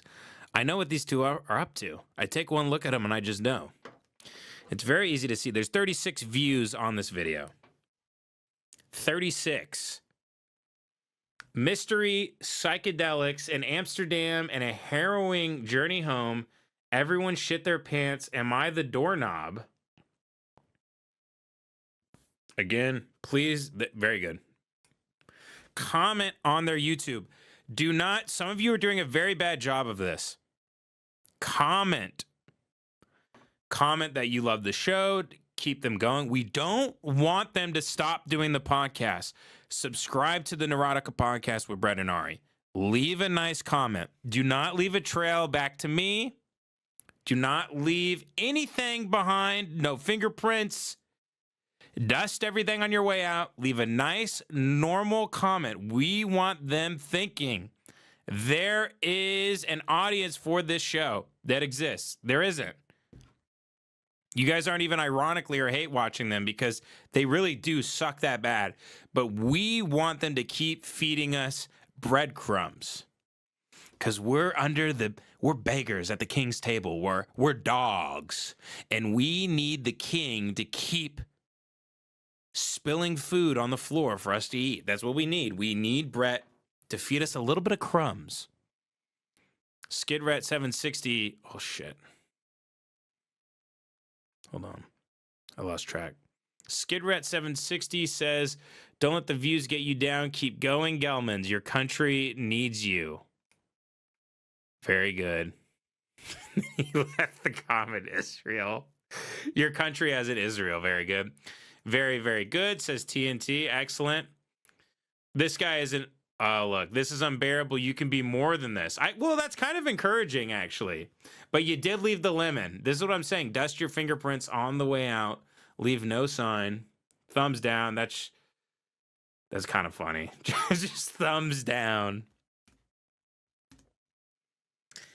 It's inevitably Gelman Town. Here we go. Brett and Ari stage an intervention for each other. See what we're working with. And I went with this Hold hippie. on. I went on the Last Dead tour. Okay. And I went with this hippie family. Okay. And He thinks the Dead tour is him seeing Gaza for the first time after the bombings. Am I right, folks? He thinks the Dead tour is the West Bank. That's what he calls it. I was on this big blue school bus. Yeah. They were like, oh, you should come on.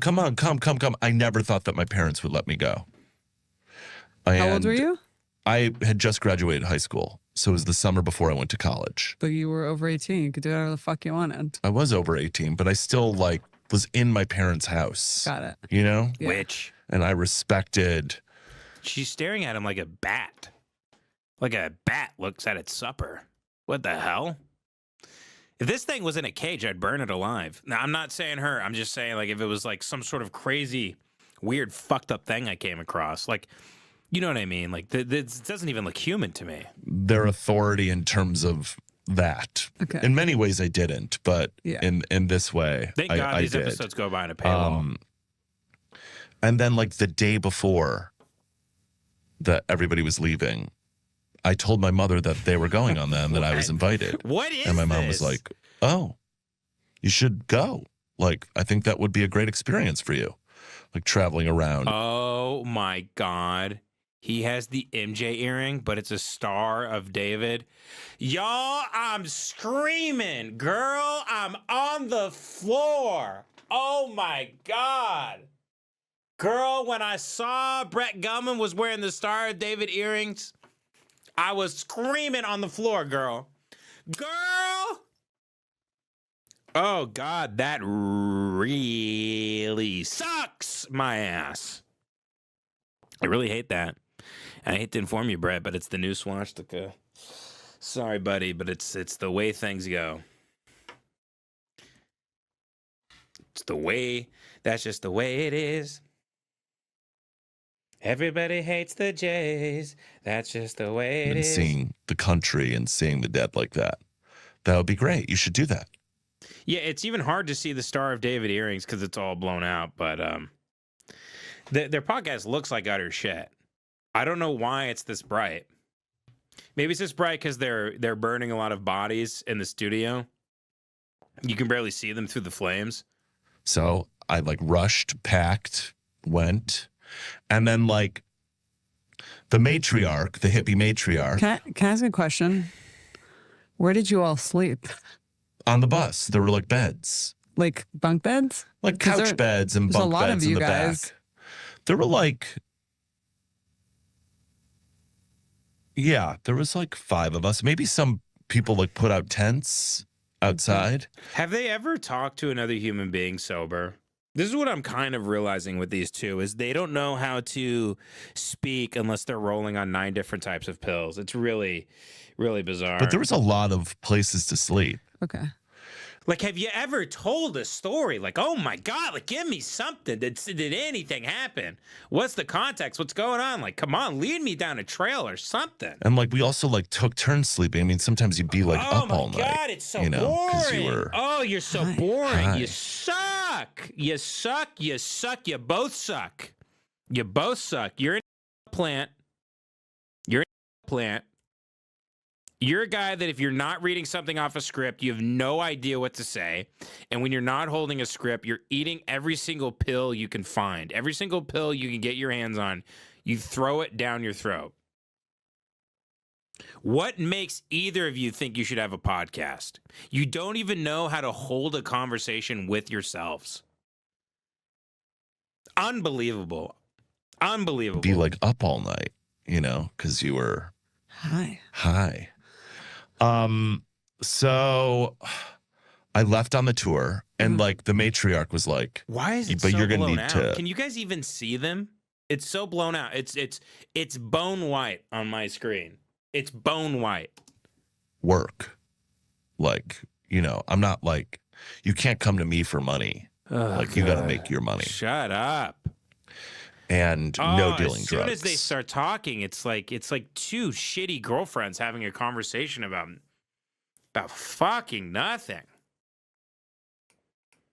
Going out. 10 grams of ketamine. And you. Here we go. Now they're talking. They said ketamine. They finally lit up. Little Pavlovian bell there, huh? For 100. Mm.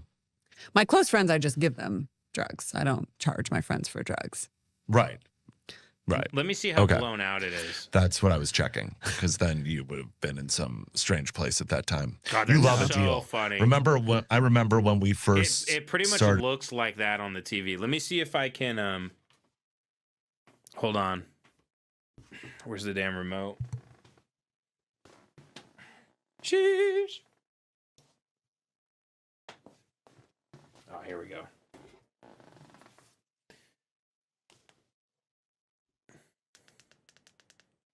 We got to turn the picture way down so we can maybe get something going here.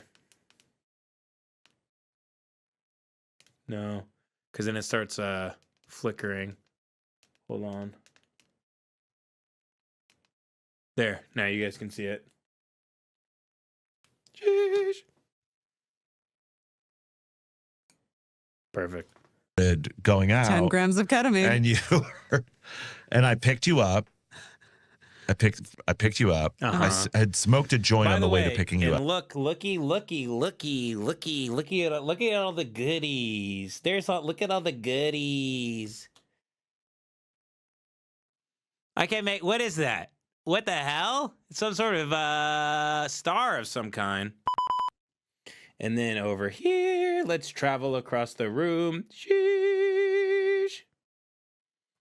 Let's just travel across the room to Brett's eye. Ooh.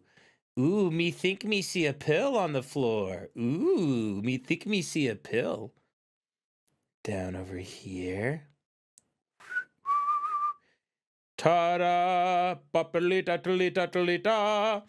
Dee-da-da-li-da-da-li-da.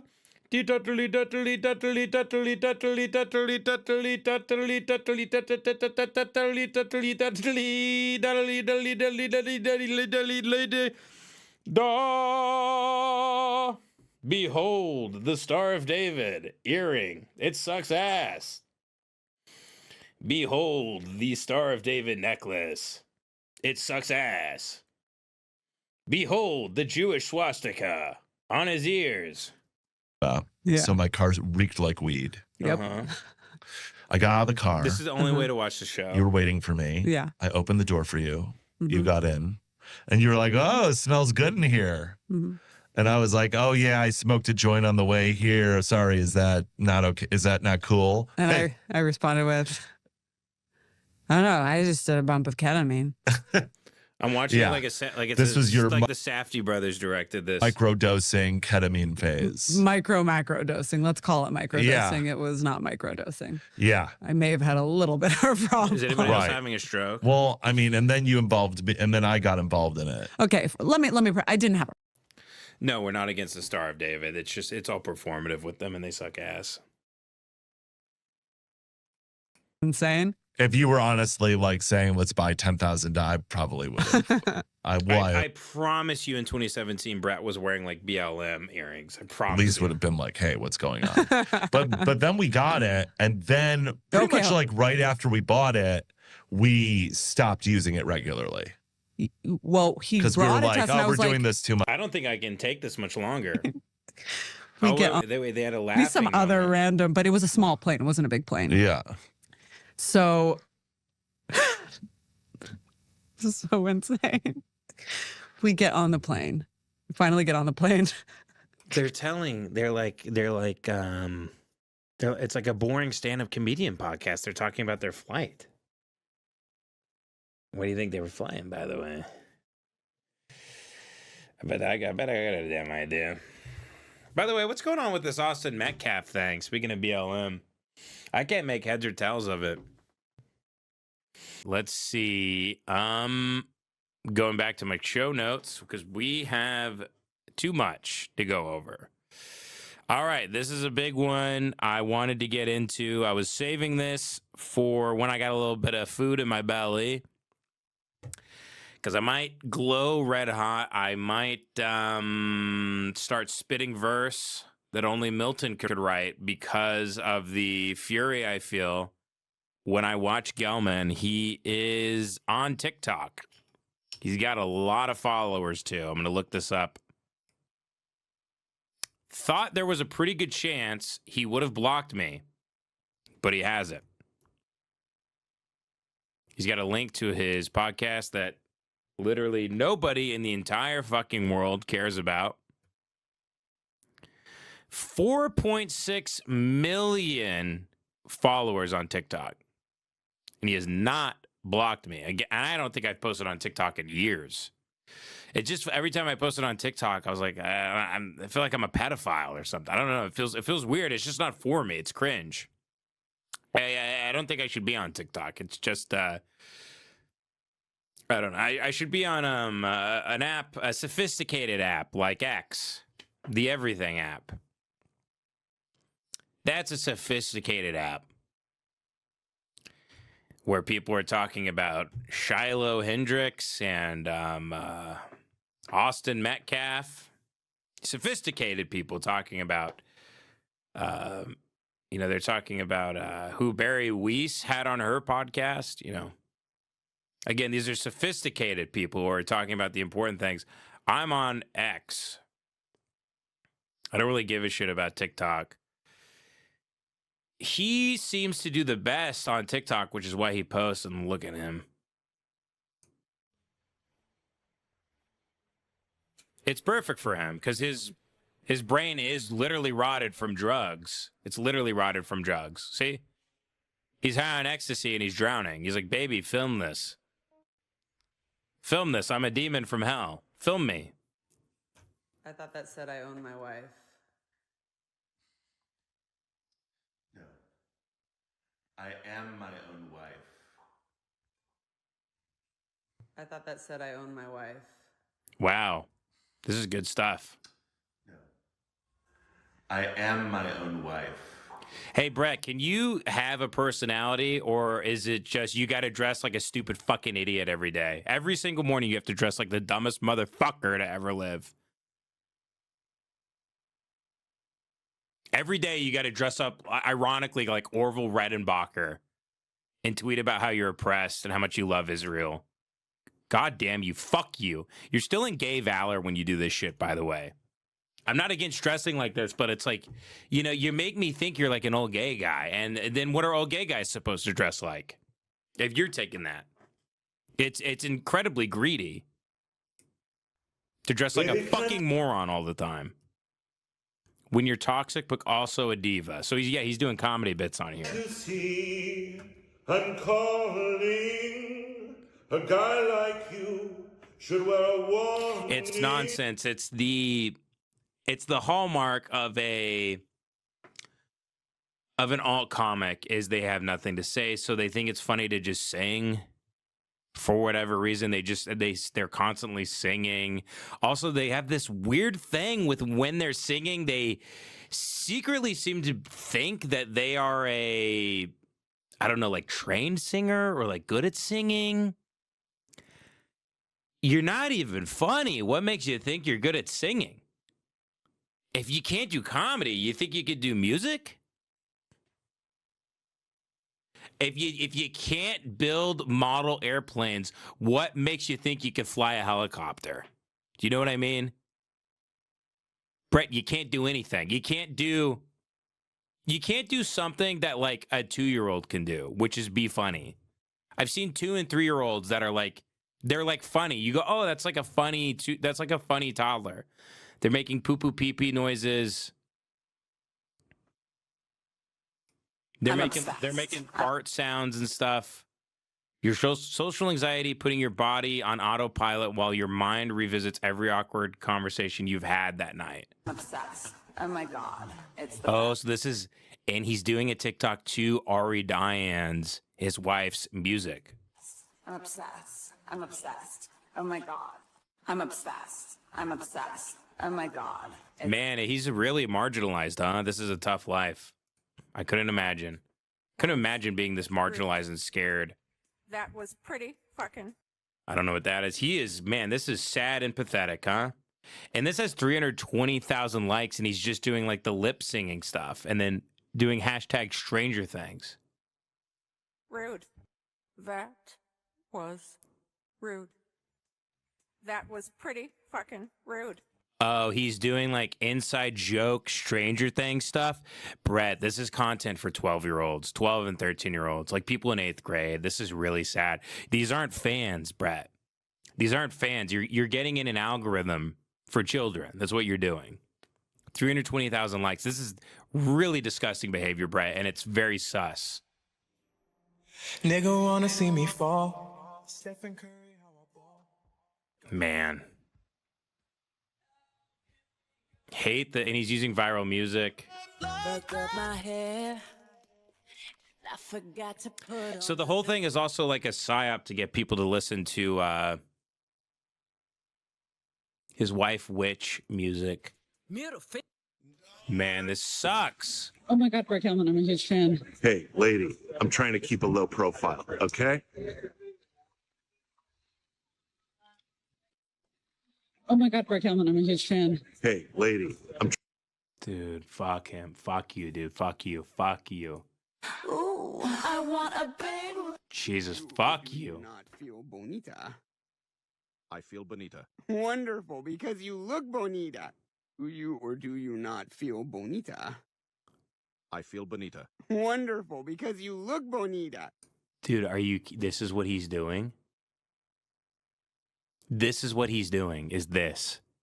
Dude, Brett, this is for 9-year-olds. This is 9-year-old brain rot. I feel bonita. Wonderful, because you look bonita. Do you or do you not feel bonita? Dude, this is bad. This is actually this darker than I thought it was going to be. And I was saving this. Male version of me. Obviously,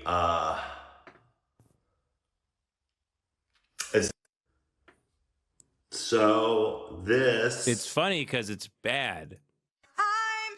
Dude, he is fuck you, demon. Go to hell. Burn it. Burn it. The song is I'm serving cunt. I'm serving cunt.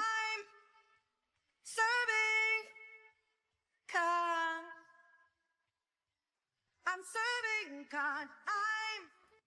So everything she puts on. He's a Satanist. He's a right away. She just has this MDA addicted drug addict who just goes on TikTok to get attention from 9-year-olds on their iPad. It's a really sad, pathetic thing. And his wife's music, it's so bad. It's in a genre all of itself. It's so bad. It's so derivative somehow it doesn't exist.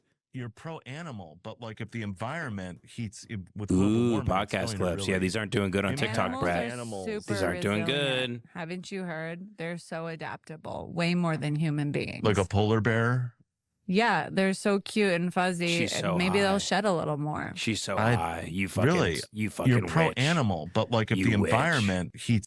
Yeah, I'm high. Ah, damn him. Ozempic with Govi Manjaro. No more sorrow. Ozempic with Govi. I mean, do you think he's a person? Like, actually, like, look in his eyes. Is that a human being? Is that a human being's eyes? No more sorrow. Does that person look happy to you? Ozempic with Govi. Look at him. Look at the eyes. This is someone. He needs to be on Mindhunter.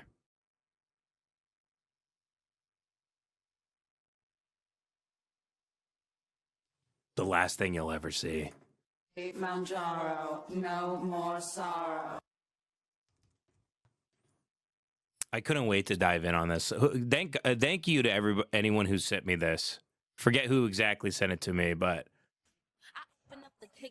yeah, he loves Dochi. Awesome. This morning I woke up beautiful. Cool. Shut the fuck up. Life? Honestly, it's not amazing. I get a lot of matches, but then the dates never happen. Really? What app are you on? Come on, that's obvious. Raya? Yeah. I did go. I'm now all aboard the global warming ship. I had it all wrong. It's just that before I was like, so, you know, I loved sweater weather, really loved sweater weather. And now it's the worst. It's the worst podcast ever made. He's just on drugs. I'm on drugs. It's the middle of the day. I have nothing to do. I've already had my fake meeting with my agents and my managers.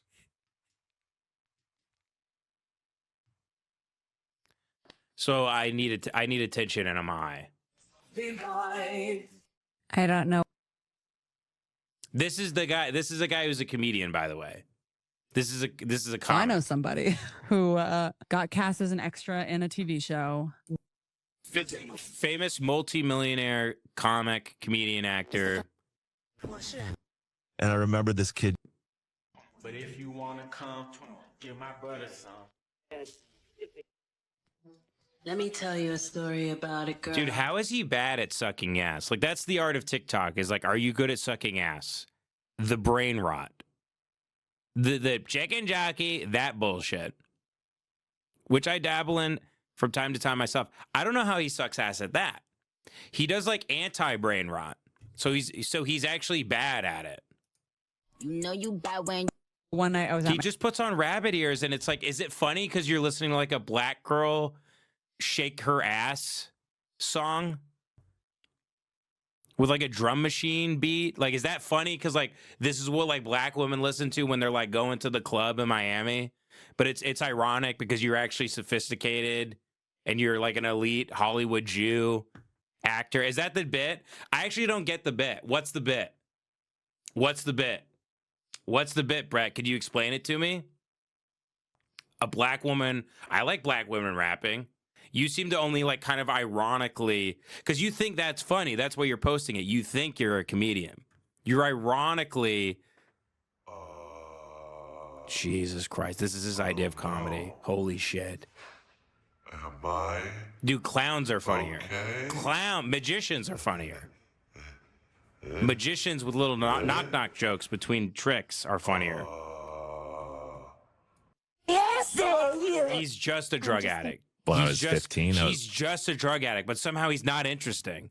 He's the only unfunny, uninteresting drug addict. Yes. Yes, I do know. Yes, I do know. Does bro know he's famous? Holy shit, man. Holy shit. Piper, no. Dude, this is the most No, you're a dead embarrassing ringer. thing I've ever seen. You can just let these people themselves. La la la la la la la la la la la la la la la. You got to kiss the girl. Again, the singing thing. This is the go-to bit. It's either singing or doing some anti-comedy brain rot thing. No, I'm just or like a remembering podcast how- clip about his wife getting black dick that night. Do you ever miss being a bad girl? I'm still a bad girl. Again, he's like he's actually mocking like black culture is what he's doing. It's a funny bit to him to listen to like something like a black stripper would listen to in Florida, like on the way to work. Oh, baby, You know, because they're dumb, and Brett's a genius. Wait, hold on. You don't fucking know anything. I know something that makes me better than you. That's Brett. I keep it here as a reminder. Yeah, baby, I like it. Whoa. Wow, that's something a black guy would listen to. It's so important. It's Ghostface Killer or whatever his name is. Wow, that's hilarious, Brett. And when I'm walking, Jesus Christ. Still don't know, y'all. Still don't know when season 5 is coming out. You'll know before me. You'll know. Drugs.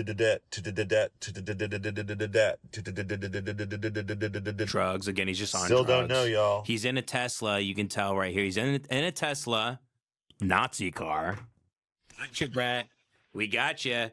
You're in a Tesla. You're a Nazi. And that doesn't look like an Uber. I don't believe that's a front seat. That's a passenger seat. You're in a Tesla, Brett. You're driving a Tesla. You're in traffic. It looks like you're in West Hollywood. We're all onto you. You drive the Nazi car. Still don't know when season. Yeah, the Kyle Mooney cringe anti-comedy shit music. It really stinks. I like Kyle Mooney, but it seems like with each passing year he becomes less talented for some reason. I thought he was like incredibly funny. I don't know what happened to that guy. 5 is coming out. You'll know before me. Do you like my earrings? Do you like my earrings? Do you like my earrings? Do you like my earrings? Is this funny Do to anybody? you like my earrings? Is anybody laughing? You think your family thinks I'm insane? My mom. Piper, no! Tsunami! Somebody's watching me. Dude, I can't. Soaking his. Do you want to tell us why you love her? Oh, that's funny. It's Spanish. What the hell, Brett? What the hell, Brett? But you're a fucking Jew. What the hell? He's like, he's You serious. really make my day. You make me play. Dude, he wakes up and takes pills. He's absolutely waking up and opening a prescription for something. Anything. It probably doesn't matter at this point. As long as it's chalky, you know, of some sort of color, white is fine too. He's taking it. This guy, I imagine you can't step anywhere in his house without cracking an amber bottle. He might live in a CVS pharmacy. You know what's funny about this is me, like I have had so many comedians reach out to me that I haven't talked to in a very long time. Like, here's my experience with Brett. Fuck him. Everybody has a story about him being the biggest cocksucker on planet Earth. Dude. Fuck me, dude. All right. Jesus. You embarrassing fuck. Hi, everyone. Wearing a White Castle beanie. Fuck this shit. I hate this hipster Brooklyn bullshit that he's still rocking. Of like ironically wearing like a working man's beanie. Get it? Because poor people eat at White Castle. You stupid fucking animal. She's no longer. What if I wore a hat representing some that poor people ate? Wouldn't that be funny? Is that funny? Is that funny because I'm better than everybody? He's wearing a shirt with his face on it. I watched a film recently. It's an excellent film. It's called Conclave. It's nominated for awards, as it should be. And there's an incredible speech that Ralph Fiennes gives in that film where he says the greatest sin. So he is having a genuine moment right now. He doesn't have a personality. He's delivering this the way an android would, the way a cyborg would. There's no... There's no charisma. There's no nothing. He shit his soul out of his ass and flushed it down the toilet. He's not a human being anymore. Is certainty. The only sin is certainty, he says. That's interesting, Brad. You haven't wavered on Israel. And I think nowadays more than ever. Wow. That is true. Because the biggest sin is certainty. Because some people out there are certain that I am wrong and they are right, when in fact, I'm the right one. Brett couldn't learn anything. Brett couldn't learn a damn thing. You couldn't teach Brett 2 + 2 at this point. He's fucking his head is shredded. Just put him in a paper shredder at this point. True. Put him in a Vitamix. And I think that is something that everyone really needs to take into their hearts and minds. Because I think it's ultimately what is going to save us. Because in that statement is humility. And he's one of these guys that sits around and he goes, what would save human civilization? And he goes, it's up to me. He has this, like, ironically, he has a messiah complex, even though his people killed him. He has like this, people like this, I've known people like this, they sit around and they actually think of ways to save the world. They think they're smart enough to be like, this is the thing, I think if we did this, I think it's the one thing that will like save humanity. So not only are they like a doomer retard who thinks everything is bad and everything sucks and that the world is ending, they think they're Superman. They got the big S on their chest. They can fly around and they can save the planet. They can save the world from going aflame. And that's what we need. Humility is holiness. Doubt is spiritual. Doubting oneself is a spiritual act. And I'm not talking about destructive doubt. I'm talking about that moment where you ask yourself, what am I doing? Am I all right? Dude, this is so dark. I can't believe we got to this. He's having like an existential crisis. This is insane. Maybe you're not. And there will certainly be points in your life. There have certainly been points, many. So this is what some like boring comedians do. Sometimes they start doing this like, I just want you to know you're not alone. And even I struggle with, even me, genius, millionaire, famous person. Even I too struggle with these thoughts. And yeah, I want to let you know you're not alone. They all do this because they know they're horrible people. They know they're horrible people and they don't really exist. So they have like every 6 months they post something like this. Just want to let everybody know who's struggling with depression out there. You know, I had one of the worst days yesterday. Couldn't get out of bed, blah, blah, blah. I want to let you know. And people are like, thanks, needed to hear this. And they go through the comments. They go, yeah, I actually am a good spiritual. I'm one of the good ones. Yeah, fuck yeah. Points in my life where I'm one of the bad ones, but that makes me one of the good ones because I know I'm one of the and this is a crazy person. This is a crazy person. Filming yourself doing this and uploading it, you're a crazy person. An essential thing to ponder.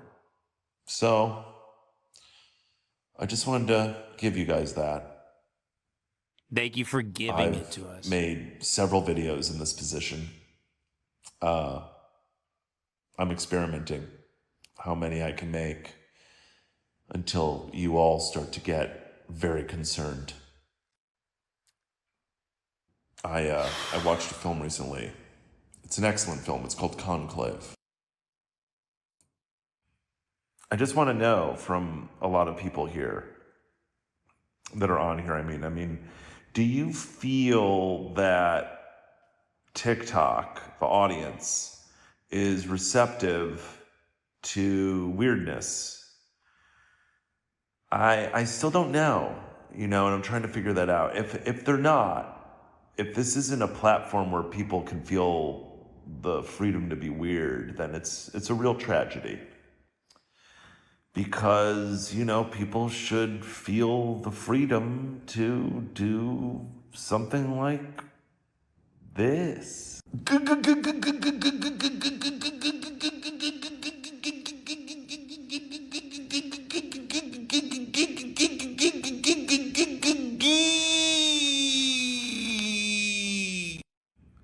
Okay, that was actually kind of funny. I take it back. I love him. He's great. Have you ever looked at someone? Jesus Christ. One thing. if you check out my profile, you've seen that there's going to be like at least 10 posts with me in this position, maybe 20. I'm lazy creating. I can't with him. I'm tapping out. check- I don't even know how far did we make it? What year is it? February. We made it back to February. I'm actually kind of proud of us that we made it this far. Shocked. I'm a bit shocked we even made it that far. I thought I'd get back to maybe March at best. February 12th though. Here it is. So Brett Gelman on TYSO. That's the podcast Take Your Shoes Off with Rick Glassman. Now I know Rick. I don't know if I've ever. Yeah, I've talked to him in person. He's very nice. He's a very nice guy. This is, again, I'm telling you guys, I don't have to do any of the hating here. I have the likes and dislikes. I have the dislike add-on on Chrome or whatever, so I can see dislikes on our own shit without having to go into my thing. Oh, Devin's going to hate these glasses. You kidding me? Let me make sure I'm in frame here. Yeah, let me move here. There we go. Okay. 290 likes, 132 dislikes. I think Rick has a pretty big show. I mean, he has really, really, really big guests, and this one does not seem to be doing well. Couldn't imagine why.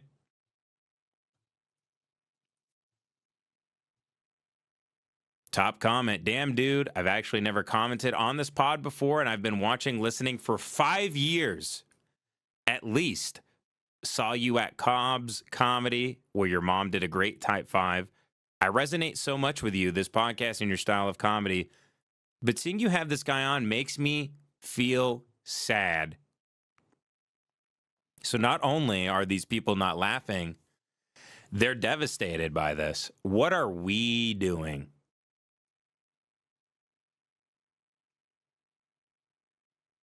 Rick should have paid Tom to animate Brett smelling his own farts. Wow. I mean, once we get into this interview, you'll really see how this whole thing just, I don't even want to ruin it.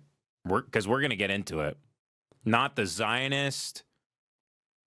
One guy says fun app. That's probably Ari Diane's burner account. Big fan, but yuck. Pew, pew, pew. Arnold Palmer alert. Arnold Palmer. Please, I believe this is one of you. I have seen this guy. This is a funny commenter, FSU Brandon. I've seen you before. You're a funny ass man. Rick Glassman, he's a comedian. He's like a sitcom guy. I think he diagnosed himself with like autism or something.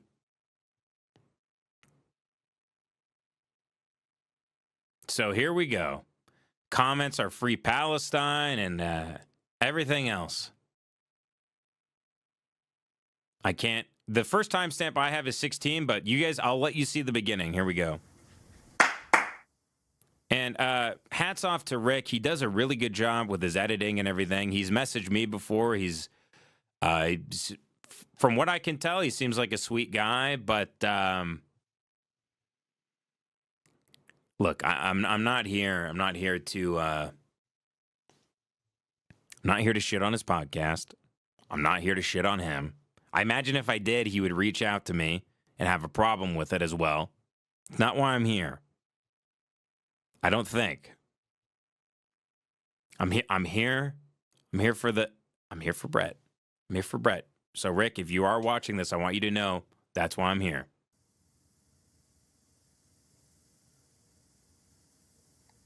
Well, welcome to another episode of Take Your Shoes Off. I'm going back on tour, the Ricky's on the Loose tour, starting in August. Cool, go see Rick. Okay, blah, blah, blah. Years ago, spoke gibberish, and I don't really post my stand-up other than It's Brett. I think I'm here. fake crowd work stuff.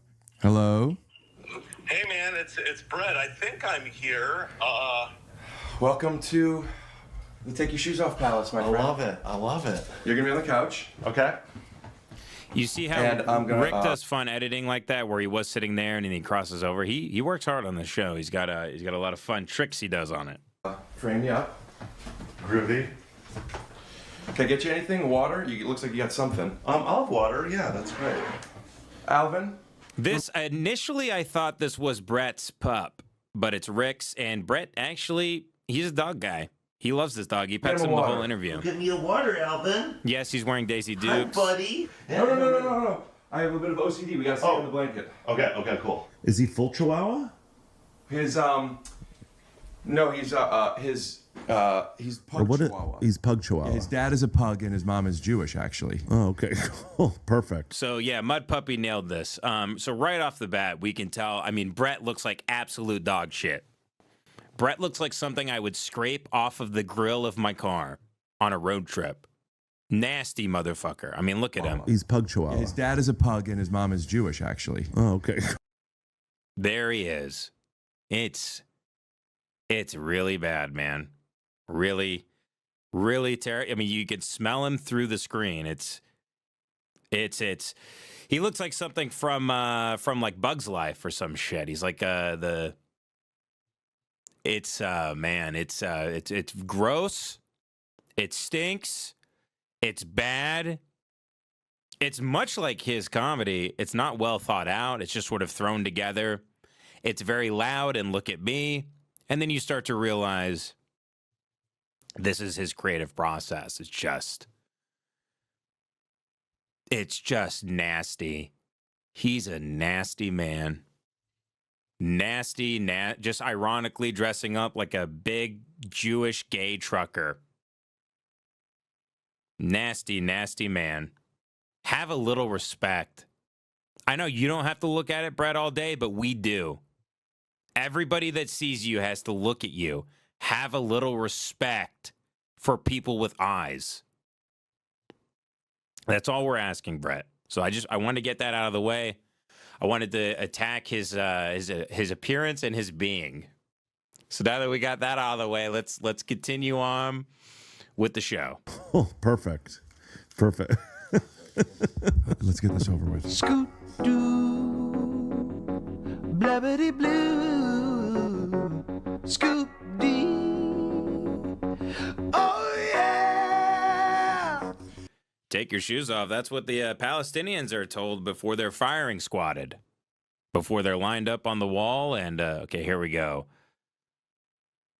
So my first timestamp was 16 minutes. Now, this is interesting because we get into a lot of the stuff that I listen to podcasts for. I don't know about you guys, but I am always dying to hear the process. I love hearing about the process. I can't get enough of that kind of talk. Because I watch these guys and I go, what the hell? When I'm sitting in a comedy club, I go, how the hell did they come up with this stuff? I mean, they ask the person in the front row what they do for a living. I'm so interested. I'm so captivated by that. I'm interested. How did you even come up with that? You ask someone if they're dating. You ask somebody what they do for a living. Holy cow. And then you connected it to a guy over here saying, oh, well, you're a scientist. You should work with this guy who's trying to start his own bagel company but doesn't know how to do it. And you could help him with the...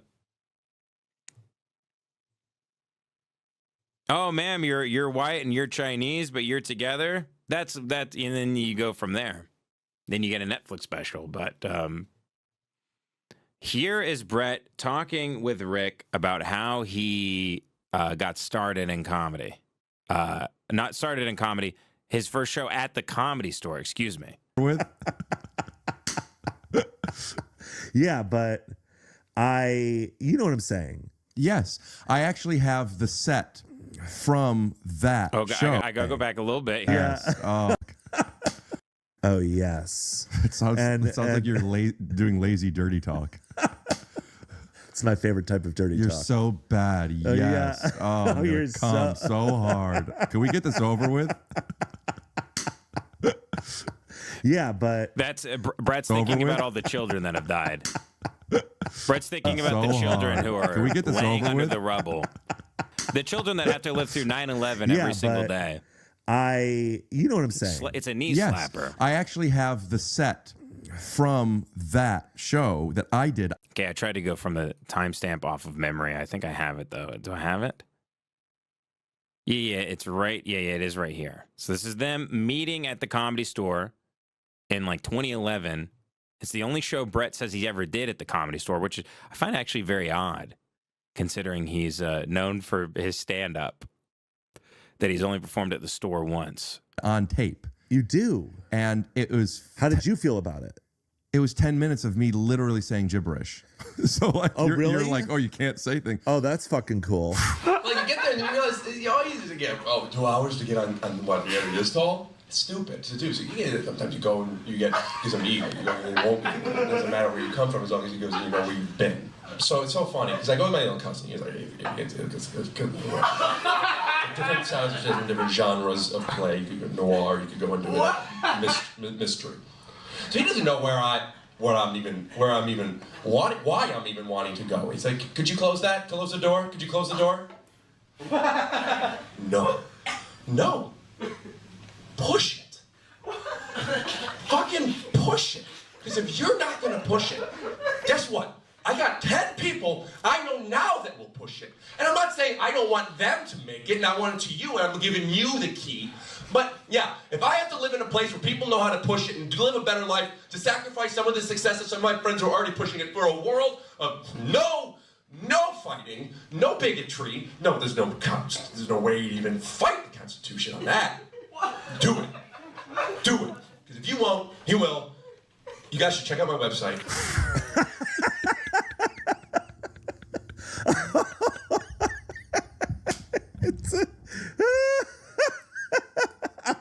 Look, and I didn't want to play that whole clip for you guys, but, you need to understand the context for this conversation. Nobody in the comments is having a good time, but it kind of feels like, and no disrespect, it feels like two guys like farting in each other's mouths and then laughing hysterically about it and smiling. They love it. They can't get enough of this shit. I don't get it. It's not for me, but a lot of things aren't, and that's fine. No disrespect. No disrespect. No disrespect whatsoever. No disrespect. Don't want to be disrespectful. Oh man. I just don't get it, and I just don't get it. Oh my God. I can't critique it because I don't understand it. I do not understand it. But I got over that though, because during the strike I was performing at the Improv a lot. I was doing a lot of sets at the Improv. Which strike? The actor and writer and I was being serious. strike. Wasn't there 2 strikes since then? No, the first one was before that. There was the one in 2010-ish, wasn't there? No, I mean the last one. I mean the last strike. I was performing Fingers at the crossed Improv it's a the lot. last one. I mean, well, the last one that happened. Right. Yeah. When the world and changed. I was, it did change a lot from that. That was, there was a lot of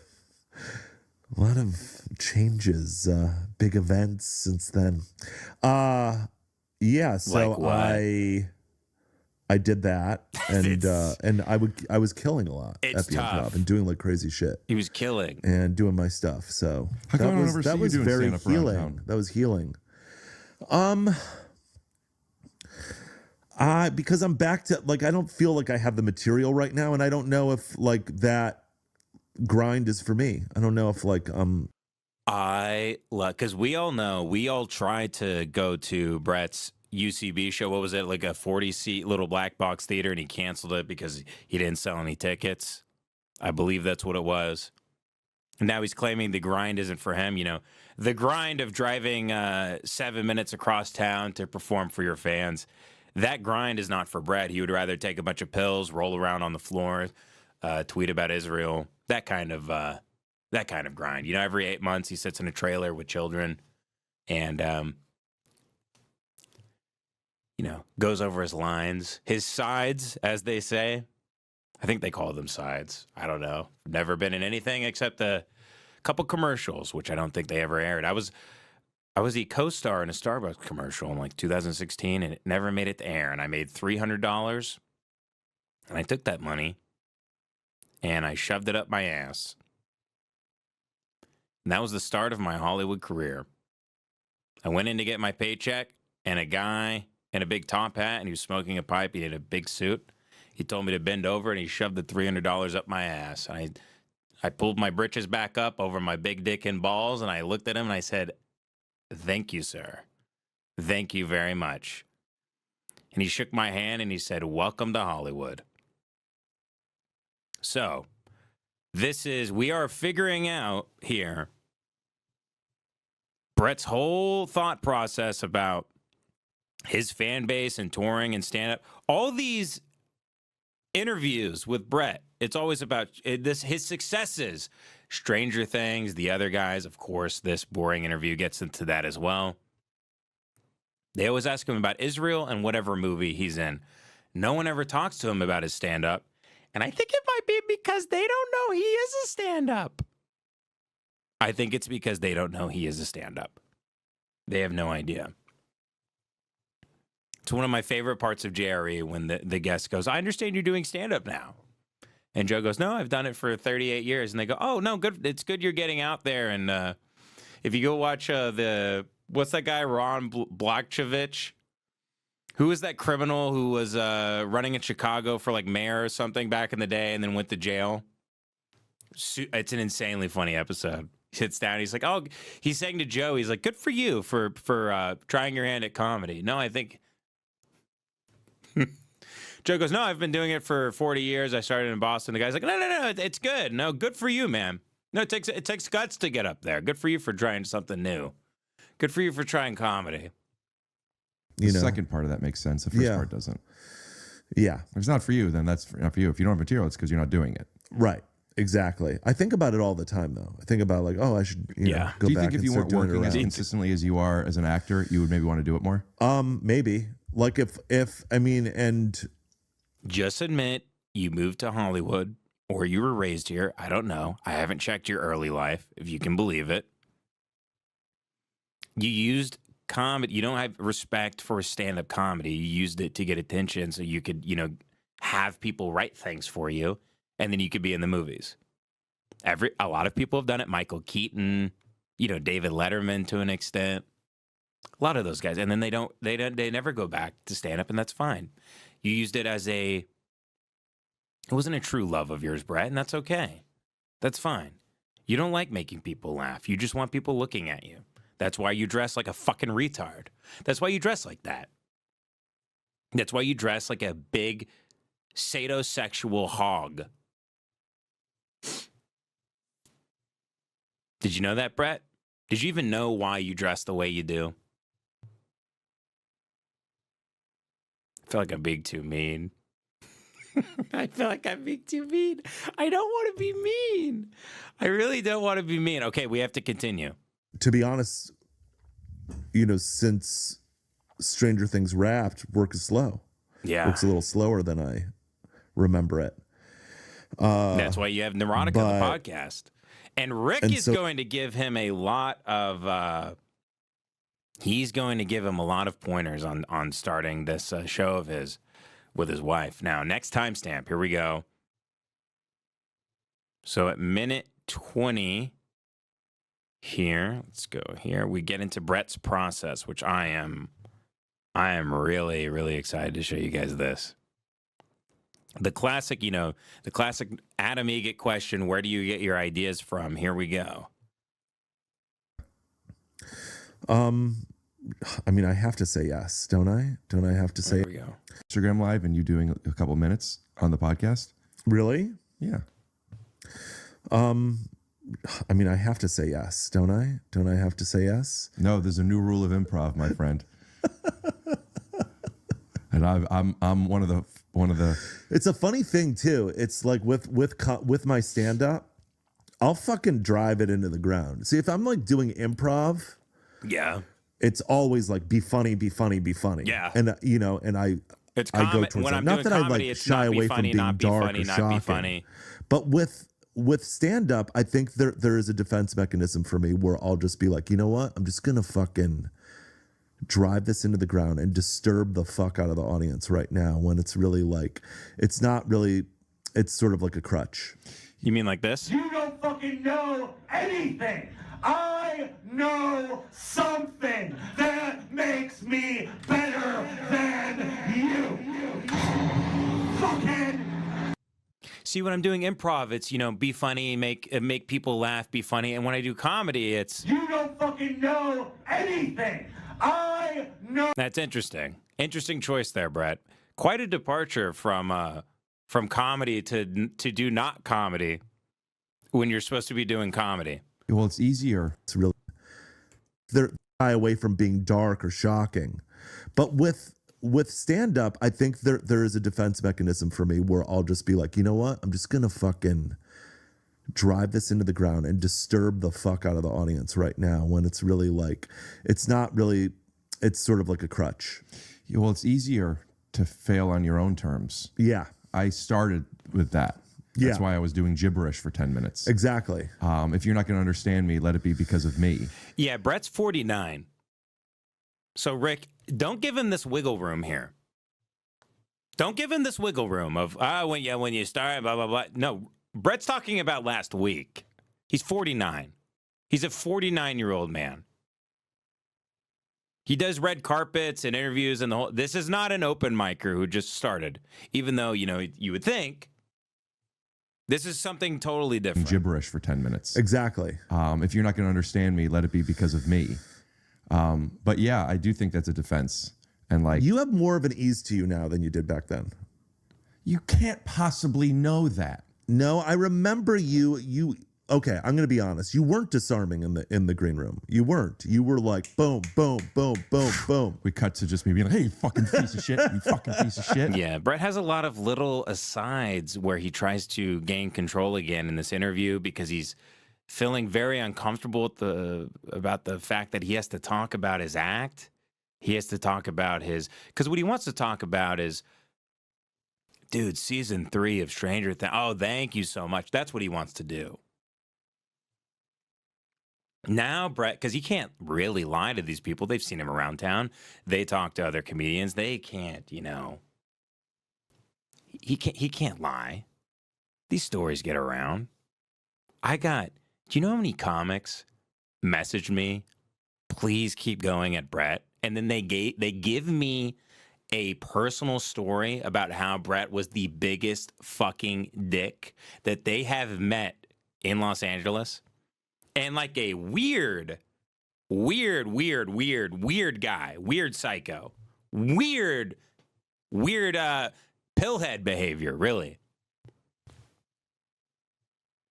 That kind of thing. But again, I don't. Oh, you know what I'm realizing, Jack? Now that Jack is in the chat, welcome, Jack. Welcome, Jack. Thank you for coming to the show this weekend. Hope you're enjoying your hats and hoodies and everything. I'm goth, baby. I'm not gay. I'm goth. That's what this is. I'm bringing goth back. Isn't this shit goth right here? I got the corduroy on and everything. Okay. I'm goth. I'm goth, baby. I think goth may be the next thing I really had to unlock. George Hitler Floyd is still here. Thank you, sir. Great job in the sketch. George Hitler Floyd. Next timestamp here. Let's move it right along. 26:30. This is a good one here. Planes, Trains, and Automobiles remake. What's it called? Wait, what? Are you talking about Due Date? Due Date. That's Zach. Yeah, but you're in it. You're fucking with me, right? Aren't you in it? No. What's the movie that you're in? The Other Guys? Is it The Other Guys where you play, you're the husband and you're just... Yeah, it is that's The Other Gotcha. Guys with Will Ferrell and Mark Wahlberg. Yeah, I knew you were in The Other Guys, but I didn't know that That's was a good part. question. That's a good question. I think Stranger Things. Because like I get recognized in for Stranger Things like in like Italy, in like foreign countries. Oh my God, when you're in Italy? I got married in it. They go, hey, are you that disgusting Zionist pig? Hey, are you that really fat, annoying, sing-song Zionist guy? Hey, aren't you the guy I see on my phone ever so often that I want to break the... I forget I'm on YouTube. We gotta start just doing these shows on a parking lot. Gotta stay on YouTube. Easy, Ben, easy. Easy, boy. I'm like a cowboy and a horse. I'm constantly soothing. Easy boy, and then I'm whipping myself again. It's a balancing act here to stay on the internet. You know, What are you doing in like in Italy? foreign countries. When I travel, I got married in Italy last June. Congratulations. Honeymooned in Italy. Thank you. And you have a podcast with your new bride. Is that correct? I do. What's it called? Neurotica. Neurotica. Here It's we kind go. of like sexual but Jewish. Yeah, exactly. Is that a combination of the two of you, or is that just you? No, it's both. Because Of you're us. very sexual and Jewish. Yeah, no, and so is she. So yeah, it's that. You're It's like sort disgusting. of no boundaries discussions about us and our relationships. A lot of arguments, but they're funny. If you're Jewish, you really think it's funny. And if you're not, I think sometimes Gentiles probably are made to feel uncomfortable because we're just used to arguing. We're more used to Yeah. arguing. I have a friend. That's why people haven't received this podcast very well yet, because Gentiles aren't used to confession. That's why, nobody likes Curb Your Enthusiasm. No one likes Seinfeld. I hate Coen Brothers movies. Nobody likes reality TV when people are yelling at each other back and forth. People hate this stuff. People don't like Mel Brooks movies. Gentiles couldn't possibly understand any of this stuff.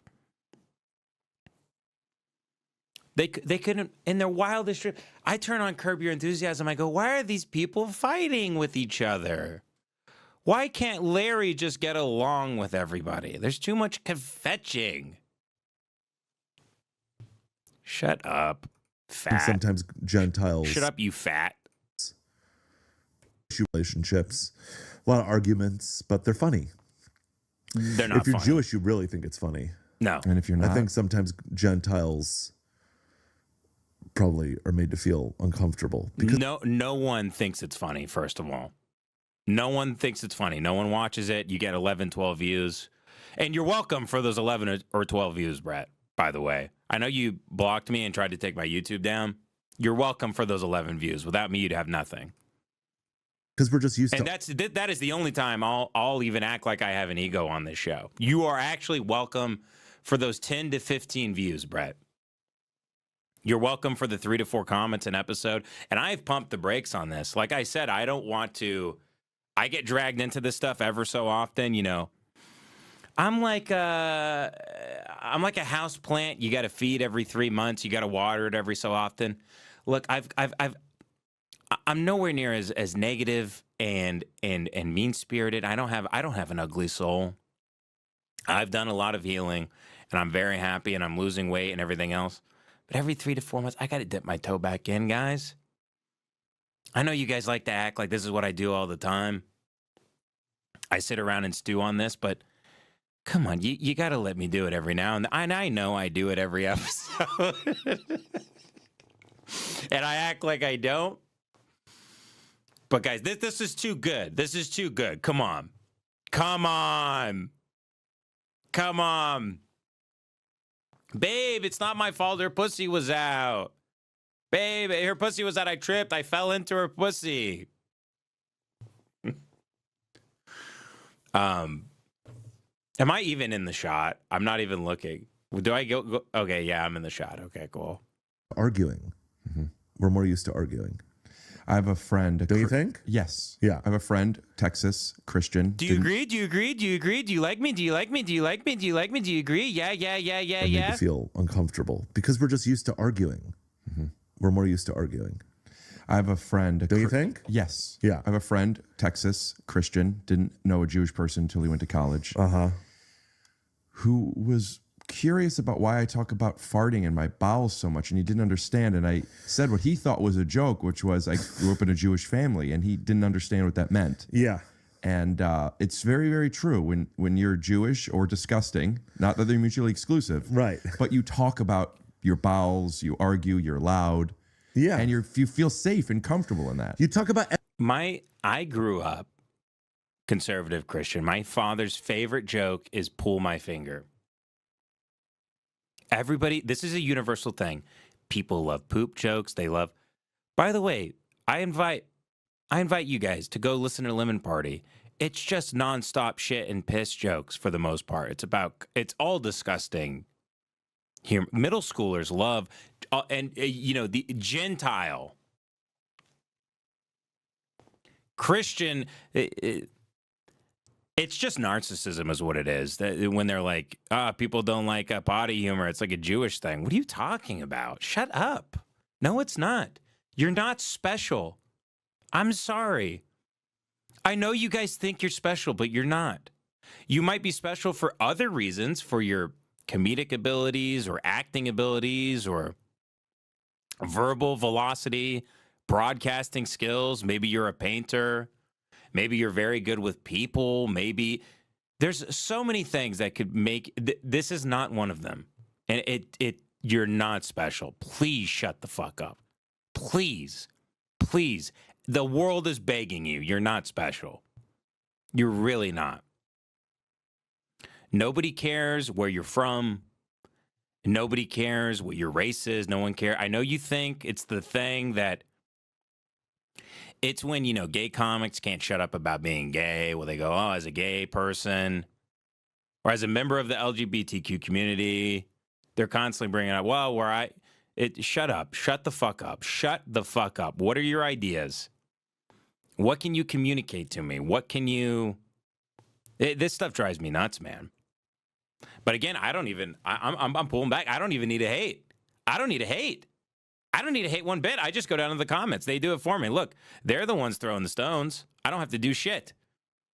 Hundreds and hundreds of comments. Hundreds of them. Hundreds. I can just lay back. Let you guys hang yourselves with the rope. And he didn't understand what that meant. Yeah. And it's very, very true. When you're Jewish or disgusting, not that they're mutually exclusive, right? But you talk about your bowels, you argue, you're loud, and you feel safe and comfortable in that. You talk Have you never been? Do you know what happens in trailer parks? Terry, what the fuck? You didn't flush your fucking shit, you fucking asshole. Go watch like Righteous Gemstones. Are those people not disgusting and loud and? How are these things specific to only Jews? How are you excluding Gentiles from this? I don't understand this, this tunnel vision they have with their own people. And, God bless them. I don't give a fuck.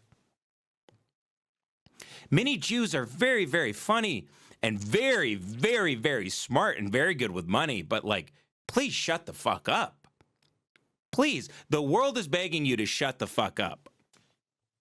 Driving me nuts. Bowels, you argue, you're loud. Yeah. And you feel safe and comfortable in that. You talk about everything when you're Jewish. Go to Buc-ee's. Go to Buc-ee's. People are shitting in the aisles of Buc-ee's while drinking Big Red. I have met many a Christian. I was at, you know what? I was actually at a Thanksgiving.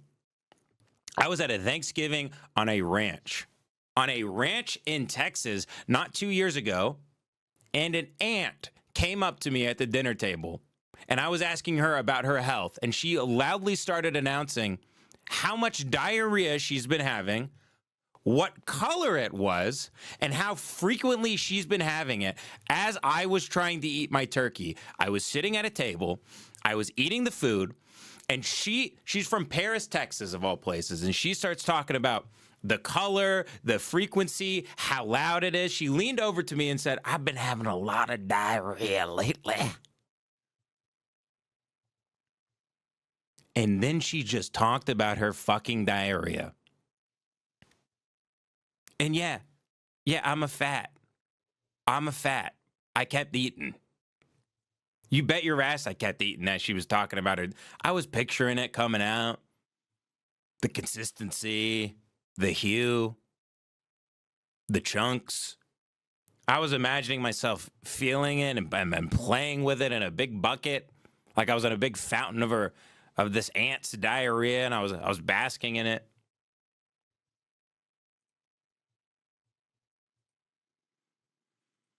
You talk about everything. You have to. You got to get it out. You got to get it out. Yes. Or else it just stays in you. It's how we stay healthy. It's also where, Are you healthy, you fat fuck? Are you healthy, you fat pillhead? Is this what health looks like? Should you be on the cover of Men's Fitness, you big, fat, disgusting fuckhead? You big, fat, disgusting pillhead. This how you stay healthy. Brett, I'll tell you how you stay healthy. How about you stay healthy? You'll stay real healthy when you're on the run, Brett. No, I'm just kidding. We're staying on YouTube. We're having fun. It's all character. It's all goof. Brett, I'll tell you how you can stay in shape. Brett, you want me to tell you how to stay in shape? We're genetically traumatized, so we have to speak it. We have to communicate. Yeah, you're the only people in the world who have trauma and are traumatized, and this is just like it's not even specifically like it's not specific to their people at all. This has nothing to do with their people. These are just narcissists. That's all these people are. These are narcissists who wanted to be famous and they became famous, and this is what that looks like. Have you known people that have wanted to become famous? Well, when they become famous, it's very ugly. And again, no disrespect to this show or to Rick or anything. He seems like a nice guy. He did rig the last March Madness bracket, the Joke World bracket. He does a Joke World March bracket thing. You know, it got rigged and Are You Garbage kicked us out this year, even though we were going to make it to the damn finals. And then the year before that, we were going pretty far. We beat Rogan. And then Rick, like in a span of a few hours, he got like 20,000 votes or something. It was insane. He totally spammed it. He rigged the whole thing. He won the whole thing in a landslide. It was total horseshit. I'm not saying he doesn't have a good podcast or whatever. He works very hard on it, and he seems like a nice guy. But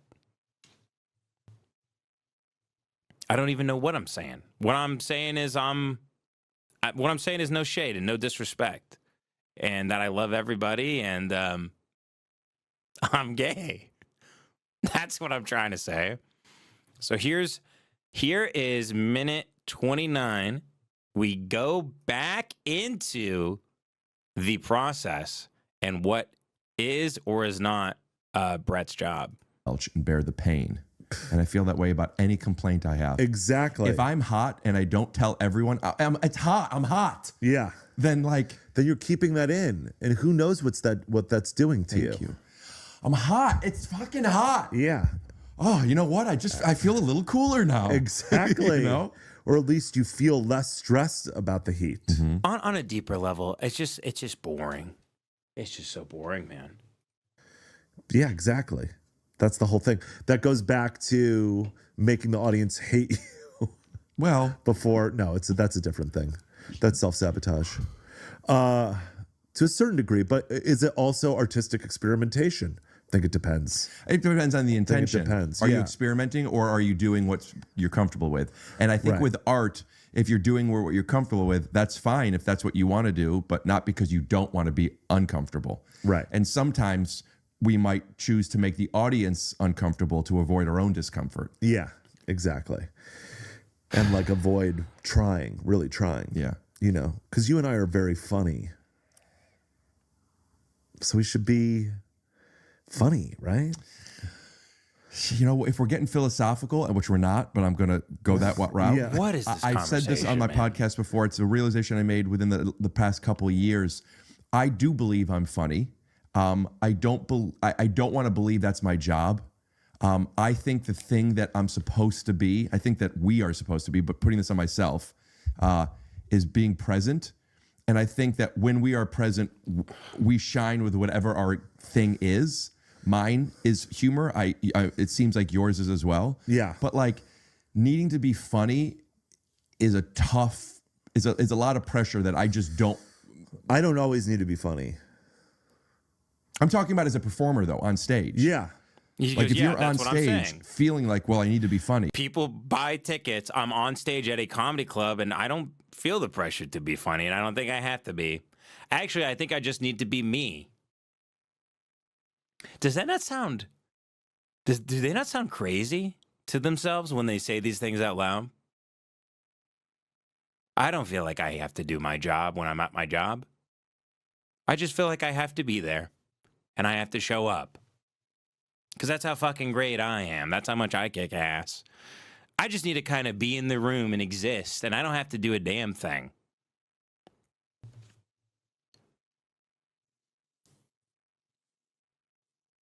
It's the worst conversation.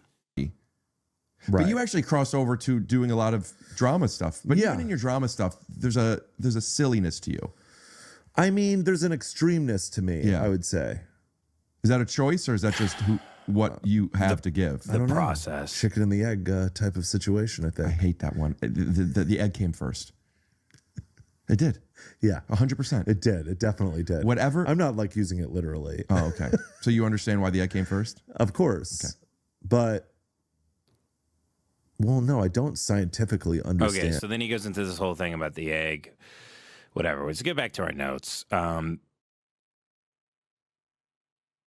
Here we go. We're jumping forward now to minute 38.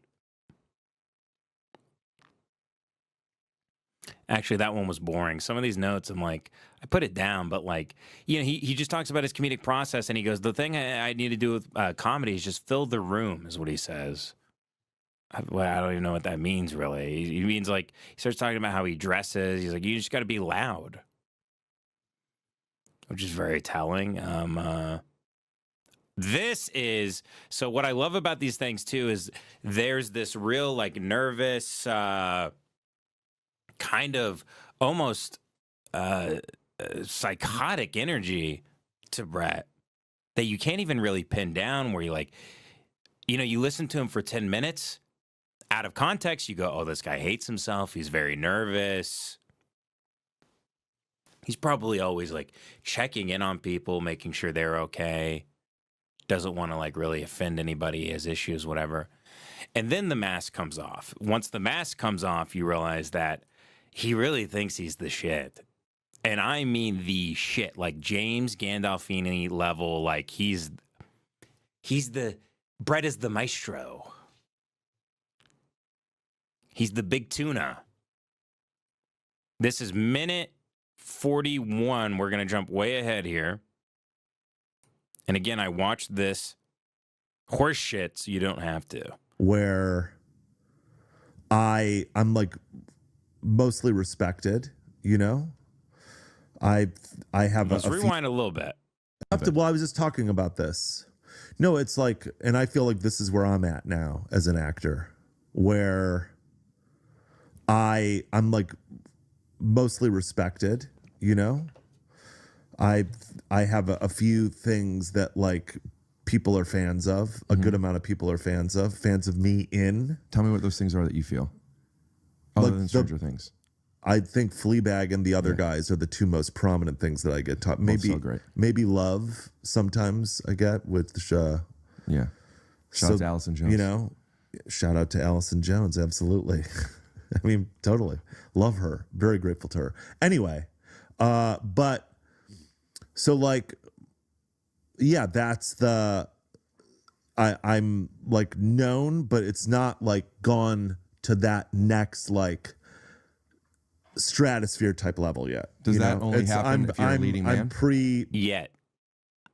Yet. He's not as famous as Drake or Leo or Brad Pitt. Not yet. He's not there yet. That's the first. As soon as I heard that, I go, whoa. Keep listening. Known, but it's not like gone to that next like stratosphere type level yet. Does that only happen if you're a leading man? I'm pre-Breaking Bad, Bryan Cranston. No, I don't think so. I was actually. He's pre-Breaking Bad, Bryan Cranston. I'm going to repeat that again. He's pre-Breaking Bad, Bryan Cranston. Brett Gelman. Arnold Palmer alert. Ladies and gentlemen, one of the greatest to ever do it and one of the greatest shows of all time. Bryan Cranston as Walter White. Arnold Palmer alert. Who wants some Arnie Palmies? I mean, have we seen genius like this since Bach? It's ridiculous. It's truly ridiculous. Talking about Pesci, right? So then they start talking about difference Joe between- Pesci movies, but the Bryan Cranston thing, I was like, "Yep, there it is, there it is. There's the tell." They let the they're very good. They're very good at keeping that. You see, because if they weren't like this fake neurotic thing, they would just be that all the time.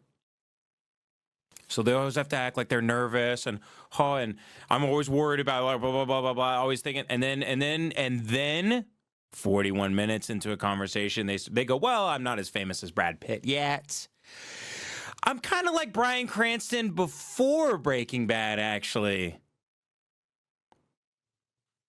I'm this precious gem underneath a bed of dead grass in a field, and one day someone will find me and hold me up into the light, and rainbows will shoot across the world, and everybody will know I'm one of the legends, one of the greats, as they say. I'm going to be in the Madame Tussauds Wax Museum, actually. Have you ever had dinner if you had dinner with someone and they said, I'm Bryan Cranston pre-Breaking Bad, what would you even say? Would you dive across the table with a butter knife? Would you excuse yourself to go to the bathroom and leave? Would you be a good friend and look them in the eye and ask them, what the fuck is wrong with you? I'm like James Gandolfini before The Sopranos. Okay. I'm not friends with you anymore. That's what that means. You know what that means? We're not friends and we're not hanging out anymore, and I do not trust you in the slightest. You're a crazy person. Please get away from me. Here's one pill. If I give you this pill, will you take it and run in the other direction?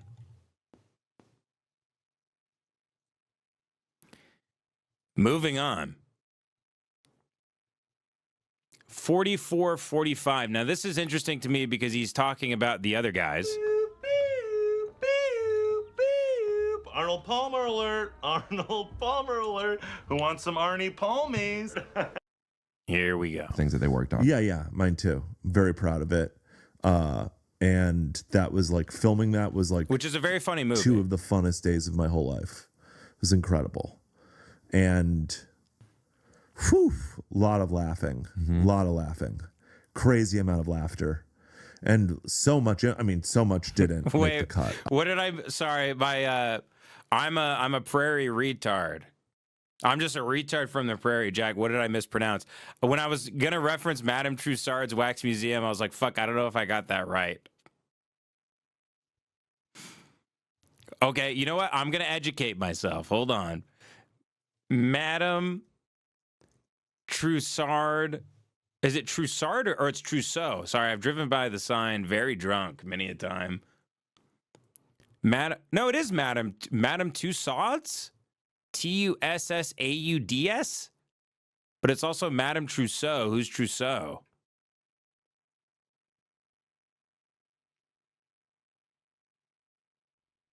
Wait, it says Madame Tussauds is in London. I'm a fucking moron, man. I'm a huge fucking moron.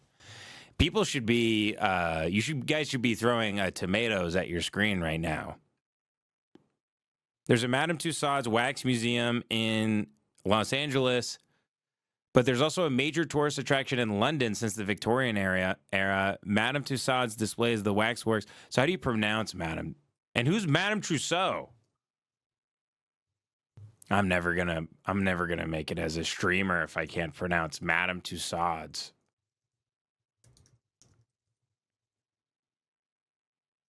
Madame Tussauds. Madame Tussauds. Madame Tussauds. Thank you, Google AI, for helping me not be retarded day by day. Hey, but Jack, I was smart enough to know I mispronounced that. Going into it, I was like, I'm going to take a big swing with this. I'm going to take a real big swing, and I whiffed. Ben Avery fucked me in my ass and gave me AIDS. Whoa. Who was that? Dave Portnoy, get out of here. I'm hanging up. Wait, so I don't know how to say James Gandolfini. So now I'm going to look up how to pronounce James Gandolfini.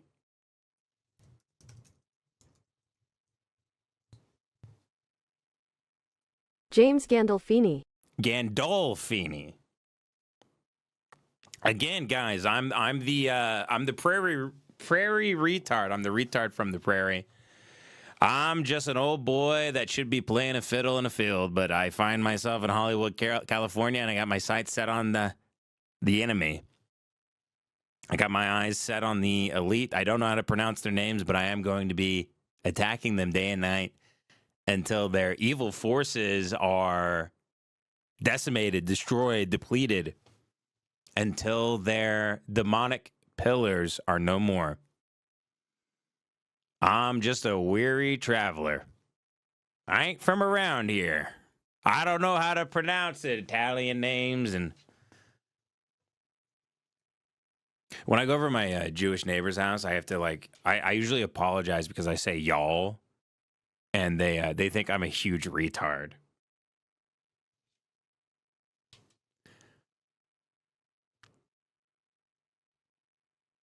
I should stop saying y'all, but I mean, whatever, man. It's my culture. I don't correct them when they say. Okay, here we go. I'm being nice. I'm being nice. It's a joke. Everyone relax. You can make fun of everybody. Everyone calm down. Obviously. And it couldn't have, because it was it was just like, that's how those guys were working, was that you just throw so much against the wall. But really all of it was funny. It was really like you were never He's like talking about the other guys. He's talking about him saying, come back here and fuck my wife. He's talking about that like it was some Oscar-worthy cut and was like, oh, that didn't really work. Like, it was like we were so in sync. It was crazy. It was crazy. But that was the environment that Will and Adam McKay were like constructing there. That you were just like built to succeed. They really were so amazing at making you feel very comfortable. Well, how so? Do you have any specific examples? Something that I could learn? I mean, I went in with like a really crazy choice, you know, and I auditioned with that choice. I mean, what I auditioned with was what a lot of what you saw on screen. I just was like, this character is completely insane. You probably think because of the beard that the hit line, I'm really hairy. Here it is. But I'm not. Shaved. Alan! And very funny. Yeah, I mean, very just funny. Funny. To have to justify as an actor. Funny guy. He's funny. If Adam McKay is writing lines for you and Will Ferrell is assisting, you know, two of the probably funniest guys to ever live. And they give you 800 lines and everything, you know, you can be a pretty funny guy. Funny guy, Brad. Him to just fuck your wife, don't right? go anywhere near a stage. Who was it? Who was it? Will or Mark? But I'm also just like used to. She fucks around on me a lot. Will, because Will was her ex-boyfriend. Right. Yeah, Will was That's how they wound up there. Is that and then Which, how I disrespectful. kind of wanted to fuck Mark. I think. Right. There's definitely some of those undertones there. And do you know Will outside of that movie? Yeah. Very. I mean, okay, so it's just, you know, it's Hollywood talk. Okay. I kind of wanted you guys to see how he sort of talks about his work there. So now we're jumping way forward in this, all the way to minute 57.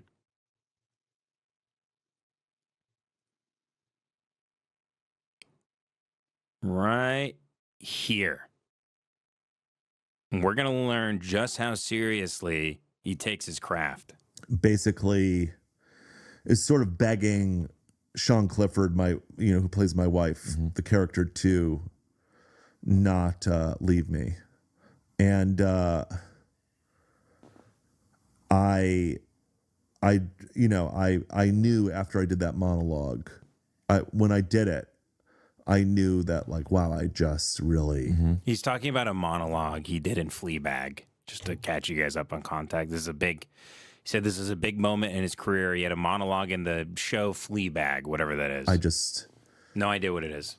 I didn't get scared or anything. You know, a lot of actors, I'm rewriting this huge monologue for you. They freak out. And freak out because you don't have enough time to learn it? Exactly.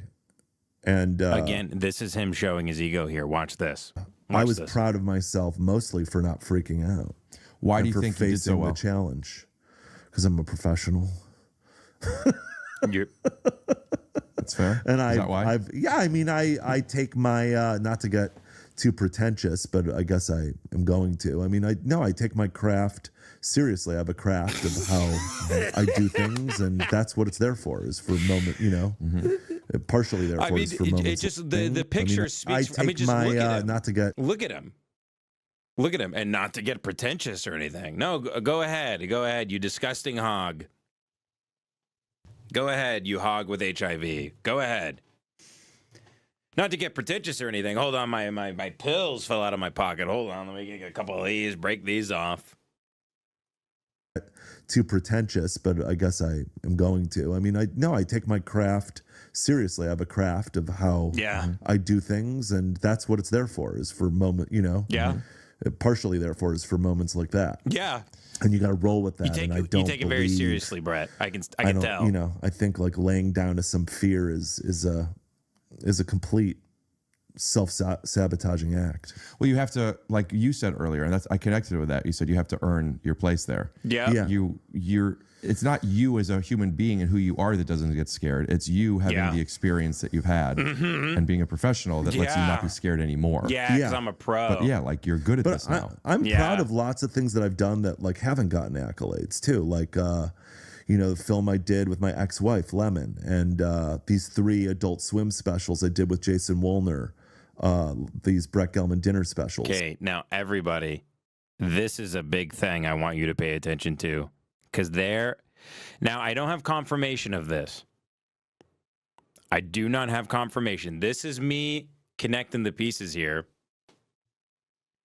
Brett says something that Rick, who is the editor of the show and the host, I believe edits out, but we can't know that until a few minutes from now. So listen very carefully. See if you can see if there is an edit. I don't want to be going insane here and, telling tales out of school. But these are I'm red stringing this. Tell me if I'm way out of line here. Sometimes I'm out of line. Sometimes I'm a little crazy. My friends have to reel me in like a big marlin back on the boat. So if I'm being crazy, let me know. But I'm pretty sure this is fucked. This is fucked. And I reviewed this the way I've looked at like moon landing footage or the Zapruder film. This is some crazy shit. Here we go. That we did. Like those things aren't really that well known. What's the dinner special? The first one was Dinner with Friends with Brett Gelman and Brett Gelman's friends. On Adult Swim. The second one was Dinner with Pity Laugh. Dinner with Family with Brett Gelman and Brett Gelman's family. And the third one was Brett Gelman's Dinner in America. So the first one was like sort of just this thing about me mentally and physically torturing these dinner guests. The second one was this thing about family dysfunction, and the third one was about race. They were dog shit. No offense, Brett. They were dog shit. Where are these? They're on iTunes. You can buy them. I don't think that they didn't make the cut on Max of being streamed. Do you want to do cut? That was a cut. Do comedy and then they get older? Now you think I'm crazy. You think I'm crazy. Look, different arm, right? There's a cut. And now let's let this roll for a minute. And you're going to see why I think there was a cut there. Being streamed. Do you want to do, when people do comedy and then they get older, we're a little bit older now. I'm almost 30. Yeah. And they tend to. Different energy. Really weird. Thanks, Mike. You too, by the way. I forgot to say 30 is great. I just turned 30 2 years ago. Oh, you're 30. Very unfunny bit. I mean, this is what like housewives who are pilled up do. I know Brad has a lot of common with them, but thanks. I just turned 18. That whole like, you never ask a woman at her age. Like everybody has that joke. Everybody's made that joke. It's not even a street joke. This is like a perennial like bad bit that people do. He's doing it. It's his first attempt at a joke, I think, on this whole comedy podcast, and we're at minute 59. So hats off to you for at least, going in the territory of comedy. Me too? Yeah. And then they do this bad bit here where they try to guess each other's age. He tries to guess his age. 31 and a half. I could guess how old you are. I'm really good at this. Okay. Fuck. Well, you're in your late 40s. Okay. And now, based the way you said okay, you didn't tip it to where you're not. I know how old you are now. Okay. I have an idea.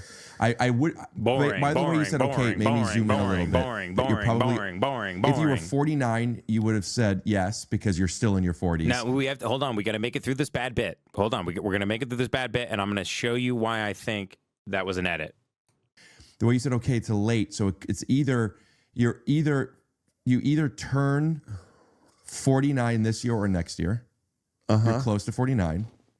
Am I right? You're right. Okay. What's your favorite holiday? I'd say Halloween. Okay. October birthday? Yeah. Yeah. You're going to be 49 this October. Yeah. Thank you. Yeah. Wow. Amazing. Thank you. You could have also looked up my birthday. Brett wasn't present for the holiday question or anything. He's thinking about what he said. I think he told Rick to edit this out. Now here's, again, Brett is going to ask a question referencing something that I believe was edited out. I thought I even missed it. I was like, how did I miss it? And then I went back, watched it many times.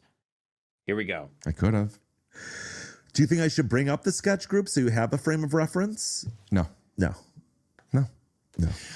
I don't like talking bad about. Do you think I should bring up the sketch groups so you have a frame of reference? Rick shuts it down. No. When he talks about his shows on Adult Swim and why they're not on HBO, he says they didn't make the cut. And then there's a cut right there. There's a splice. And then this is his question 2 minutes later after he's not present at all. I'm very uncomfortable. I could have. Do you think I should bring up the sketch group so you have a frame of reference? No. No. No. No. I don't like talking bad about other people, even if they're white supremacists. Whoa, what? Anybody catch that? Anybody catch that? Watch. That's a good policy. Looked up my birthday. I could have. Do you think I should bring up the sketch group so you have a frame of reference? Sketch groups? No. No. Sketch groups? No. I don't like talking bad about other people, even if they're white supremacists. That's a good policy. Yeah, I mean, like... Because hearsay to me. It is hearsay, and... I believe it very well may be. There's a lot of comedians who say a lot of offensive shit, now.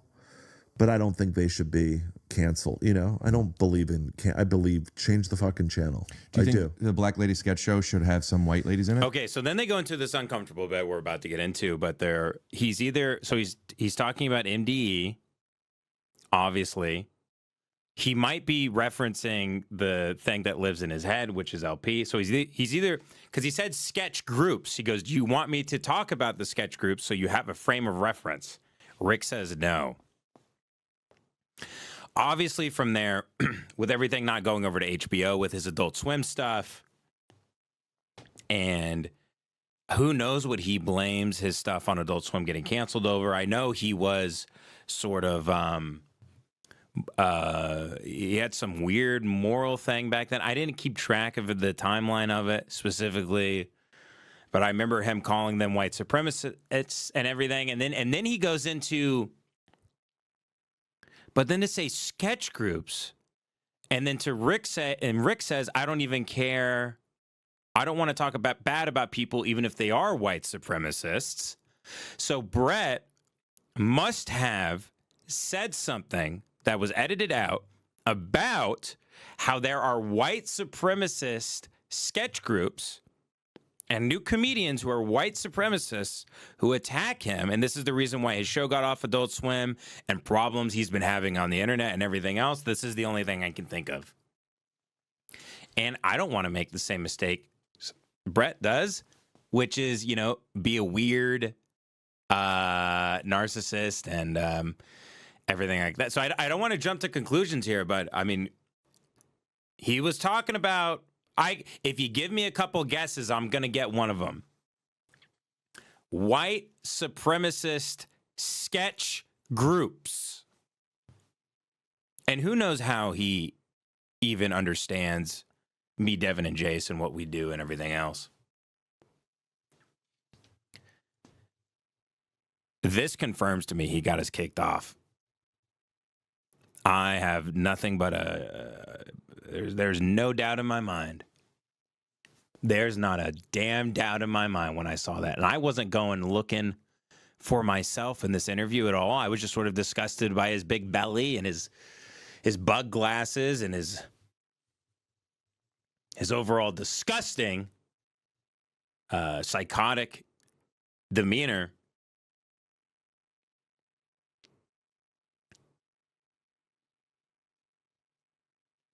Interestingly enough, they then go into this very strange bit about the Black Lady sketch group.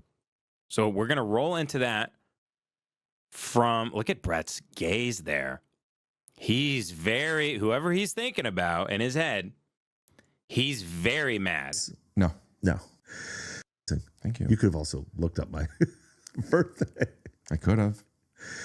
Do you think I should bring up the sketch group so you have a frame of reference? No. No. I don't like talking bad about other people, even if they're white supremacists. That's a good policy. Yeah, I mean, like... Because hearsay to me. It is hearsay, and... I believe it very well may be. There's a lot of comedians who say a lot of offensive shit, now. But I don't think they should be canceled, I don't believe in... I believe change the fucking channel. I do. No, you don't. You absolutely got us ripped off of YouTube. You vile thing. The Black Lady sketch show should have some white ladies in it. No. Weird bit. No. Okay. I don't know. I never Weird saw bit. it. I never saw it. Interesting. I never saw You don't it. think that they're funny? Weird bit. I don't know. I've never seen it. I'm sure they're funny. Oh, yeah. Quinta Bronson. Oh, Quinta. Yeah. Yeah, that was her thing. Yeah. Is she in it? Yeah. Did you like it? Yeah. Okay. Great. I mean, yeah, Quinta's very funny.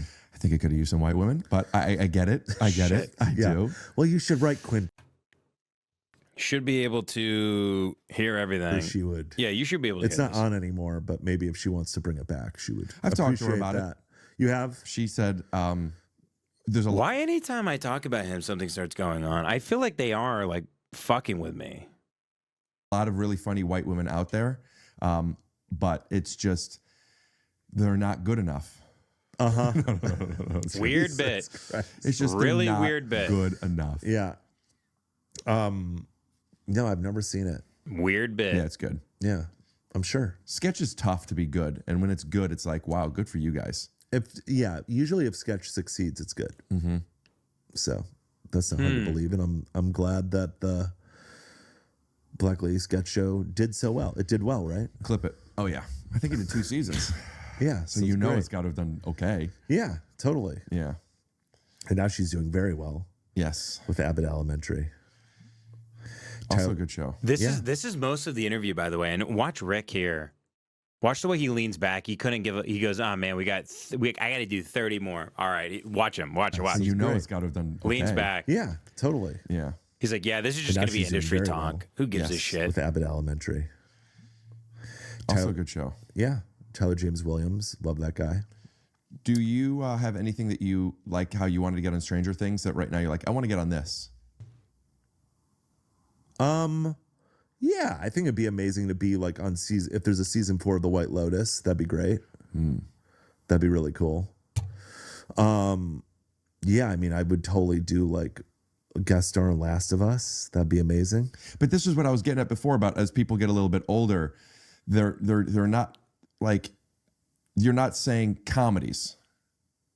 Like people who are funny. If they there don't was a wanna... season 5 of Righteous Gemstones, I would want to be on that. Got it. I would want to be on that.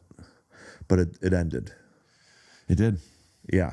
Do you feel that as you get older? Rick's like, I got nothing now, man. I got nothing. You're trying to go to war with some white supremacist sketch groups. I got to edit out now, and I throw you bits, and you just get uncomfortable with the Black Lady sketch show bit, and you're like, I didn't even see it. And you go, but it was great. It was a success. It was a big hit, right? Right? Right? Are any executives listening? The comedy doesn't come as easy because you don't have the same energy. Let's look it up. Let's look it up. Let's look up the Black Lady sketch show.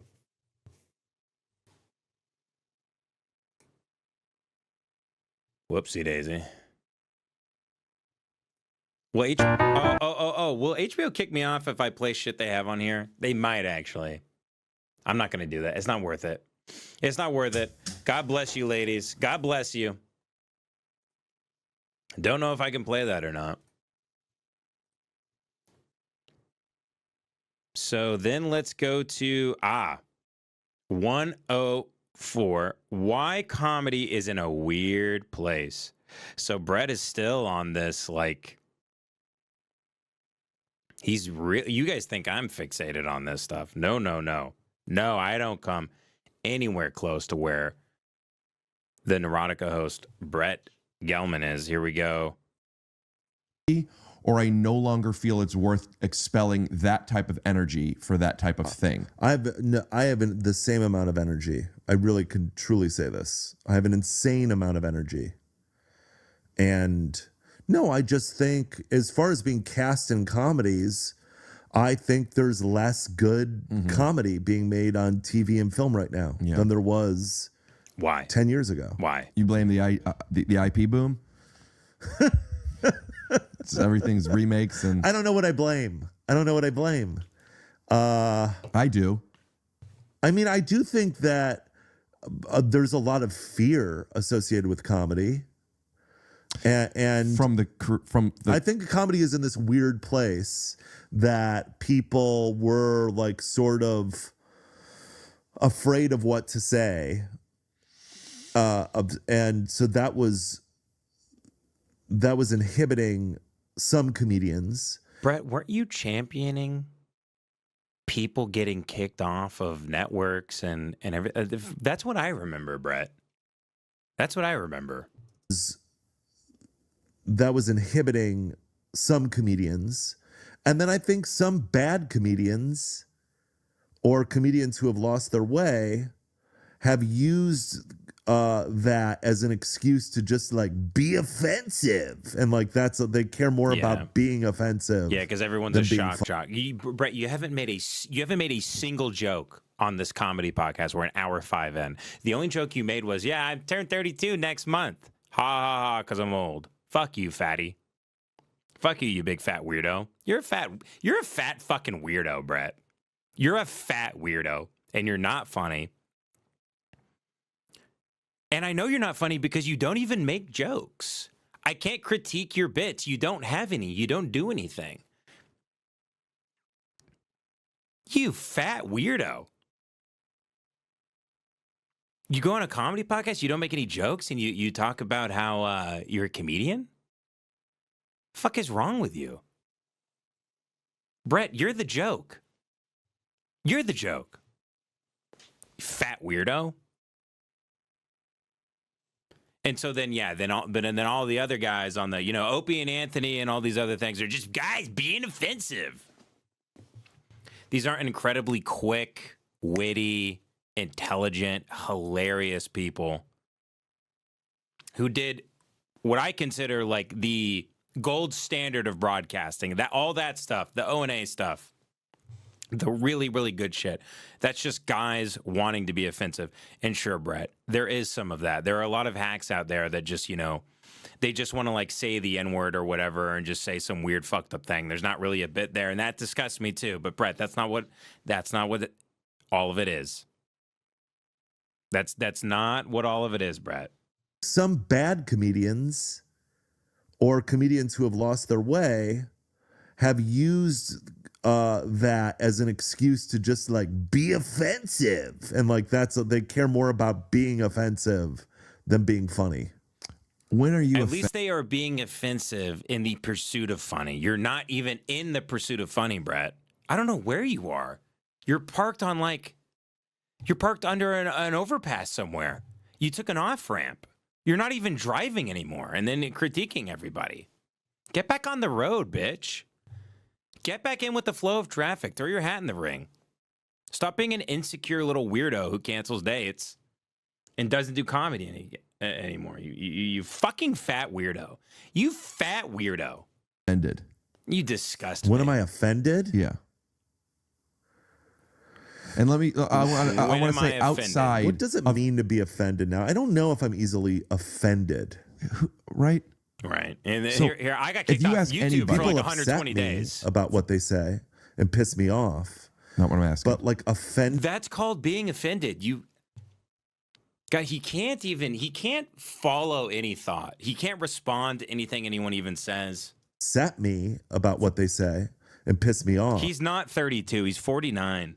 George Hitler Floyd. Try to keep up. If you ask anybody, People upset Come on, George me Hitler Floyd. about what they say. I know you can't and hear piss it, me but- off. Not what I'm asking. But like offended, Right. I'm not like offended. I'm just like, that's fucking dumb. Mm-hmm.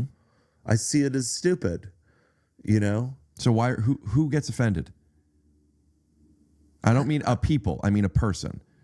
Like what type of person gets offended? If you're in the comments here, I would love to know if you honestly, not you're offended for somebody else or for a bigger cause, but you yourself, I'm like, I feel offended. Because he knows people are going to be mad about the Israel thing, and that's him thinking he's getting out ahead of it, but you're not getting out ahead of it. As soon as they see it, they click, they go, he's a Zionist pig, and they click off, and they downvote it. I mean, look at the downvotes here since we've been watching. I mean, this is awful. This is like 60% of people here are like new, and a lot of people just like things so they can go back to it, so they can remember to hate it later. I'm curious what would have offended you. I don't understand. I do believe, but I don't understand how so many things are so offensive. I don't either. So I don't who's either. scared? The comedians or the artists? Are they scared, or the people that give them the platform? I think it's a fucking mirage. Right. I think both can happen. I think that people listen to the fucking internet too much, and I think it's a bunch of people, you know, who are. So they're about to address me here. Here we go. They're about to address me, and I knew this going into this.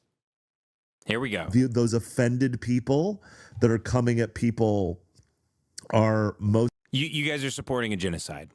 I just want to say that real quick before we continue. Mostly people with nothing better to do, and it's very easy, and it's just very easy to take 2 seconds to say I'm offended by this and not think about it. And I'm offended by the genocide. How much longer do you want me to think about it?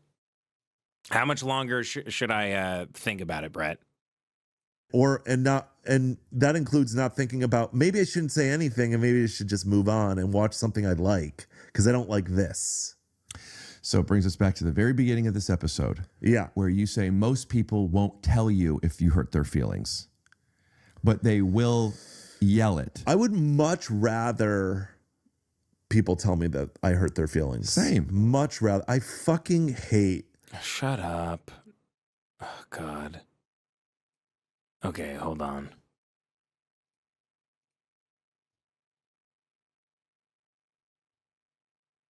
So before we get to, I'm going to skip a couple of these timestamps here. Brett admits he wants to have kids. He wants to be a dad. Good luck. Good luck to those children. And then if we go all the way through here to 121:30, and that's going to roll us into 124. Yeah, here we go. Let's skip way past this dog shit. Okay.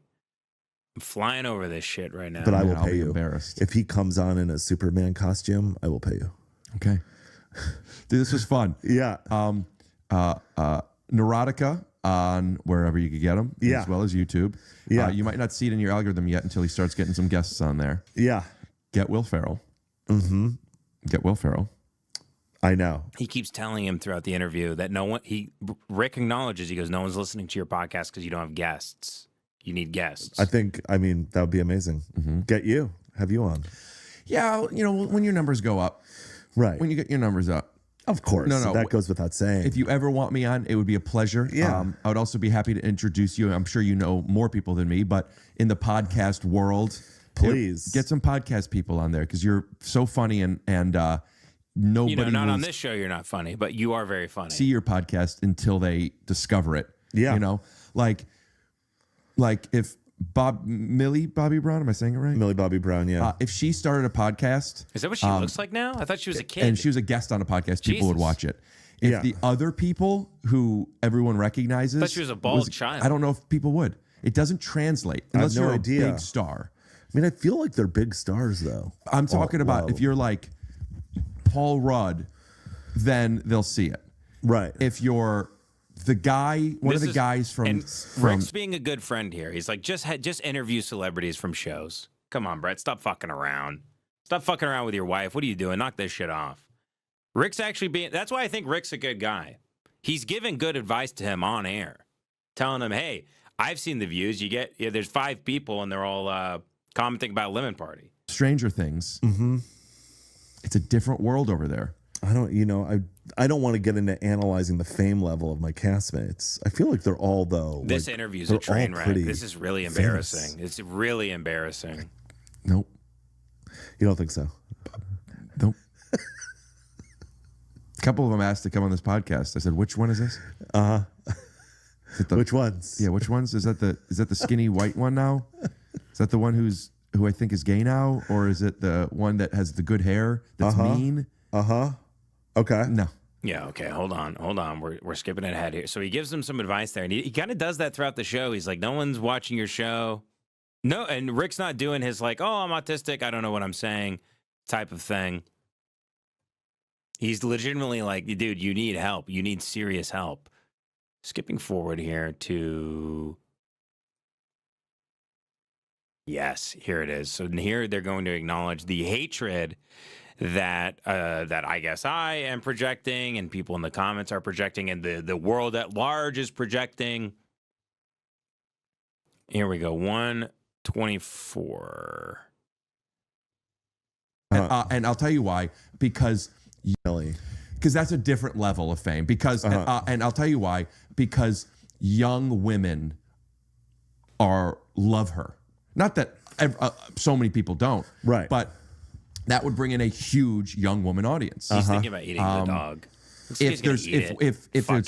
But another thing about young women, they're not huge podcast consumers. Right. They're not.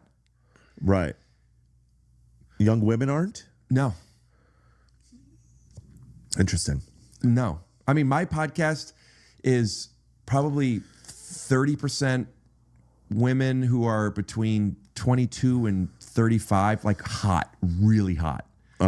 And then there's like 30% like socially awkward, neurodiverse people. And then there's the unfortunate other 40% of podcast consumers, which are just people that just hate women and Jews and watch this just to make fun of me. Okay. Yeah. It's the truth, man. That's your breakdown? Are you serious? Not about the statistics, no, but there are a lot of podcast consumers that are mean people. Oh, yes, of course. No, the internet is a bastion of hate. Absolutely. New media is you are dealing with. Hey, it ain't even new media anymore. No. Now it's media. Everything else is old media. Yeah, no. Yeah. Well, how about all those mean people over there who are blowing up hospitals? How about that? How about all those how about those meanies? How about those bullies? You want to talk about them? And again, I started this saying, I'm not making fun of you, Rick. I'm not making fun of your show. This is just, no one's letting this kind of stuff slide. We're sick of this shit. You can't have on, this Israeli Dr. Robotnik who's, basically rounding up his own, woodland creatures and just hacking away and having at it. No one wants that. No one wants this. No one wants him. No one likes him. Just because suits like him, there's 5 or 6 suits that like him, that put him in the horse shit, doesn't mean we want him on the show. We want him to go away. And we know that because there's 7 or 8. There's not even people hate him so much they don't even hate watch his show. That's when you really know you're hated. When you're really hated. And I'd love to correct Rick on this. Rick, when you're really hated, no one watches your stuff. Holy fuck. There's no engagement anymore on like those Maya Poet people, that lady, Maya Poet on X. People, most things she tweets, it's like 3 retweets, 11 likes. Sometimes she goes viral because people go, oh yeah, I remember this fucktard. I remember this annoying dumb fuck. A lot of the things Ian Miles Chong posts, he gets like 11 retweets and like 100 faves. There's not serious engagement with the things that people like really can't stand. Honestly. Totally. And it is filled with insane hate. But you know why? It's because those people have nothing to do. Are anonymous. Cowards. Yeah, exactly. I'm not anonymous. I'm not anonymous. In fact, I think people post my address sometimes. So I don't know how anonymous I am exactly. If I said, let's get this over with, and your feelings were hurt, you wouldn't tell me. However, if I said, let's get this over with, and you were in the comments, you'd be like, this fucking loser is so mean and rude. Yeah. Totally. Again, they don't take any accountability. I take accountability. I go, oh, I'm too hateful. I need to pull back. Oh, I have been in a weird depressive mood. Oh, I need to be better about this, be better about that. I take responsibility. I take responsibility all the time. No one takes more responsibility than me. I go, fuck, I was wrong. Or, oh, I'm an idiot. I didn't know that. Or, oh, fuck, that's how you pronounce that? I don't know anything. You know, I take accountability. I'm trying to better myself. I don't just go, it's just because they're anonymous and they. It's because, what if I said on this and I was like, if you hate me, it's just because there's a lot of people out there who hate straight white guys, actually. Give a fuck. What does that even mean? Why would you speak that into the universe? Why would you speak into the universe this thing of you, like, you know, being a total perpetual victim, like a helpless victim, and there's nothing you can do? Oh, well, there's just a lot of people out there who hate Jews. Jack Black is beloved. People go to any Jack Black clip. Go to the Minecraft premiere. People love him. They love that fat little gnome. That fat little Jew gnome. He's jumping around and singing. He's awesome. He kicks ass. I watched School of Rock with a smile on my face.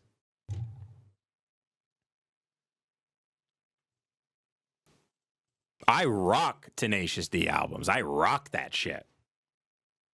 So stop. Stop it. Take some responsibility. Hold yourself accountable. Hold yourself a little accountable, please. Please, for the love of God. That's all anybody's asking in the comments. They're asking you in the comments. They're not attacking you at all. They're saying, please do better. Look, I'll show you. Look at the comments. It's please do better.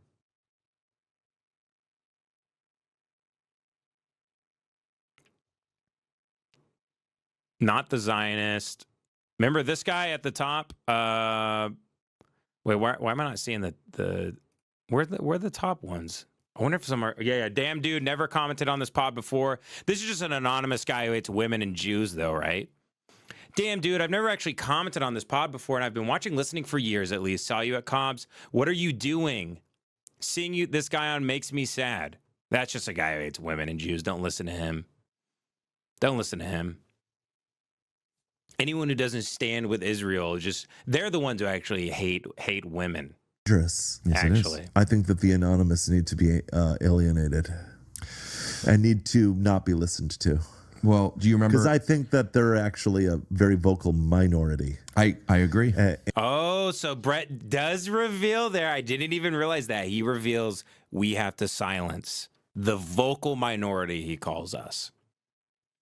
Anybody who has a problem with him needs to be silenced. I put that on a t-shirt. Tattoo that on your wrist. You are the vocal minority. I go to the comments. It seems to be the majority, though. Very, very, very weird. Very strange. Much to think about. And by treating them as the majority, that's why we're getting into the problem. And that's why I asked you to come on this podcast. It's just that's what I want. That's what I want to talk to you about. It's the loud minority. Yeah, you know who we're talking about. Mean people on the internet. Yeah. Yes. Wait, why is that funny? Is it because black people are loud? I don't get why they get to make that joke and then be like, no, but I'm better. I don't mean it the way the other people. So the other people, when they're just trying to be offensive. That's what you said earlier. People on podcasts, when they make jokes like that, they're just trying to be offensive for offensive sake. But when you make it, it's very tongue in cheek, and we all know you're joking. Actually, okay, all right.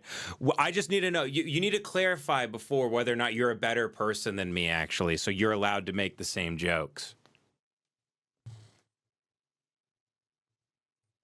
Or exactly. as you refer to them. No, it's an ideology.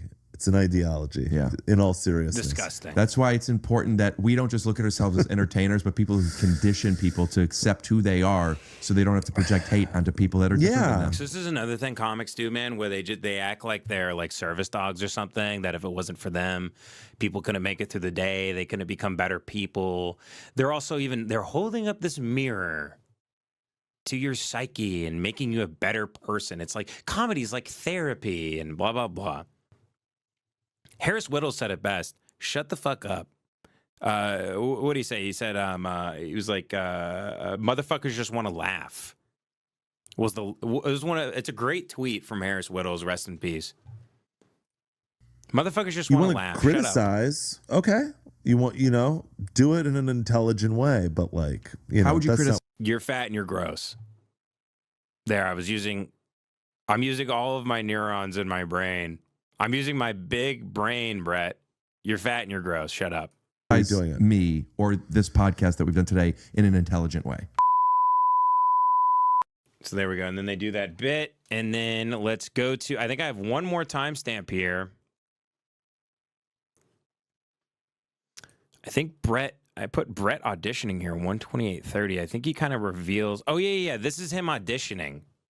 Here, watch this. Watch this. Date yet. Sometime in the year. Oh, looks like we're out of time. Thank you so much for tuning in. I'm going to take a Polaroid picture of you. Theme music. I love it. If you could just give a whole bunch of reaction shots now. So as I'm telling that story, I didn't know. So Brett is immediately like deer in headlights, like, oh, I'm auditioning now. Rick's directing me in this comedic bit and what I need to do. And that's when he goes, oh, someone's finally giving me direction. I can be funny. Watch. Action shots now. So as I'm telling that story, I didn't notice those reactions. So the pace stayed exactly what it was. But just give a whole bunch of, or whatever. Yeah. Okay. Big that I should have. Thank you. He's doing his comedy in an intelligent way. Could you give me some in the context of engaged in the story? Like, I am engaged. Your story's making me come. What's more engaging than that? Wow. You never know what he's going to pull out of his bag of tricks. So that's that segment. We're moving on. My chain. My chain. My chain. My chain. Don't you like my chain?